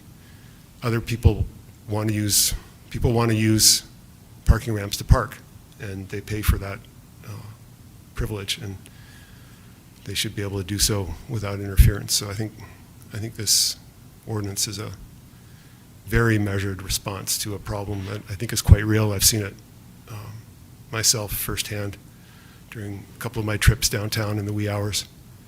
I've seen situations where it would have been helpful for police to be able to head off a problem before it started to get out of hand. Is there a motion? I'll make a motion. Mr. Whalen. I move to adopt previously proposed ordinance 1560 and to instead adopt alternative B of ordinance 1565 to amend Chapter 26, Article 2, Division 2, Section 26-52 of the Code of the City of East Lansing as presented. Mr. Whalen, you are moving to, just to clarify, you're moving to not adopt previously proposed ordinance 1560. Did I Yes, restate let me the motion? reword that. Okay. I move to not adopt the previously proposed ordinance 1560, and instead to adopt alternative B of ordinance 1565 to amend Chapter 26, Article 2, Division 2, Section 26-52 of the Code of the City of East Lansing as presented. Thank you for the clarification. Motion by Whalen. Can I ask a question about that? Uh, I know it's not seconded yet. That's why I want clarification. Is it a procedural clarification? Yes, from the city attorney. 1560 is not on the agenda, so why would we make any reference to that at all? It's recommended to take that action because through the history of 1560, there was no action taken concerning it, so it was technically still on the business item in City Council's set of business. So it has an ordinance number assigned to it. It was 1560 that resulted in these, in a different, 1565 being proposed. So if you want to keep 1560 potentially out there, you would remove that from the motion. If you want to keep it out there as potentially being adopted, I would note that I think 1560 is an ordinance that would amend the same current section of the ordinance that's under consideration. I take that back. It does not, but 1565 was an outgrowth of 1560, so it clears the deck from that. That's, Well, I don't have a problem with voting down 1560. I thought we threw that out in December. But the question is, why would we have it as part of this motion? Why wouldn't that be a separate motion? I didn't state that very well. you could make it a separate motion if you like. It was taking care of both items at once in a single motion because they were related in the sequence of events of how this issue was addressed. And the reason I'm asking, and you can correct me, but I am worried that if we take a motion such as been stated, like I don't want 1560, but I do want 1565, and then the motion fails, are we then enforcing 1560 or approving 1560? So. Is that a concern? It's your comfort level. I think if the motion failed and it's because of 1560, another motion could be made, or vice versa. Another motion could be made tonight. But if they're both on there together, then, and it passes, then it seems to me that it would be resolved unless I'm misunderstanding. I think the question is, if this motion fails, have we just approved 1560? No. Does that answer your question? All right. So motion by Whalen, is there a second? Second. Second by Singh. Any further discussion of these motions? I think I would. Yes. Yeah, I just, I spoke fairly extensively on this matter at our last discussion meeting on the issue. I don't want to, reiterate everything that I mentioned, although, we are taking a variety of steps to remedy a whole, I'm going to use the word slew, numerous issues that we have had, some of which that included directly the police department as well. We have taken action on those in the fall, and this is a continuation of looking to address and support both community members and ensure that we have the appropriate mechanisms in our ordinances to do what we need to do to keep the community safe downtown. I'm glad the city attorney mentioned, I think last meeting, the discussion-only meeting, I meant there are speeding cars that also are in our parking ramps. I have an 8-year-old that I am frequently ensuring that I either have his hand or I am like blocking him against, cars as we are walking in and out. The intent of this, again, is use our parking facilities, go to campus, come to Ann Street Plaza, go to some of the variety of businesses, go visit friends in the neighborhoods. Also, for, the concerns that, we've been working very closely with a number of the advocacy groups throughout this process.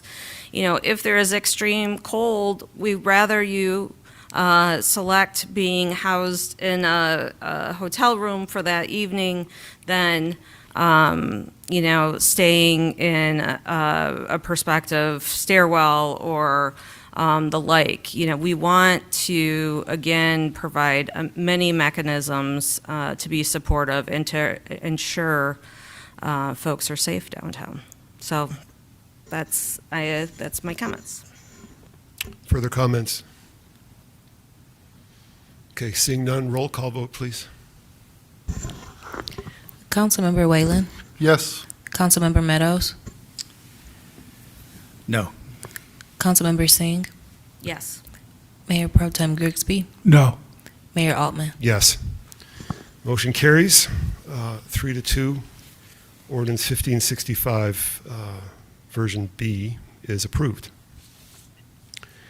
That brings us to item 5.3, consideration of ordinance 1566 to amend Chapter 26, Division 2, Section 26-51 and Section 26-64 of the Code of the City of East Lansing. Chief Brown. Good evening again. The proposed amendment to the camping ordinance reflects a thoughtful and coordinated response to the challenges that were impacting our downtown. It's a result of months of collaborative work and engagement. 3 alternatives were presented to Council on March 10th. At that meeting, Council expressed a preference to focus on their discussions on Alternative 3A. So before you tonight are Alternative 3A as well as 3B. 3B includes additional language that was proposed by Council last week. Both Alternative 3A and 3B prohibits persons from obstructing, impeding, or interfering with public events, activities, or other uses of public places. Enforcement of this ordinance first calls for the subject to be warned by the officer, and if the person refuses to comply, a misdemeanor could be issued. In 3B, language was added about a person as or is identified. So those 3 words were added as unhoused, and enforcement shall not be taken without reasonable efforts to place the person voluntarily in appropriate social services, treatment facility, or consultation with a city social worker. Additional language is also added about enforcement not taking place during instances of other emergencies or events requiring individuals to take shelter. Downtown East Lansing is a shared environment for residents, students, businesses, and visitors. The proposed amendments will help the city maintain safe, accessible, and welcoming public spaces while continuing to invest in long-term supportive strategies that address the underlying needs. On behalf of the Downtown Solutions Committee, I ask that regarding Ordinance 1566, City Council move to not adopt the previously proposed Ordinance 1560 and to instead adopt Alternative 3A or 3B of Ordinance 1565 to amend Chapter 26, Division 2, Sections 26 through 51, and Sections 26 to 64 of the Code of the City of East Lansing as presented. I'll take any questions you may have. Questions for the chief?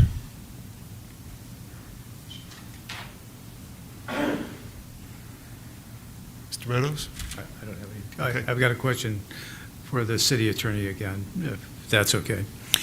This particular proposal does not make reference to a appearance ticket or any kind of penalty. Is there a penalty that applies to 2664?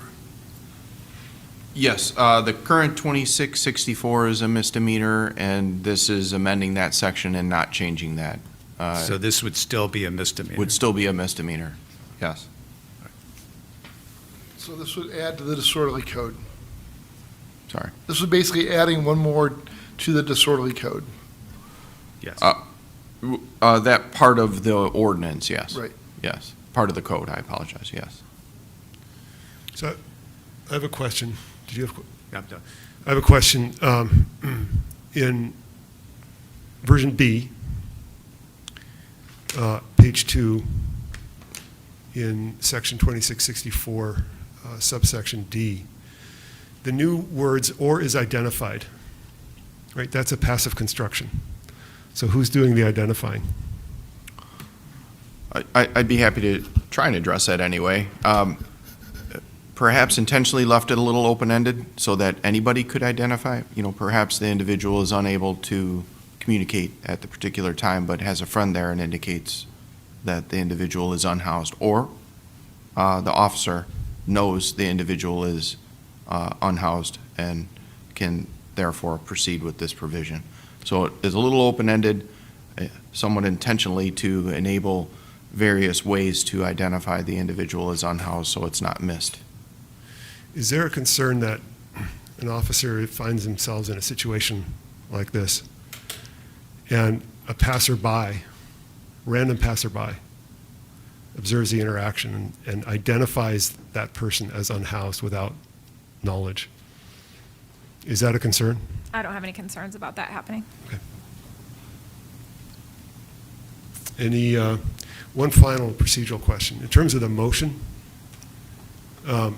in this case, we would not need to include the language concerning not adopting previously proposed 1560, correct? Because we've already put that to bed? Or it wouldn't hurt to include it? I think it wouldn't hurt to include it because the provisions that this ordinance emanated out originated in that ordinance as well. That's why we included it in both, Yep. just to raise any question. Yep, okay. Any further discussion? Is there a motion? I do have a question, Steve, again, sorry. If we were to add, given that there's a general misdemeanor aspect to this entire section of the ordinances, is it possible to add an E here that would indicate that enforcement of this particular section shall only be by an appearance ticket of some kind? That is in council's discretion. If you choose to go that route, I think we would need to come up with that language and bring it back at that time, at a future time. Is there a motion? Question, One Mr. more Rowland. comment.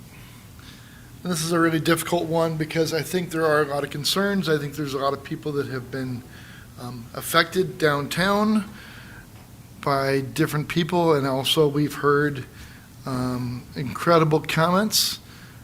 Everyone does have a story, and each one of us do need to be more involved in engaging with our community that are in difficult times. And I think that's the action point that I hope a lot of us have done. And so this has become a very, very difficult situation for me. Seeing the incredible needs of our community, and as Councilmember Singh very accurately presents, that we do need to be more engaged in part of the solutions to some of the issues. I think we've narrowed this ordinance intentionally to avoid other unintended consequences. But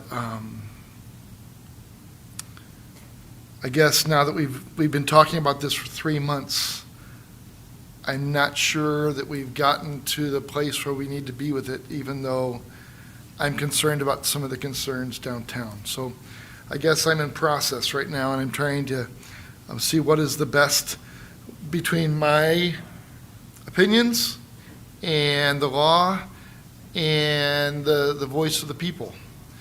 And I have heard voice of the people from both sides on the situation, but I guess that's where I'm still some concerns. But Comments? Mr. Grigsby? Yeah, I mean, we signed up for a tough job, didn't we? when it comes to these decisions. And for me, I just don't think this is the answer. I haven't thought it was the answer before I got a chance to sit down and talk with many members of the community, many professionals of the community, and I don't know how you can rework this in a way that really addresses the concerns that I brought up in most of the feedback we've gotten from this. So I just don't see a version where I will be on the other side of this. So I just think we have a responsibility to have solutions as opposed to an ordinance that really, for me, I think is going to cause more harm, cost more money in the long term. And I think that we can find a better path. I appreciate the concerns of our police department and the issues they're dealing with. I really do. I really respect the hard work it is to go out in the community and do policing. It's not an easy job. And when you're dealing with behavior and people and situations, and you have discretions and you have different things going on, there's so many different combinations of things in this that I think would cause us a little bit more problem right now to push forward, as opposed to going down the road with more thought into this. And I'll stop there. Further comments, Mr. Meadows? I do have a comment. I would be more, I guess, receptive. And we're talking about 3B, right? That was, I thought, where we were headed after our discussion-only meeting. So, and I think 3A is sort of the same with a couple of extra changes. But, and the reason I'm torn is because if we turn down this ordinance, the existing ordinance is in place. And that existing ordinance prohibits lying, sleeping, or sitting in parking structures and city-owned parking restrooms for purpose of using the structure as a shelter. And it goes on to say, it has the language that it won't be enforced against a person unless the officer has first advised them of that, and provides for the use of the parking structure as a shelter during certain weather situations, and has the language that refers to the person being identified as an unhoused individual and what happens under those circumstances.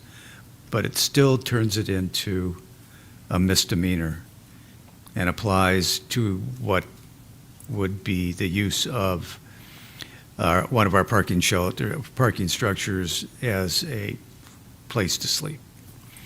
I'm not interested, and I'm not going to vote to criminalize the activity of likely individuals, and I realize this is broader, that this applies to other circumstances as well, not just to unhoused people, but it can. And if it was not a misdemeanor, I'd probably be more receptive to it, but as it's worded right now, I can't support it. So. I have a question for the city attorney. The language that this ordinance replaces, right, the language currently in 2664 about lying, sleeping, or sitting in a parking structure, could you address the enforceability of that current language? Well, it is, as I indicated earlier, a misdemeanor at this point in time. It's language that currently exists in the code. I don't know if it has been enforced. I think on a question like that, I'd like to sit down with it, evaluate it under constitutional law, and provide you a review of that instead of off the cuff trying to address it. I do have some questions about it. I will say that. So could you just echo that last comment? You do have some questions about I do have some questions about it. If it is not amended, I would like to advise you further regarding that section of the code. Could we do this? Would you entertain a motion to postpone this to the second business meeting of April? And then by that time, we could have an analysis and have a potential amendment to remove the misdemeanor aspect of it. Well, you can make any motion you like. Mr. Okay, I Whalen? move that we postpone consideration of this item to the second meeting in April, second business meeting in April. Motion by Meadows. I'll There- second. Second by Grigsby. Mr. Whalen, did you have a comment? I think we should deal with this tonight. The existing law has been there for a long time. I think if we need to review other ordinances, that law has been on the books for a long time, and it's been effective. I don't know that there's been a lot of concerns about how the law is written. I think the concerns are the new ordinance, and my perspective is I'd like to vote on this tonight. Further comments? So I share that perspective. I have heard several times now suggestions for changes to these ordinances that made me think that we were converging on something, and apparently we weren't, and I'm not interested in kicking the can again. Further comments? Mr. Whalen? Procedurally, I'm always the first one to vote. Well, that may be if it's a roll call. So the motion at this point I'm sorry, that's beside the point. is on whether to postpone this item until the second meeting in April. Any further discussion on that motion? Roll call vote, please. Councilmember Whalen? No. Councilmember Meadows? Yes. Councilmember Singh? No. Mayor Pro Tem Grigsby? Yes. Mayor Altman? No. That motion fails. The item is not postponed. If there are no further motions, then this carries over to our next business meeting. So is there a motion?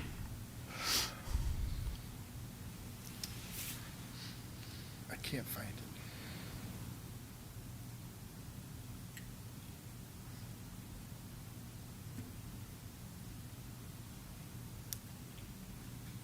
I'm coming up with one. If, Yes, Councilmember Singh. can I move to not adopt either? Any of the options, nor 1560? Not the typical method of acting on legislation, but it certainly would be a decision in the record to not adopt them. I think that would suffice. Sure.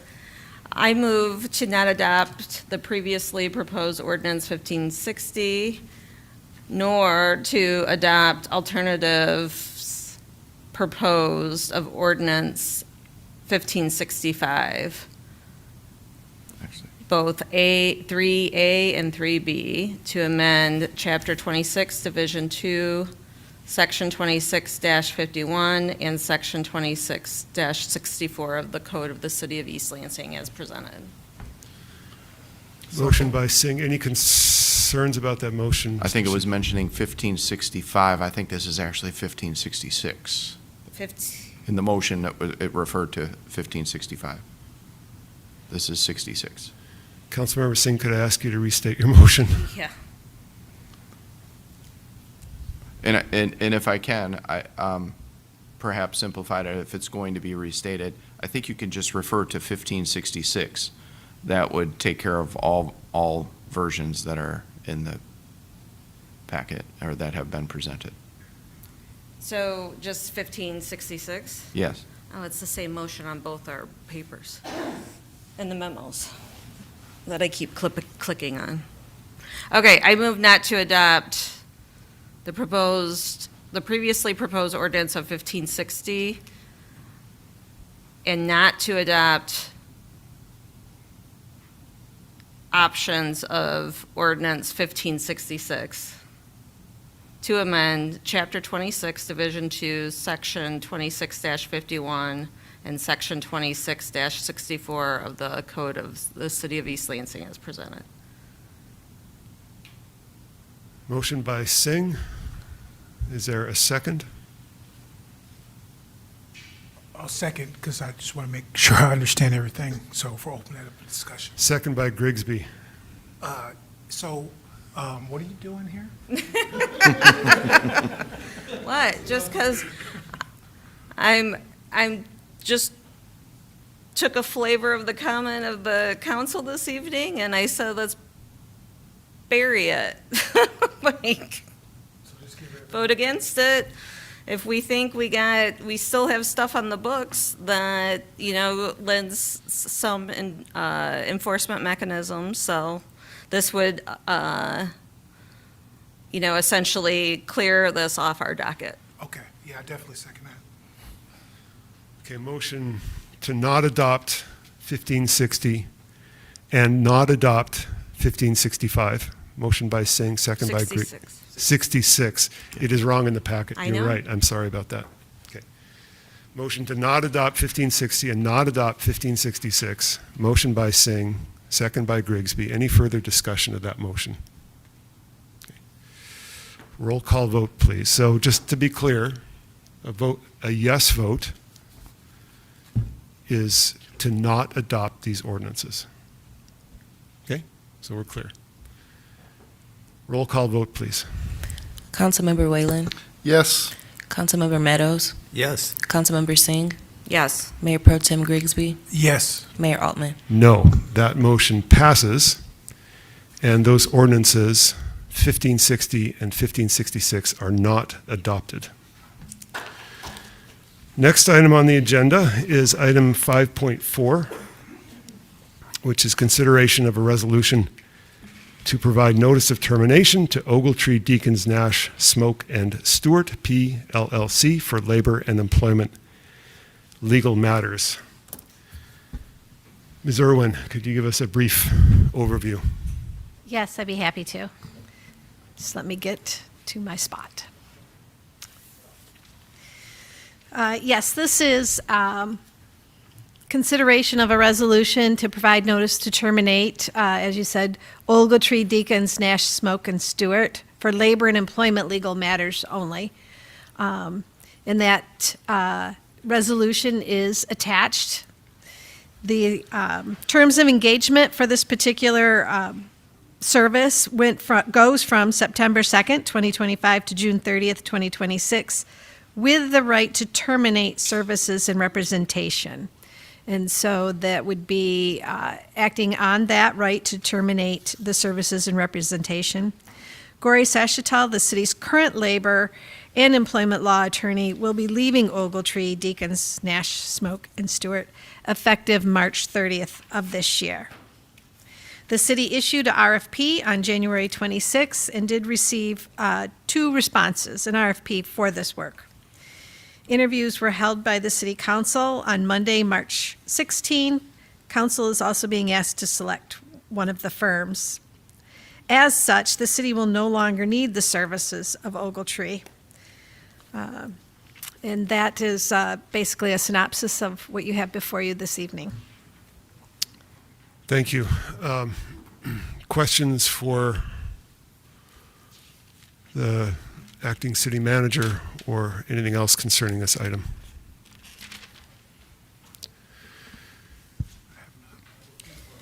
I have a question. Yeah, there's no motion in our packet. Do we have to read the whole resolution? I have a motion Oh, you do? prepared that points to the resolution. Okay, make it. Okay. I move to adopt issue resolution 2026-18 to provide notice of termination to Ogletree Deacons Nash Smoke and Stewart, PLLC. Second. Motion by Altman, second by Whalen. I think you've made it by nose. Any discussion of that motion? All those in favor say aye. Aye. Any opposed? That motion carries, and that issue resolution is adopted. Which brings us to item 5.5, consideration of a resolution to engage a city attorney for labor and employment law services. Ms. Irwin. Yes. This is, as you stated, a resolution to engage a city attorney for labor and employment law services. And that resolution also is attached. City Council will need to include the name of the firm it desires to engage for these services as part of the resolution. City Council interviewed 2 firms yesterday, Monday, March 16th. That was in follow-up and responses to our request for proposal for city attorney services for labor and employment law. And the 2 responses are from John Clark of Garamarco, Mullins, and Horton, and Steve Jopik and Jeremy Romer of Rossetti, Schultz, Jopik, and I'm going to mess up the last name. Spelcher? The city also received a letter from Lindsay Dange, managing shareholder of Murphy and Spagnolo, declining to bid. So as I stated, City Council did interview these 2 firms yesterday, Monday, March 16th. City Council did express a desire to issue an RFP in 2026 to consider other law firms specializing in labor and employment law. This will assist with contract negotiations as one of the items with 8 of our 9 unions whose contracts will expire in June of 2026. The City Council has been notified that Gary Sachatal, its current labor and employment attorney, has joined the law firm of Rossetti, Schultz, Jopik, and Ambelcher, effective March 30th, 2026, which should also be noted. The financial impacts are laid out for you to review, and the resolution is attached also. I'm happy to answer questions. Let me just note for the record that at the start of this item, our city attorney, who is with one of the firms we're considering, left the room. So is not in the room and is not in the room currently. Questions or comments or motions? Mr. Grigsby. Mr. Whalen. I would just say that we did have a very engaging communication from 2 different law firms. Both had many positive things. I would say that the second firm, which is Rossetti, Jopik, I don't know the rest of their names, had some more resources. They were also very, very responsive to the needs of the city and also the needs of the employees of the city, which was very impressive to me. Other comments? Mr. Grigsby. Yeah, I echo that, Councilmember Whalen. I just want to speak to maybe the price point of the 2 for the public, because I think the mayor made a great point when we were talking about this, and really just appreciating, you're getting what you pay for. And before I was on council, one of the things I saw that we moved in the direction that we did, and that was one of the things that I noticed. And now being a part of the process, being a part of the negotiation, being a part of the expertise within not just the interview process, but just since I've been here, I understand that a lot better in regards to the difference in what we're getting as opposed to what we would not be getting based on what I know from the previous contract we had with the different organizations. So I just wanted to say that out loud for the public, and that is something that's really a learning curve that I've gotten from this process. Further comments? I'm ready to make a motion if you want me to. Ever, you got one? I got one. Okay, go for it. Any other comments about this? All right. So I'll make a motion, and then I have some comments too. I move to adopt issue resolution 2026-19 to engage labor and employment law services with the blanks in the resolution filled in by Rosati, Schultz, Jopik, and Amts Buchler, PC. So that is my motion. I second it. Motion by Altman, second by Meadows. I'll address my motion. So the interviews we had yesterday were well worth it, and I appreciate the suggestions to have them. I think we learned a lot about both firms, and both firms interviewed well. I understand better now why GMH decided to pursue this contract. I think they made a good case for themselves.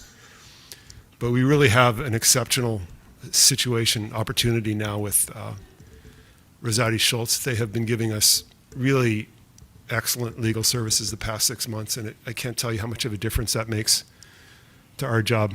And then we've also been getting exceptional help from Gary Sachatal, our labor attorney, who is currently with another firm but is moving to Rosati Schultz.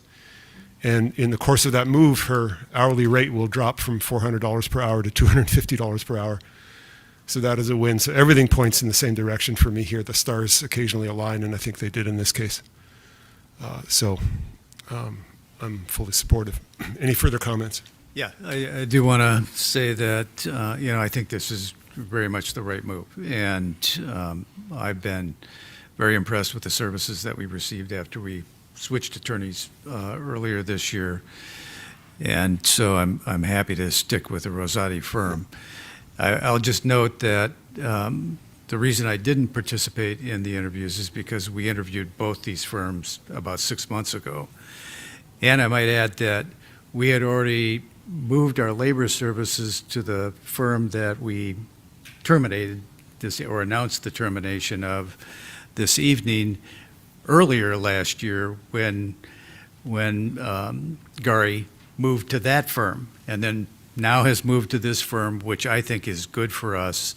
I've been dealing with labor attorney for 30 years now, and she's a very excellent labor attorney, and I think we're getting great services from her. So having the Rosati firm now handle our labor issues, I think is a positive for the people of this community, for staff, and also for the city council. Mr. Whalen. And this firm also has other attorneys that could step in right with her, behind her. So there's a great wealth of information from that firm. Further comments? It would only be duplicative. I was going to mention that her second is recently out of the city of Dearborn, which large community and has dealt with a lot of various issues. So it's good that we have backup, even though there is a price differential.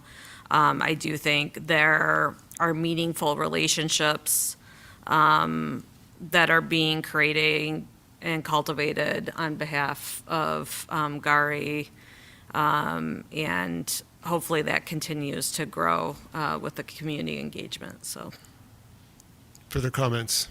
Okay, seeing none, the motion is to engage Rosati Schultz for labor and employment law services. All those in favor say aye. Aye. Any opposed? Motion carries, and Resolution 2026-19 is adopted. And if somebody could go fetch Mr. Jopik, because we will need him next.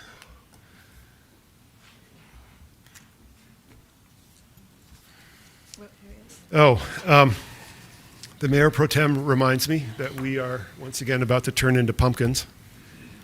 And so I would entertain a motion to allow us to consider, to continue past midnight. Moved by Meadows. Second. Second by Grigsby. All those in favor say aye. Aye. Any opposed? We are unable to go past midnight. Thank you for that reminder. Okay, Attorney Jopik is back in the room. Sorry, Mayor? Yes. Can we have 3 minutes? 5 minutes? Sorry. 5 minutes. Either I can walk out. Okay, we're going to recess for 5 minutes, and we'll be back after that.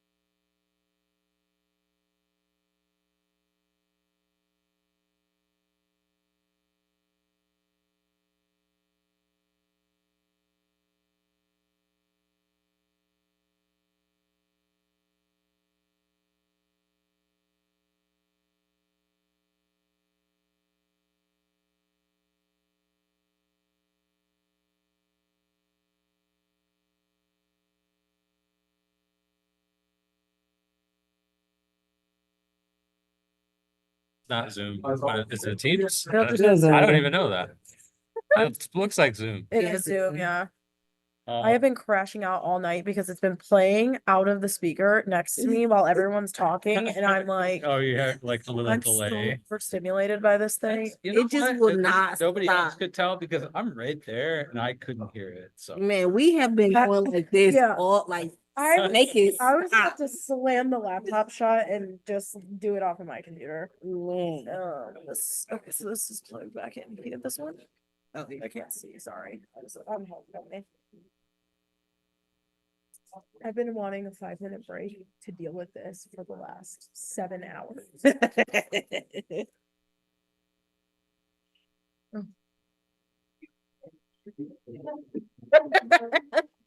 Oh.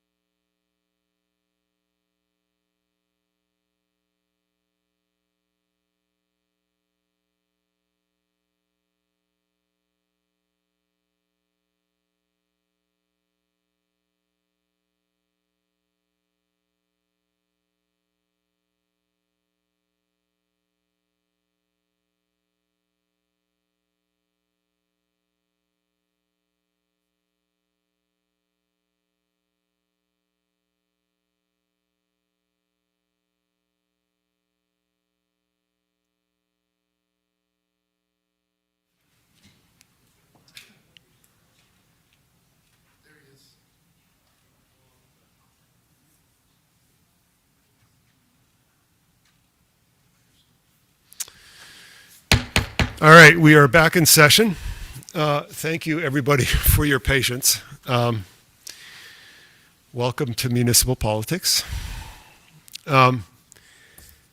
Next item on our agenda is item 5.6, consideration of a proposed special use request from Cody Dietrich on behalf of TDP Acquisitions LLC for approval of a new building with height exceeding 8 stories at 530 Albert Avenue.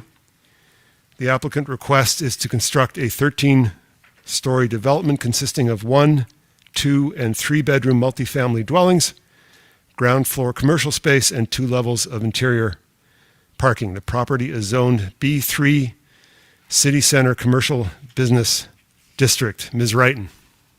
Good evening, Alicia Wrighton, Planning Department. Happy birthday, Steve, and congratulations, Annette, and thank you for your leadership. City Council held their public hearing here on March 3rd. The Planning Commission had previously recommended approval of the request. The DDA had also previously recommended approval of the request, which includes the required diverse housing component in the building. The applicant would likely apply for a pilot for the diverse housing component to help with the cost. This is not a fee in lieu, but a separate application request that council would review related to taxes. If an alternative option were to be adopted by City Council by ordinance, such as a fee in lieu or credit transfer, the applicant may want to utilize one of those alternative options if there is something that would come forth. However, this structure does include the required diverse housing. The B3 zoning district prohibits parking. This is per the zoning ordinance. The applicant had requested 2 levels of public parking, and the Planning Commission found that the request demonstrated the need for the structure because the proposed parking is intended to be used for the public and businesses in the area. Tenants will likely lease spaces in other city facilities. The applicant has provided data regarding their estimation of 0.2 to 0.3 parking spaces per bed, which for 505 beds would be 101 or 151 at 0.3. They have provided comparable urban developments in Michigan, Wisconsin, Indiana, showing a range and average of 0.2 to 0.3, which was included in the report. Additionally, should the project be approved, the developer would contract with the city for the parking department for the operation of the garage. That agreement would be worked out after an approval and returned to City Council for approval. The developer would be responsible for the capital improvements, and city parking would handle administration, including permits and enforcement. Details would be worked out through an agreement, which again, City Council would be presented for approval. Items in the traffic study account for the requested scope of work, and the engineering department has indicated that the few remaining items to be addressed can be handled in a minor sense, the remaining questions. The couple of examples talking about the height. As an example, the hub is 4 blocks to the east, is also 10 stories. The Abbott and the Landmark are 4 blocks to the west, both of which are 13 stories. In consideration of this request, a sample motion for council is included in the packet, which includes the standards of the ordinance, which are to be stated in the motion, whether it's for or against, and the reasons why.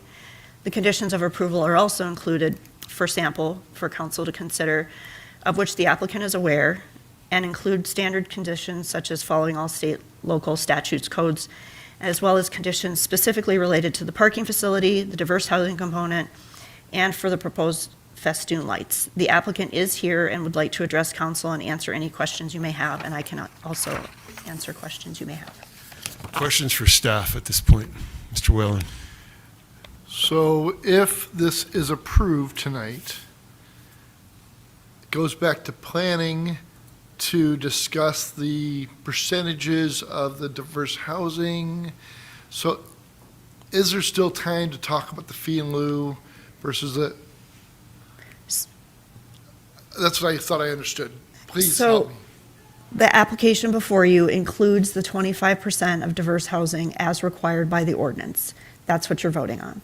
If in the future an ordinance were changed to allow a fee in lieu or a credit transfer, the applicant could return and request that change, depending on how the language is written in the ordinance. That may just have to go to Planning Commission. It may be through the public hearing process to City Council. But the applicant would have that opportunity to make the change. Because there are some experts on the Planning Commission, I think, that can speak to this. But that shouldn't change the application before you. I understand. So it's either, it's a yes or no, but then there's a further discussion, possibly if we do a new ordinance, change the existing ordinance, we need to do public comment, we need to have a first and second reading of it. I understand that. And then it would be a modification of the existing special use that's approved for the applicant to return to change their diverse. But what's in front of you meets the ordinance requirements today. I understand. And you did clarify that the Abbott is 13 stories? Yes. And which other one? I believe the Landmark is 13 and the Hub is 10. Okay. And do any of those have public? I know the Landmark's coordination with the public-private parking. The Abbott does not have any public parking in it, correct? It's got their own parking. That's correct. It's got their own private. parking, but it's not public parking. Correct. Okay. So did we ask, just to clarify publicly, we asked them to put a public parking lot in their building? The current application, Yes, this So, application no. we're talking about, 530. they proposed the parking based on their interviews and community input sessions that removing the existing surface lot would be a problem for the commercial businesses in the area. So they are voluntarily providing this commercial parking. So they would basically pay to have the parking, and then the city would work out. I know my Councilmember Meadows has talked about the contract. You said we can deal with that. Yes, they would do the capital improvements and then the city would administer, Okay. but through an agreement. Thank you. Other questions of staff at this point? I have a couple of questions. One is, would we, it's probably too early to say, but would we anticipate that the city would keep the revenues from the parking, or would that all have to be worked out? I believe that would be worked out and it would be a cost share. A cost share, okay. And then, could you clarify what's allowed by right in the downtown in terms of height? 8 stories, 112 feet. Okay, With so commercial on the first floor. if somebody came in with with a proposal for an 8-story building, right, that met all the other aspects of the ordinance, would we even see it at the council? No, So that would be administratively approved? yes. Okay. Right. And,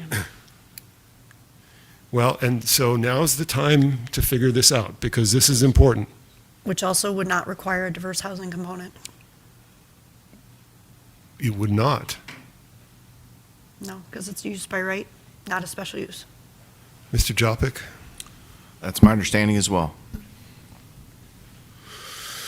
And it would not, and on the parking issue, for buildings in the B3 in the downtown, they have to ask for a waiver to get parking, Correct. right? So this applicant had to ask for a waiver, So they did. and they did, and And they the got planning one from the commission planning. determined that they demonstrated that there was a parking need, which So is why this it was was not granted. us asking. It was putting on the, They provided the request. right, they took on the burden of proposing the parking and making the request. Yes. Okay, all right. Further questions for staff? I have some questions for the applicant, or if I could ask the applicant to approach the podium. Thank you for your patience. Thank you, Mayor. Does anyone else have any questions for the applicant at this point? I just, I have a question, and it could be, you guys can pick who answers. So, the application before us fulfills our requirements, but in order for them to the applicant to fulfill the 25%, they need a pilot. Yes. They would request one. They would request a pilot later. So are you going to start building? If you were to get approval tonight, okay. No, I can't build without a pilot because I can't offset the loss in revenues. Okay, so it's all going to be on hold till a whole bunch of things. Well, if they would, the applicant could return with an application to city council for the pilot, for the Right. tax relief. And if that were approved, then the project could begin. We could start designing and everything like that, but we won't be breaking ground by any Yeah. means. So I guess, and this may be a city attorney, so the assumption is, if we approve the project as presented, is the assumption that we have to give them a pilot later? Because if we already know they can't meet the 25% today without a pilot, and we don't, or I'm going to be far stretched to get to supporting a pilot. So I'm just struggling with, what does that mean for a vote today, Yes, good question. The requirement today is to meet the 25% under the current ordinance by providing 25% of the project as diverse housing. Yeah. Whether there's a pilot or not, in other words, how the developer chooses to make that happen is a separate matter from the zoning decision tonight. They don't have to have a pilot. They could proceed with the project without a pilot, but they still have to provide 25% diverse housing within the building.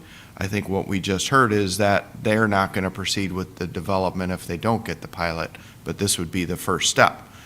A future step is going to be, I presume, to come back and ask for approval of the pilot at some point where it makes sense from the development timeline standpoint.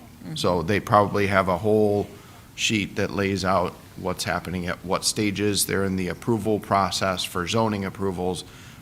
Getting the pilot approved at some point is going to occur in that process. Maybe you could elaborate on that if council would like. We don't know exactly when that is, but that is up to them. And if they don't get it, they could still go forward with the development based on the approval tonight, as long as they meet the requirement, which is a condition of the approval, and a requirement of the ordinance, regardless, to have that 25%. I gotcha. Yep. Yeah, I would agree with the city attorney that this is a land use item, and then the pilot is a separate economic I development gotcha. tool. And, with any of those things, the lease agreement, the pilot, that would all come back as separate items that would come for approval. But it would be great to know your feedback. If you're absolutely no on the pilot, that could sink us later on, Well, too. it's So all that's- of it. Like, I mean, it gets to the other math equation. It's all a math equation for you and for us. Yeah, no, and I can answer questions, but I can just to throw another thing out there. I know I mentioned this on the public record at the DDA. The mayor, I know you were there too, but building the parking is a burden on us. It's going to put us in the hole on an overall scale of it because we're going to lease it back to you at a reasonable rate. We're not charging $250 a stall or a revenue share program, whatever it is. So we'll lose on that deal, but we were committed to do that for the neighboring business owners. And it's actually really disheartening that some of them have changed their tune on some of this piece in the public record now, and they want us to go to 8 stories but still provide the parking because it benefits their public interest, but it hurts us. So disheartened on that piece, unfortunately, but that is the piece we've been trying to do to try to support the businesses, and that's what contributed the height as well in the project. So trying to solve everybody's issues the best we can. So just to the point of the pilot versus the separate votes that we're going to have, just for everybody to keep in mind, for the extra height, that will require a supermajority in favor, so that will require 4 votes to pass. A pilot and the other decisions would just require a simple majority, so that could lead to different configurations of outcomes potentially. I just wanted to make sure that everybody was aware of the dynamics of that.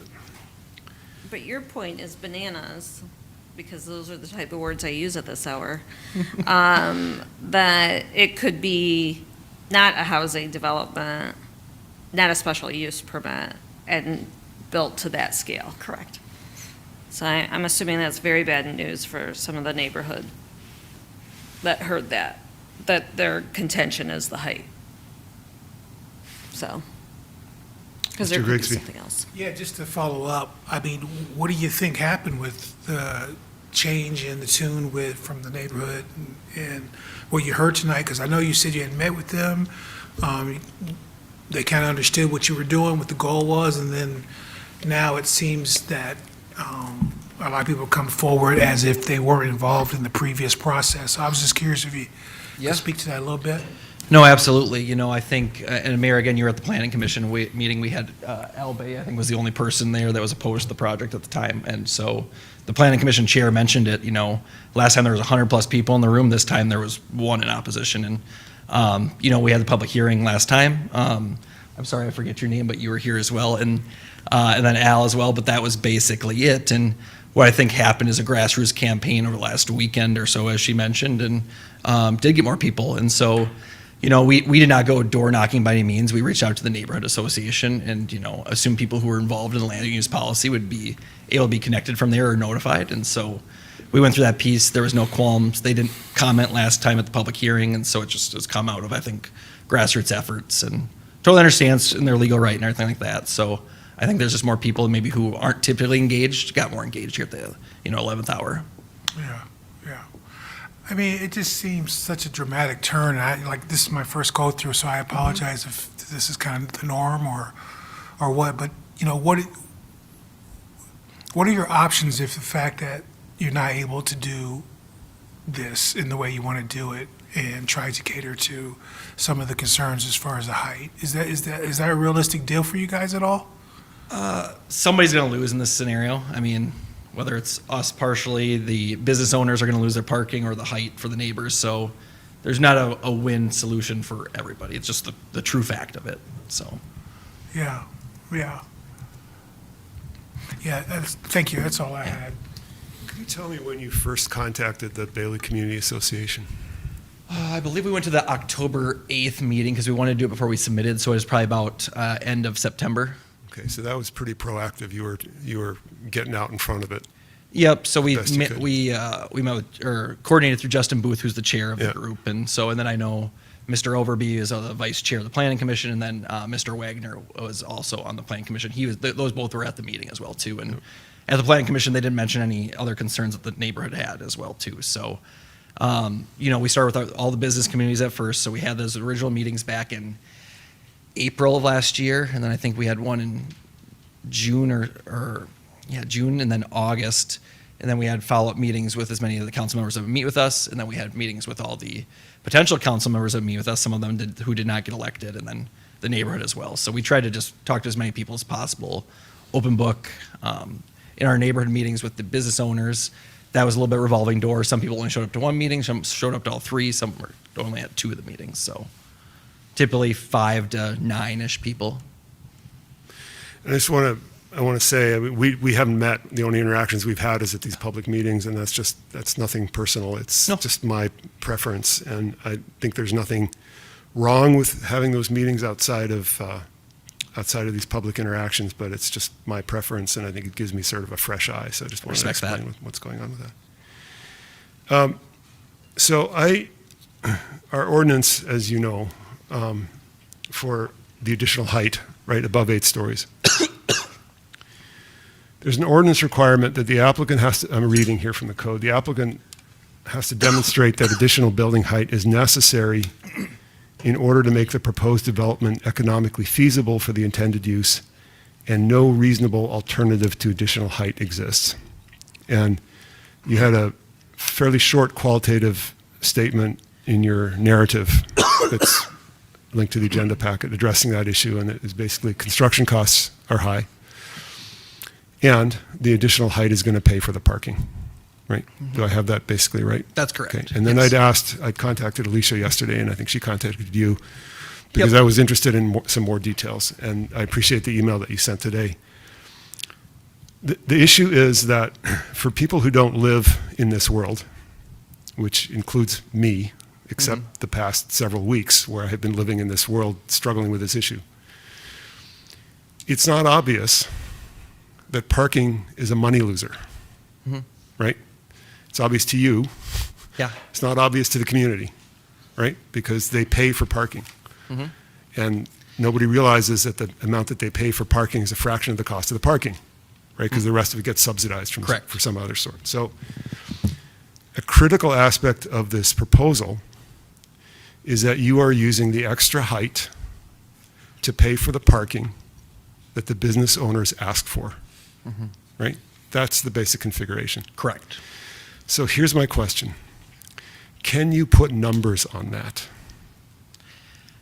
I'll put rough numbers on it. So, it becomes more efficient the more you build. If we are building the division ramp and 400 stalls or whatever is in the actual division ramp, that'd be very efficient because we don't have the structural components as well as a building above. When you add the structural components in with that adds to the cost. But then the smaller number of stalls you have also makes the efficiency costs go up. So realistically, I mean, from some of the numbers we've gotten to just break even on the parking, each stall has to generate $200 a month of profit, of revenue, minus after expenses. And when you say break even, is that in terms of the construction cost? Just the construction costs. Okay. And so you're taking $200 in profit per stall and running that out 30 years or something? Correct. And then but we don't assume that that's going to be the lease we strike or anything, or the revenue share, however that works. We don't think we're going to get to those numbers as part of that as well, too. Right. Okay. So that's the other conundrum there. But then that doesn't factor in. So when we go to institutional investors, they're going to look at yield on cost, which is your NOI divided by your total development cost. So whatever your bottom line revenue is divided by the total cost of the building. Me adding $3 to $4 million of cost brings my yield of cost down even if I break even. So it gets harder to finance that way too. So I have to make ways to bring that back up. So I have to get higher than that piece. And so I don't just find enough units to offset it exactly. I need to find units to go above and beyond to get back to those numbers. Okay, so here's what I'd like, and I'll ask again, and I'll keep asking because I think this is really important. Yeah. Can you put numbers on what you just said? Okay, so you got revenue that you've got to generate from your new housing units, and you're going to use that to cover the cost of building the construction. Yeah. Can you put numbers on that are good enough for us in the community to understand the trade-off here? They don't have to be exact, they have to be ballpark. And I'm not asking you to do this tonight on the spot. I'm sorry about that. I didn't mean to do. I'm pretty good at math, so. Yeah. No, what I'm going to ask for, and this is, I'm going to get to this issue later, but I don't foresee us voting tonight on this issue because of reasons having to do with the sample motion. It's just not going to be practical. So I'm thinking ahead to our next meeting. Okay. And can you potentially generate a memo that puts some numbers on this to help us and help the community understand what it means to say that you're using the extra height to pay for the parking? Yeah. If it helps you, I am teaching at Michigan State tomorrow of financial real estate class. So I could do that for you. When and where? 10:20 and Greg Denton's class.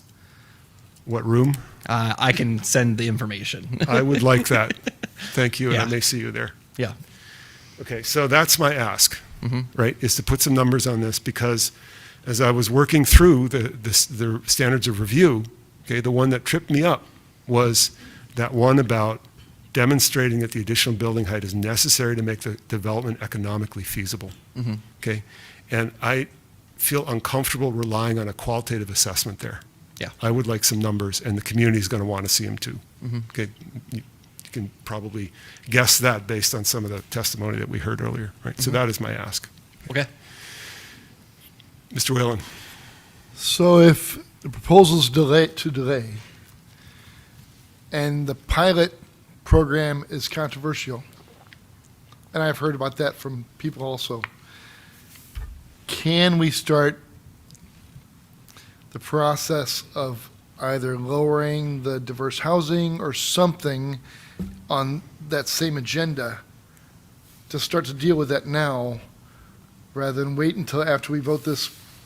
I think that there's, we have not had a lot of building in the community for a long time, and I think that is a concern.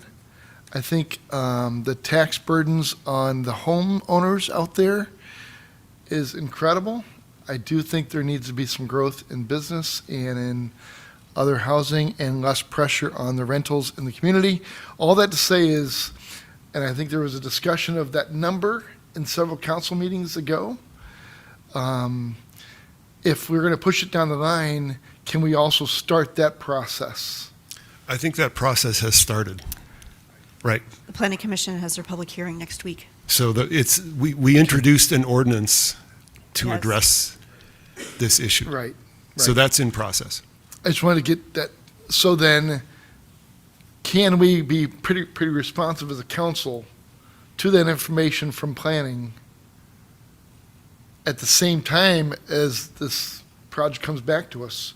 I think from Councilmember Singh's comment, I think that makes a lot of sense that, I'm sorry, you're about to say something. Go ahead. The Planning Commission will probably have some conversation before it comes back to City Council. There's some different ideas that are being proposed. You've got the 10%, you've got different variations. Landon can speak to the ordinance more. I'll just add that, yeah, Planning Commission will have the first public hearing next week, and we will report back to council. Actually, Councilmember Singh's request last time, we'll be reporting back to council on how the discussion is going.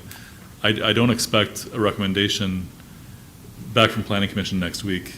I don't expect an ordinance to be adopted, if adopted, for several months still. The process takes some time, and it would be, it's not possible to address the ordinance at the same time unless you were to delay this months, and you wouldn't be able to do that.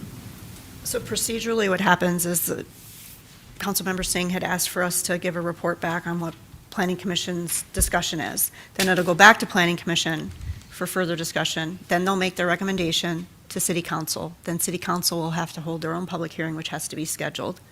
And you'll have your discussions, and then you would vote after that. So we're looking at a couple of months. I'm just asking for us to start the ball. It's rolling. Roll as fast as we can, within reason and with due diligence. Mr. Meadows? I should, I don't want to mislead you. I will not vote for a pill. So that is one vote against. I will just tell you that, I don't, I realize staff's view with regard to the completeness of this, this particular application. But if this application had associated with it what I consider to be a locked-in diversity requirement. In other words, you're going to put 25% in there and you're going to do that if we approve the project. And if you want to come back to us and make a motion for a PILT, but this is conditional upon us granting a PILT, and you've indicated that already. And I'm not going to support it. I don't know how everybody else feels about it. But, I think it is an issue for you. The other thing that concerns me is that I'm probably not going to vote yes on this unless we have a contract with the city associated with this with regard to the parking and the control of the parking structure if it is built. And also a contract with the city or proposed contract with the city with regard to the other parking spaces that you're going to be leasing, so that we have those documents available when we approve this project. With regard to the height, I haven't decided, how I'm feeling about that yet. I'm a believer in building up, not building out, as somebody said at the microphone earlier tonight. So, height doesn't bother me as much as it apparently does some other people.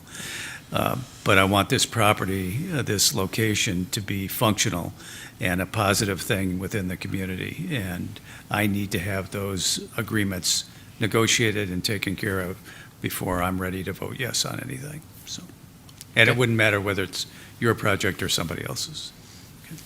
Yeah. Can you Comments? please speak to that? I'm sorry? Can you please speak to that? About the agreement requirement? At this point in the land use approvals process, can we require an agreement? Or Well, I Can you think- use your microphones, please? Use your mic. Sorry. I was requesting that the city attorney can speak to whether or not we can require an agreement at this point in the approvals process, or use that as a reason for, I guess, as a criterion for a vote. Concerned about that. I'm not asking you to require it. I'm requiring it with regard to my vote. I understand, sir. That would, we've heard from one council member in terms of looking for that sort of documentation. If it becomes something that council is going to include as a condition, we certainly would want to receive some input of whether that is something that we have the necessary information at this time to be able to prepare, number one, and I know we do have some information.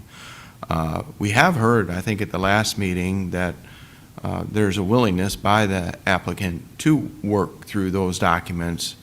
Development agreement and so forth were mentioned as something they'd be willing to work with us on at the last meeting. I don't know if that still stands. So it partly is a question of, is it possible? And knowing an answer to that question, if it is indeed going to be part of a condition. Typically,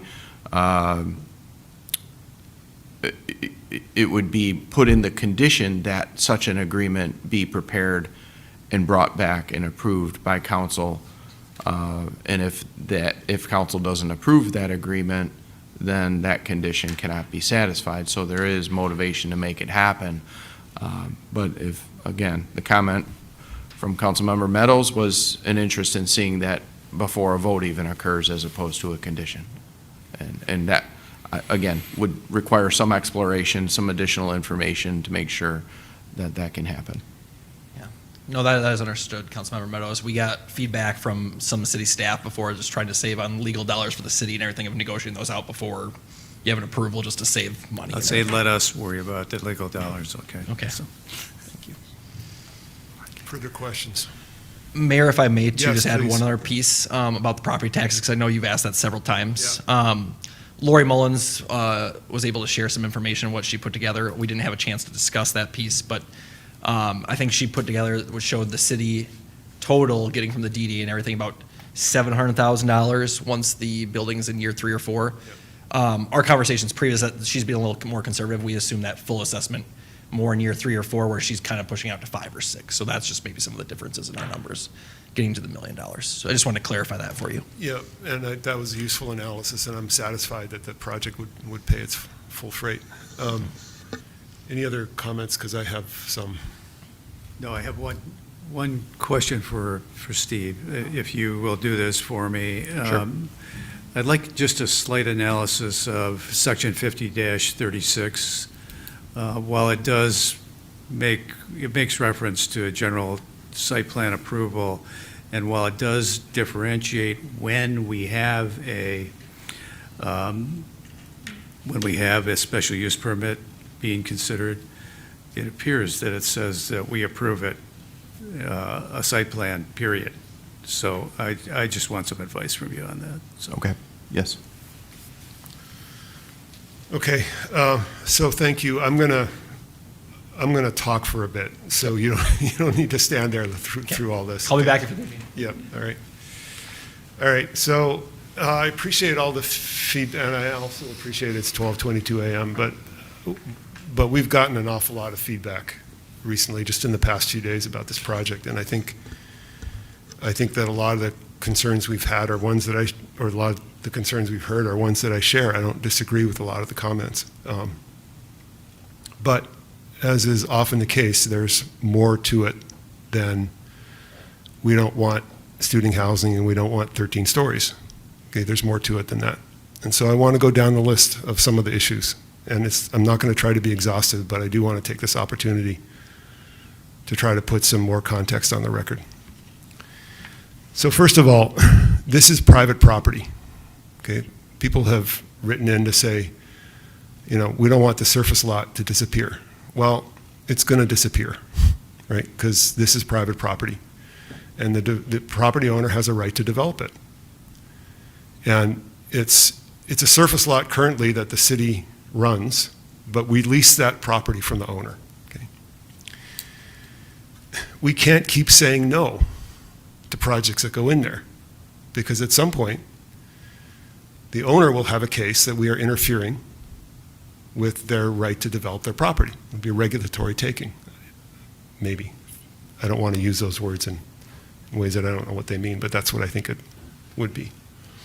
So it's not if, but it's when, and it's what, right?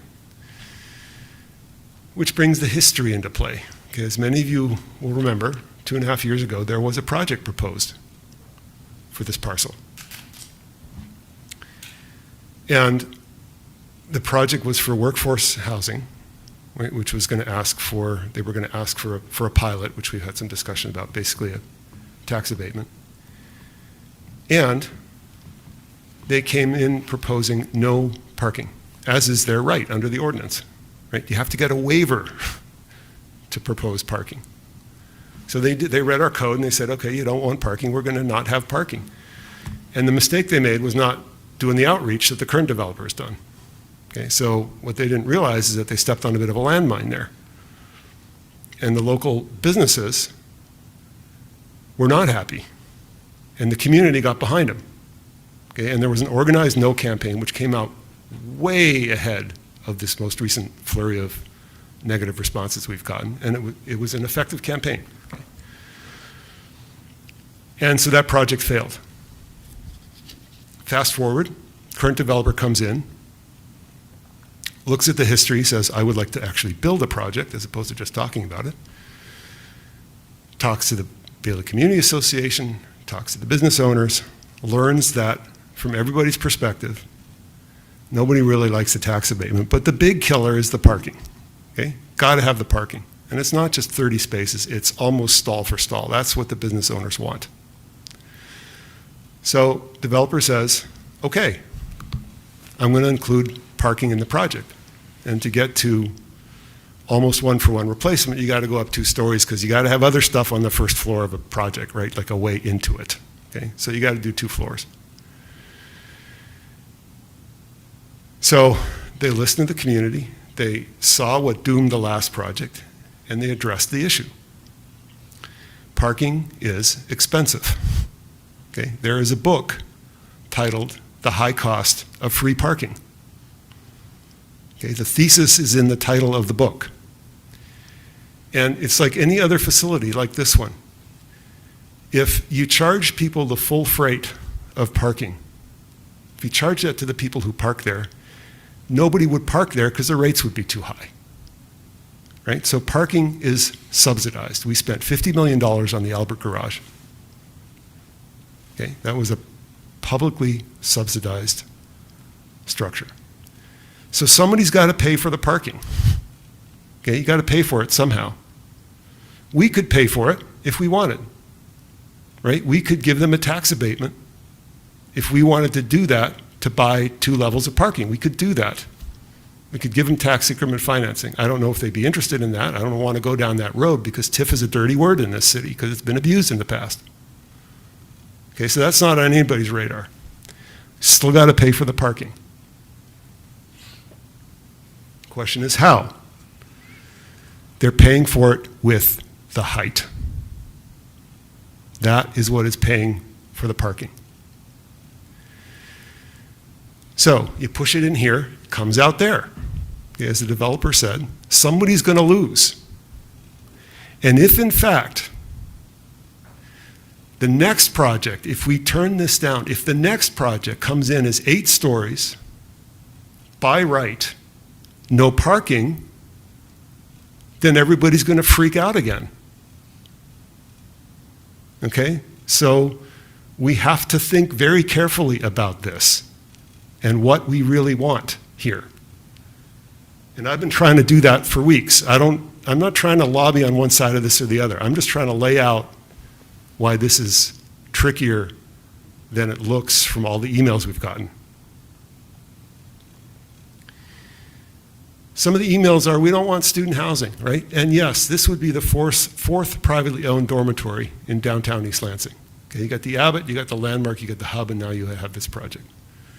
That's going to change the way our downtown functions. Somebody wrote in to say, well, this is the next step in extending MSU's campus into our downtown, and he's not wrong. Okay? Here's the problem. You can't discriminate based on housing type. We have an ordinance that requires diverse housing. And if the developer meets that, we can't say, well, we don't like how you're meeting it. Okay, it's the ordinance. So we can't turn them down because it's market rate housing that's going to be student housing. If we had a development agreement with them because they were building on public property, or maybe if we were giving them tax abatement, then it might be another story. But if they meet our ordinance, we can't say no just because it's student housing. Parking assumptions. A lot of skepticism about parking assumptions. Okay, they're assuming 0.2 to 0.3 cars per bed in this project, which seems pretty low, right? And everybody says it's Michigan, it's Michigan State University, everybody's going to bring a car. Well, guess what? We have a couple of projects that have exactly that ratio. Okay, the Abbott and the Hub hover just above 0.2 spaces per bed. And the world didn't end. Okay, and there's been no complaining from the neighborhoods. So it's self-selection. The people who are going to live there are the ones who don't have cars. That's how that's going to work. Traffic assumptions. Okay. The traffic study was very useful, and it suggests minimal effects on the neighborhood in terms of trips up Division and Bailey. You can look at the turning movements. There's not a lot of increase there. And that's the main traffic issue that I heard about. Well, it's going to increase traffic from that project up to Bircham. Well, it doesn't look like it is. And guess what? If you put a hotel in there, okay, or an office building, that's going to generate a whole lot more traffic, right? Because people are going to be commuting to it. So there's a lot of different moving parts here, okay? So I'm going to shut up, okay, because it's late. But I want to close by going back in time, okay, to the 2023 meeting, where they voted no on the previous project. And that was a 2-3 vote. Mayor Bacon, at the time, according to news reports, who voted against the project, said, careful what you ask for. Careful what you ask for. We have now gotten what we asked for 2.5 years ago.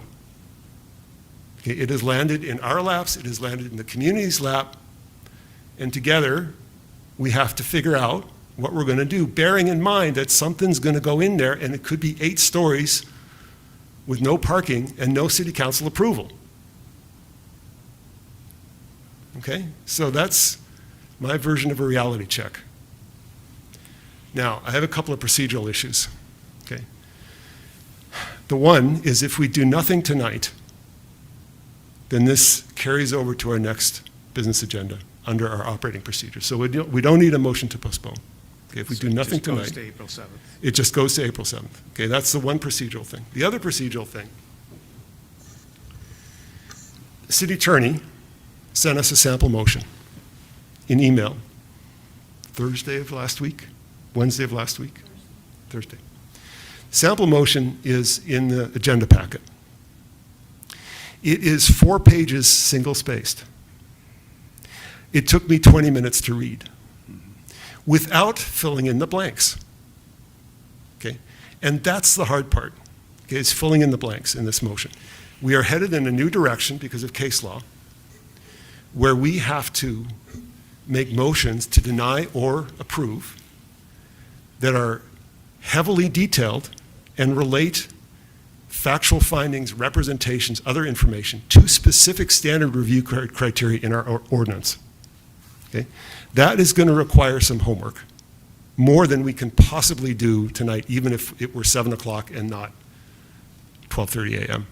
Okay? So it ain't going to happen tonight because it's going to take some work to put that motion together. And I spent most of Sunday on this. Okay. This is our homework, okay, between now and April 7th. This is our homework, is thinking about this motion. And so what I'm going to suggest, based on a conversation earlier with the city attorney, is that if people are inclined one way or another on this, approve or deny, okay, talk to Mr. Jopik and figure out how to start filling in the blanks with him. Okay, and he can pull in planning staff as necessary, because there's going to be some real work involved in this, figuring out what aspects of the entire 700 pages of information we have in front of us here are relevant to these different standards of review. So this is going to be work, right? And the city attorney has offered to help with this. And if somebody else is inclined in that direction, okay, 2 of us can work together, right? 2 of us can work together. 3 of us can't, but 2 of us can work together and with the city attorney. And we have 3 weeks.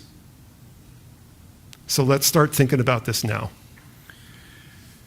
Okay, can I ask a question? Please. Steve, and it's actually a question for you as well. And I'm going to use the phrase development agreement, but let's not think of it as a traditional development agreement. Could we handle something like this by essentially negotiating the motion and having these conditions stated forth in a motion that ultimately is shared with the applicant, and that the applicant and the city agree that some document, because if this is 4 pages long, single-spaced, it's in the nature of a contract, not so much the nature of a motion. So I'm asking you, is that something that we could try to do in order to make sure that we've filled in all the blanks, that we've dealt with perhaps an issue like the agreement with the city with regard to parking and the control of the parking structure that would be constructed. If it was in a document, a contract, part of a motion that approves the project, would that be a way to go? I think it could be. depending on how it evolves, I think if you're talking about including a condition, that right now, the sample motion has a suggested or possible condition you might adopt that addresses the parking structure. It's not long.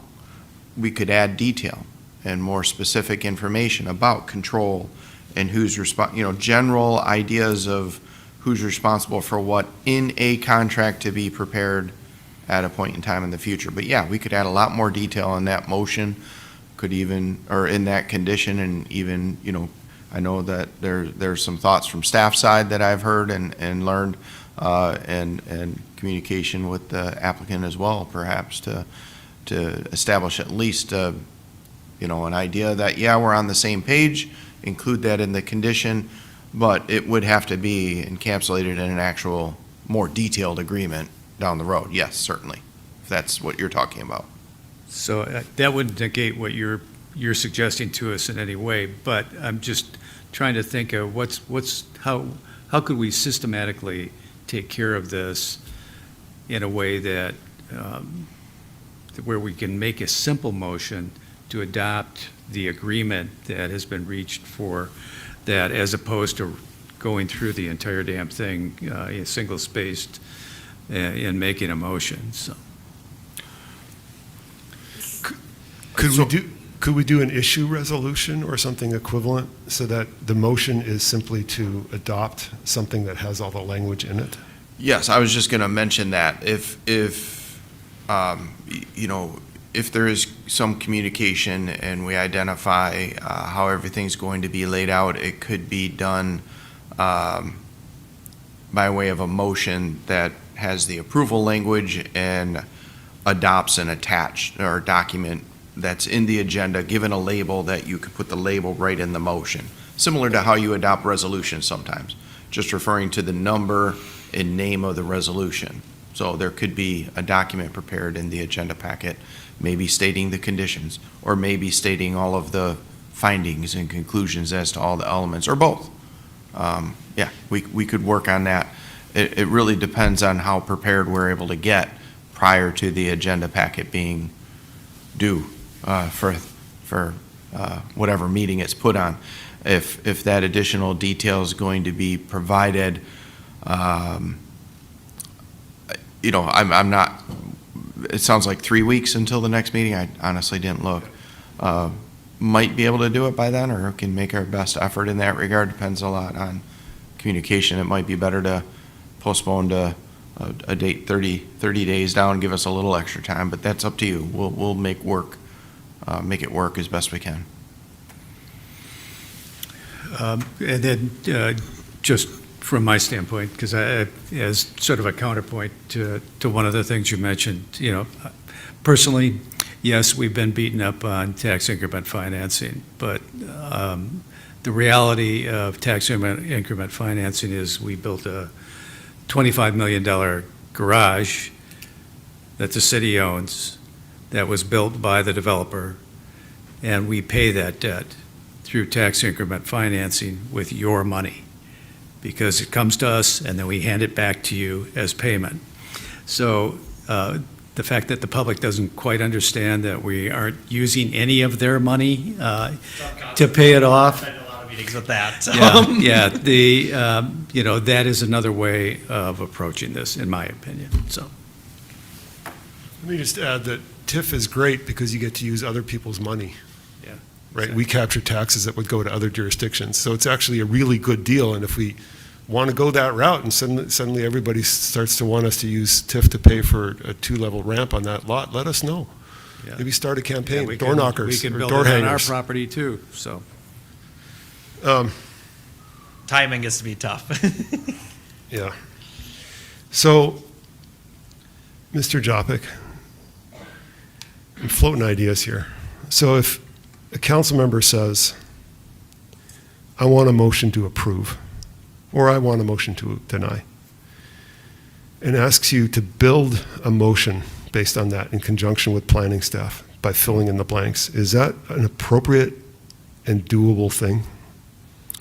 I think it is, and it might end up being one of each, depending on where council is. So we got a direction then. If people are leaning one way or the other, then register that with the city attorney, and they can get to work and start developing a motion. So then we give direction, they do the homework, and interactively, right? We interact with them on it and say what we like, say what we don't like, and then we could do some things and conditions that address some of the issues you mentioned. Sounds like we have our next steps. I think you got your marching orders.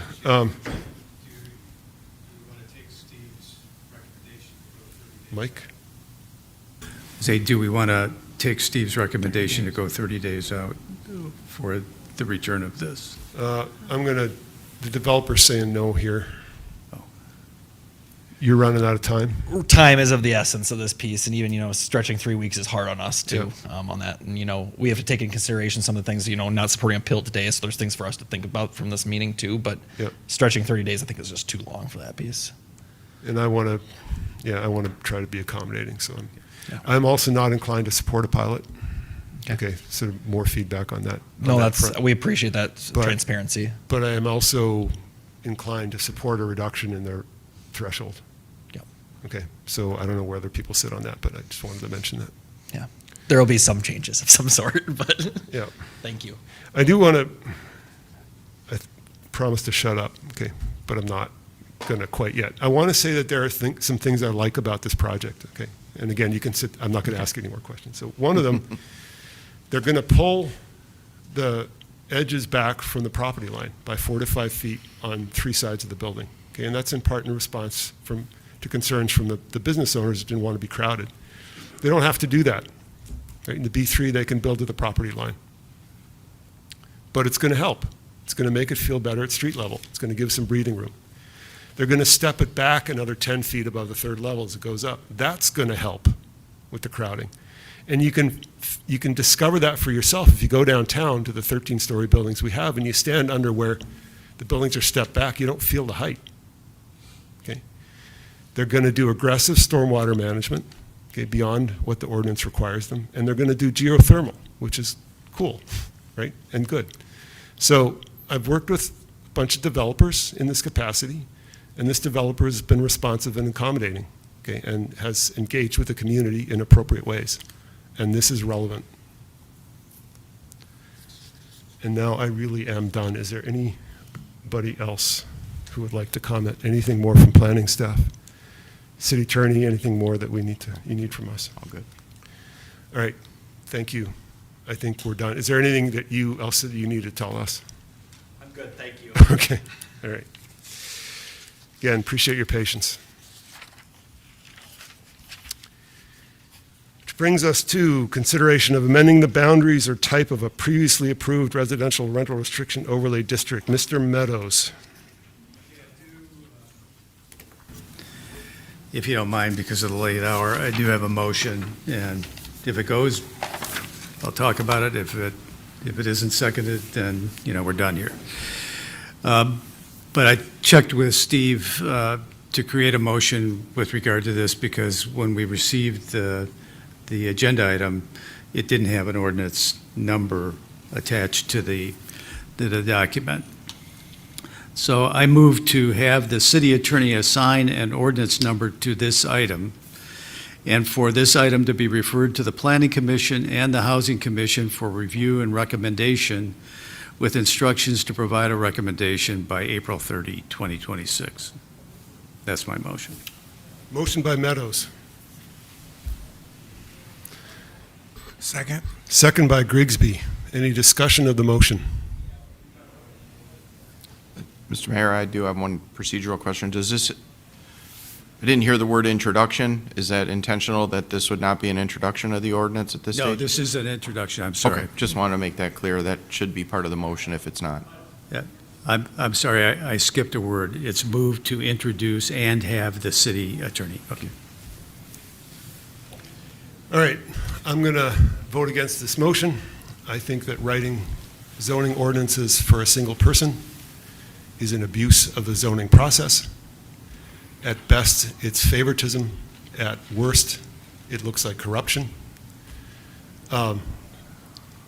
And for that reason alone, it's inappropriate. Rental restriction overlays have worked well for 20 years in some instances to protect owner occupancy in our neighborhoods. They don't work if you start letting people out of them.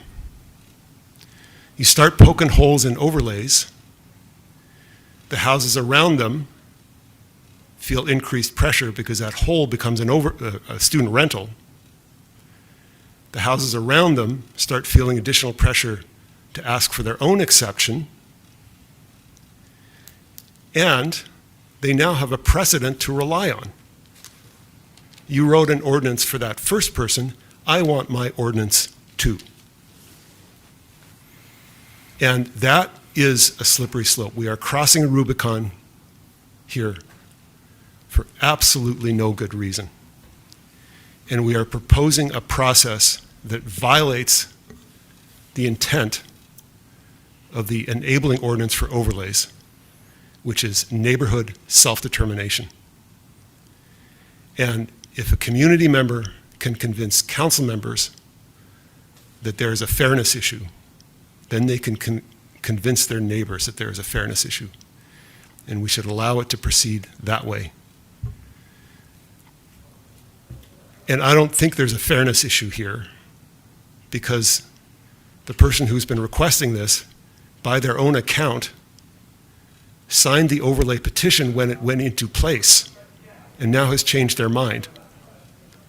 If we grant an exception, a special ordinance for that case,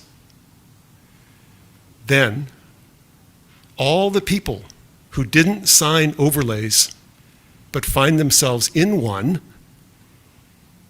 and unable to rent their houses have a really strong fairness argument, because their right to rent their property has been taken away. You let the person out who wanted the overlay initially and then changed their mind, you need to let me out too. This is not going to be a problem for me because by the time the holes reach my house, I'm going to be 6 feet under, okay? But we have an obligation to not do damage to the next generation. And we have real problems to solve here because it is 1 a.m., 10 to 1, and we are talking about creating a new problem for ourselves. And so I am going to oppose this ordinance at every stage. Okay, I'll respond to that. Number one, given that the overlay, the entire idea of overlay districts was one of my ideas that we had enforced and implemented back in the early 2000s. And part of it was to continue to prevent the spread of rental housing within our, particularly the close-in neighborhoods, although it applies to White Hills and other areas of the city. In this particular instance, I think we're actually talking about an ordinance that is so limited in scope that it will apply to basically the only properties that have been identified. But also, it provides a missing element in the overlay zone, which is a function to allow somebody out under certain circumstances. And the other part of this is that I know there was a question about democracy a little bit earlier. The democracy is filing a petition because the city council determines the scope and the size of every petition and makes determinations to expand or restrict. It is not bound in any way by the boundaries that are set forth within the petitions. In this particular instance, I'll just tell you my memory of this, and all you have to do is look at the map that is on our website and identify this property down here in the lower left-hand corner, and the only reason it was included was because Mr. Hanks signed the petition. It is completely surrounded by rental property, other than the next door neighbor. On the back, even though that's not in a rental overlay zone, went ahead because, every rental property is also listed on our website. You can look up every neighborhood, every address, and find out whether there's a rental property. Even the backyards are covered by rentals. Across the street are rentals there. Frankly, the only issue that I saw down here was, I guess we did the same thing with some properties on Sycamore Lane, because there's 3 houses there completely surrounded by rental properties, and we included them because they probably signed the petition. So I don't think this is unjust. It isn't a slippery slope. It isn't anything like that. What it does is it actually supports the ordinance by inserting the one thing that someone can come in and sue us over as a matter of justice and say, I should have never been in here. And this is the only way they're going to be able to do that, by having themselves and no more than one other on one side of a block completely surrounded by rental houses. So I disagree with you. We've had this sort of passionate conversation before about this, but I don't think this does any damage whatsoever as to what we do. And frankly, because I am so invested in the idea of overlay zones, and that I feel that they have been very, very successful within our community, and we just voted for one a couple of weeks ago. I'll just say that if I thought it would do damage to it, I couldn't possibly vote for it, and I don't believe it will. So. Any further discussion? Mr. Grigsby. Yeah, thank you. So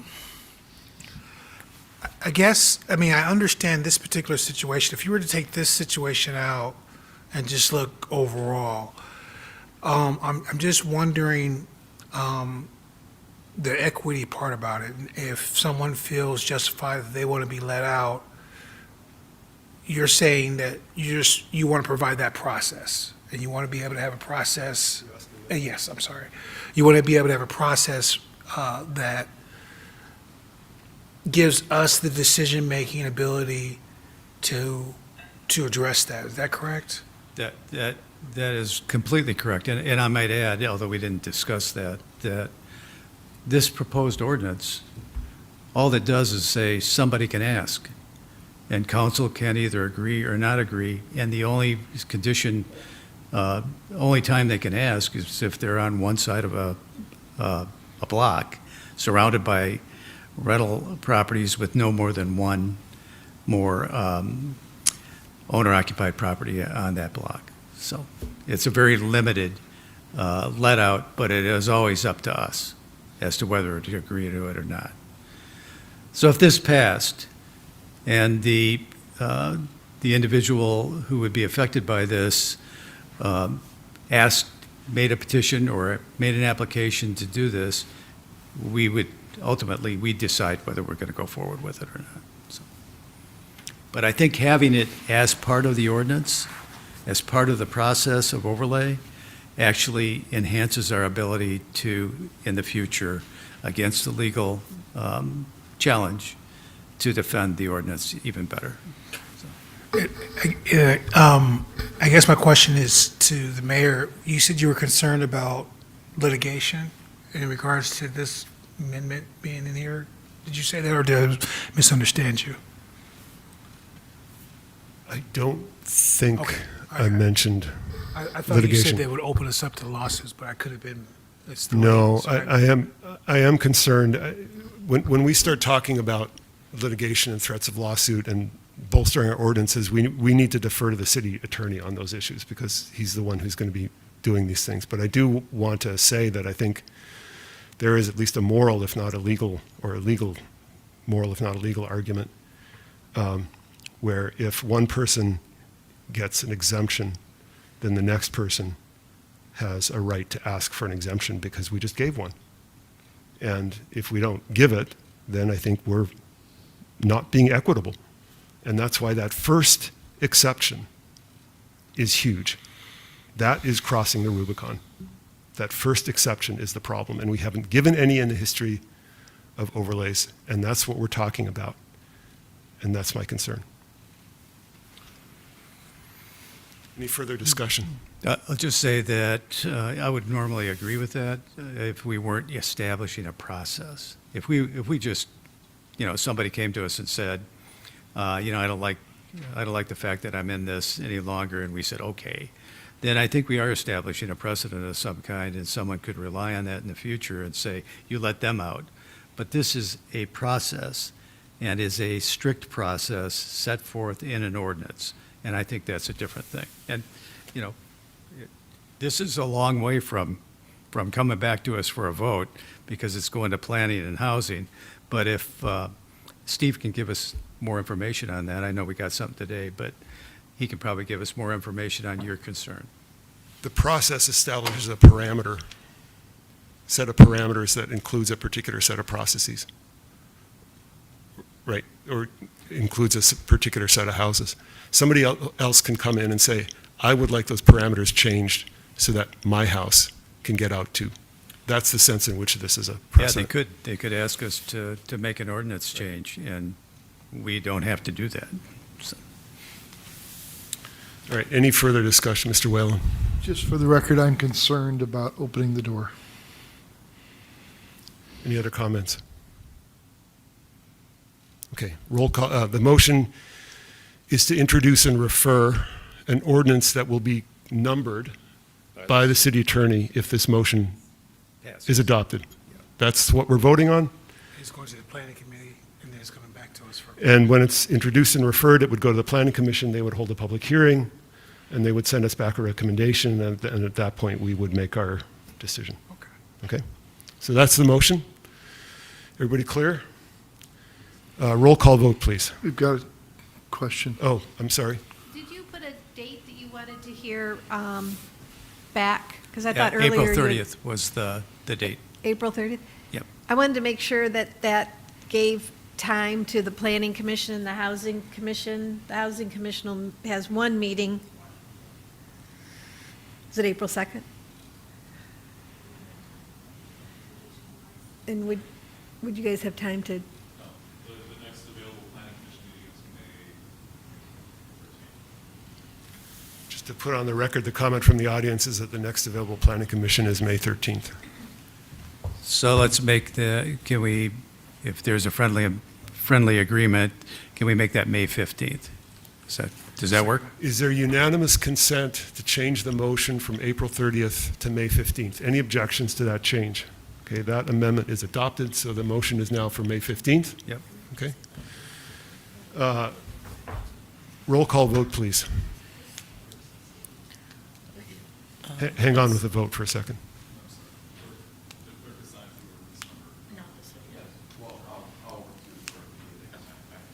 Are we good? Okay. Roll call vote, please. Councilmember Whalen? No. Councilmember Meadows? Yes. Councilmember Singh? Yes. Mayor Pro Tem Grigsby? Yes. Mayor Altman? No. That motion is adopted. The motion carries, and the ordinance, to be numbered ordinance, is referred to the Planning Commission. That, my friends, brings us to item 6, which Move to is adjourn. motion by Second. Grigsby, second by Meadows. All those in favor say aye. Aye. Any opposed? We are adjourned. Thank you all.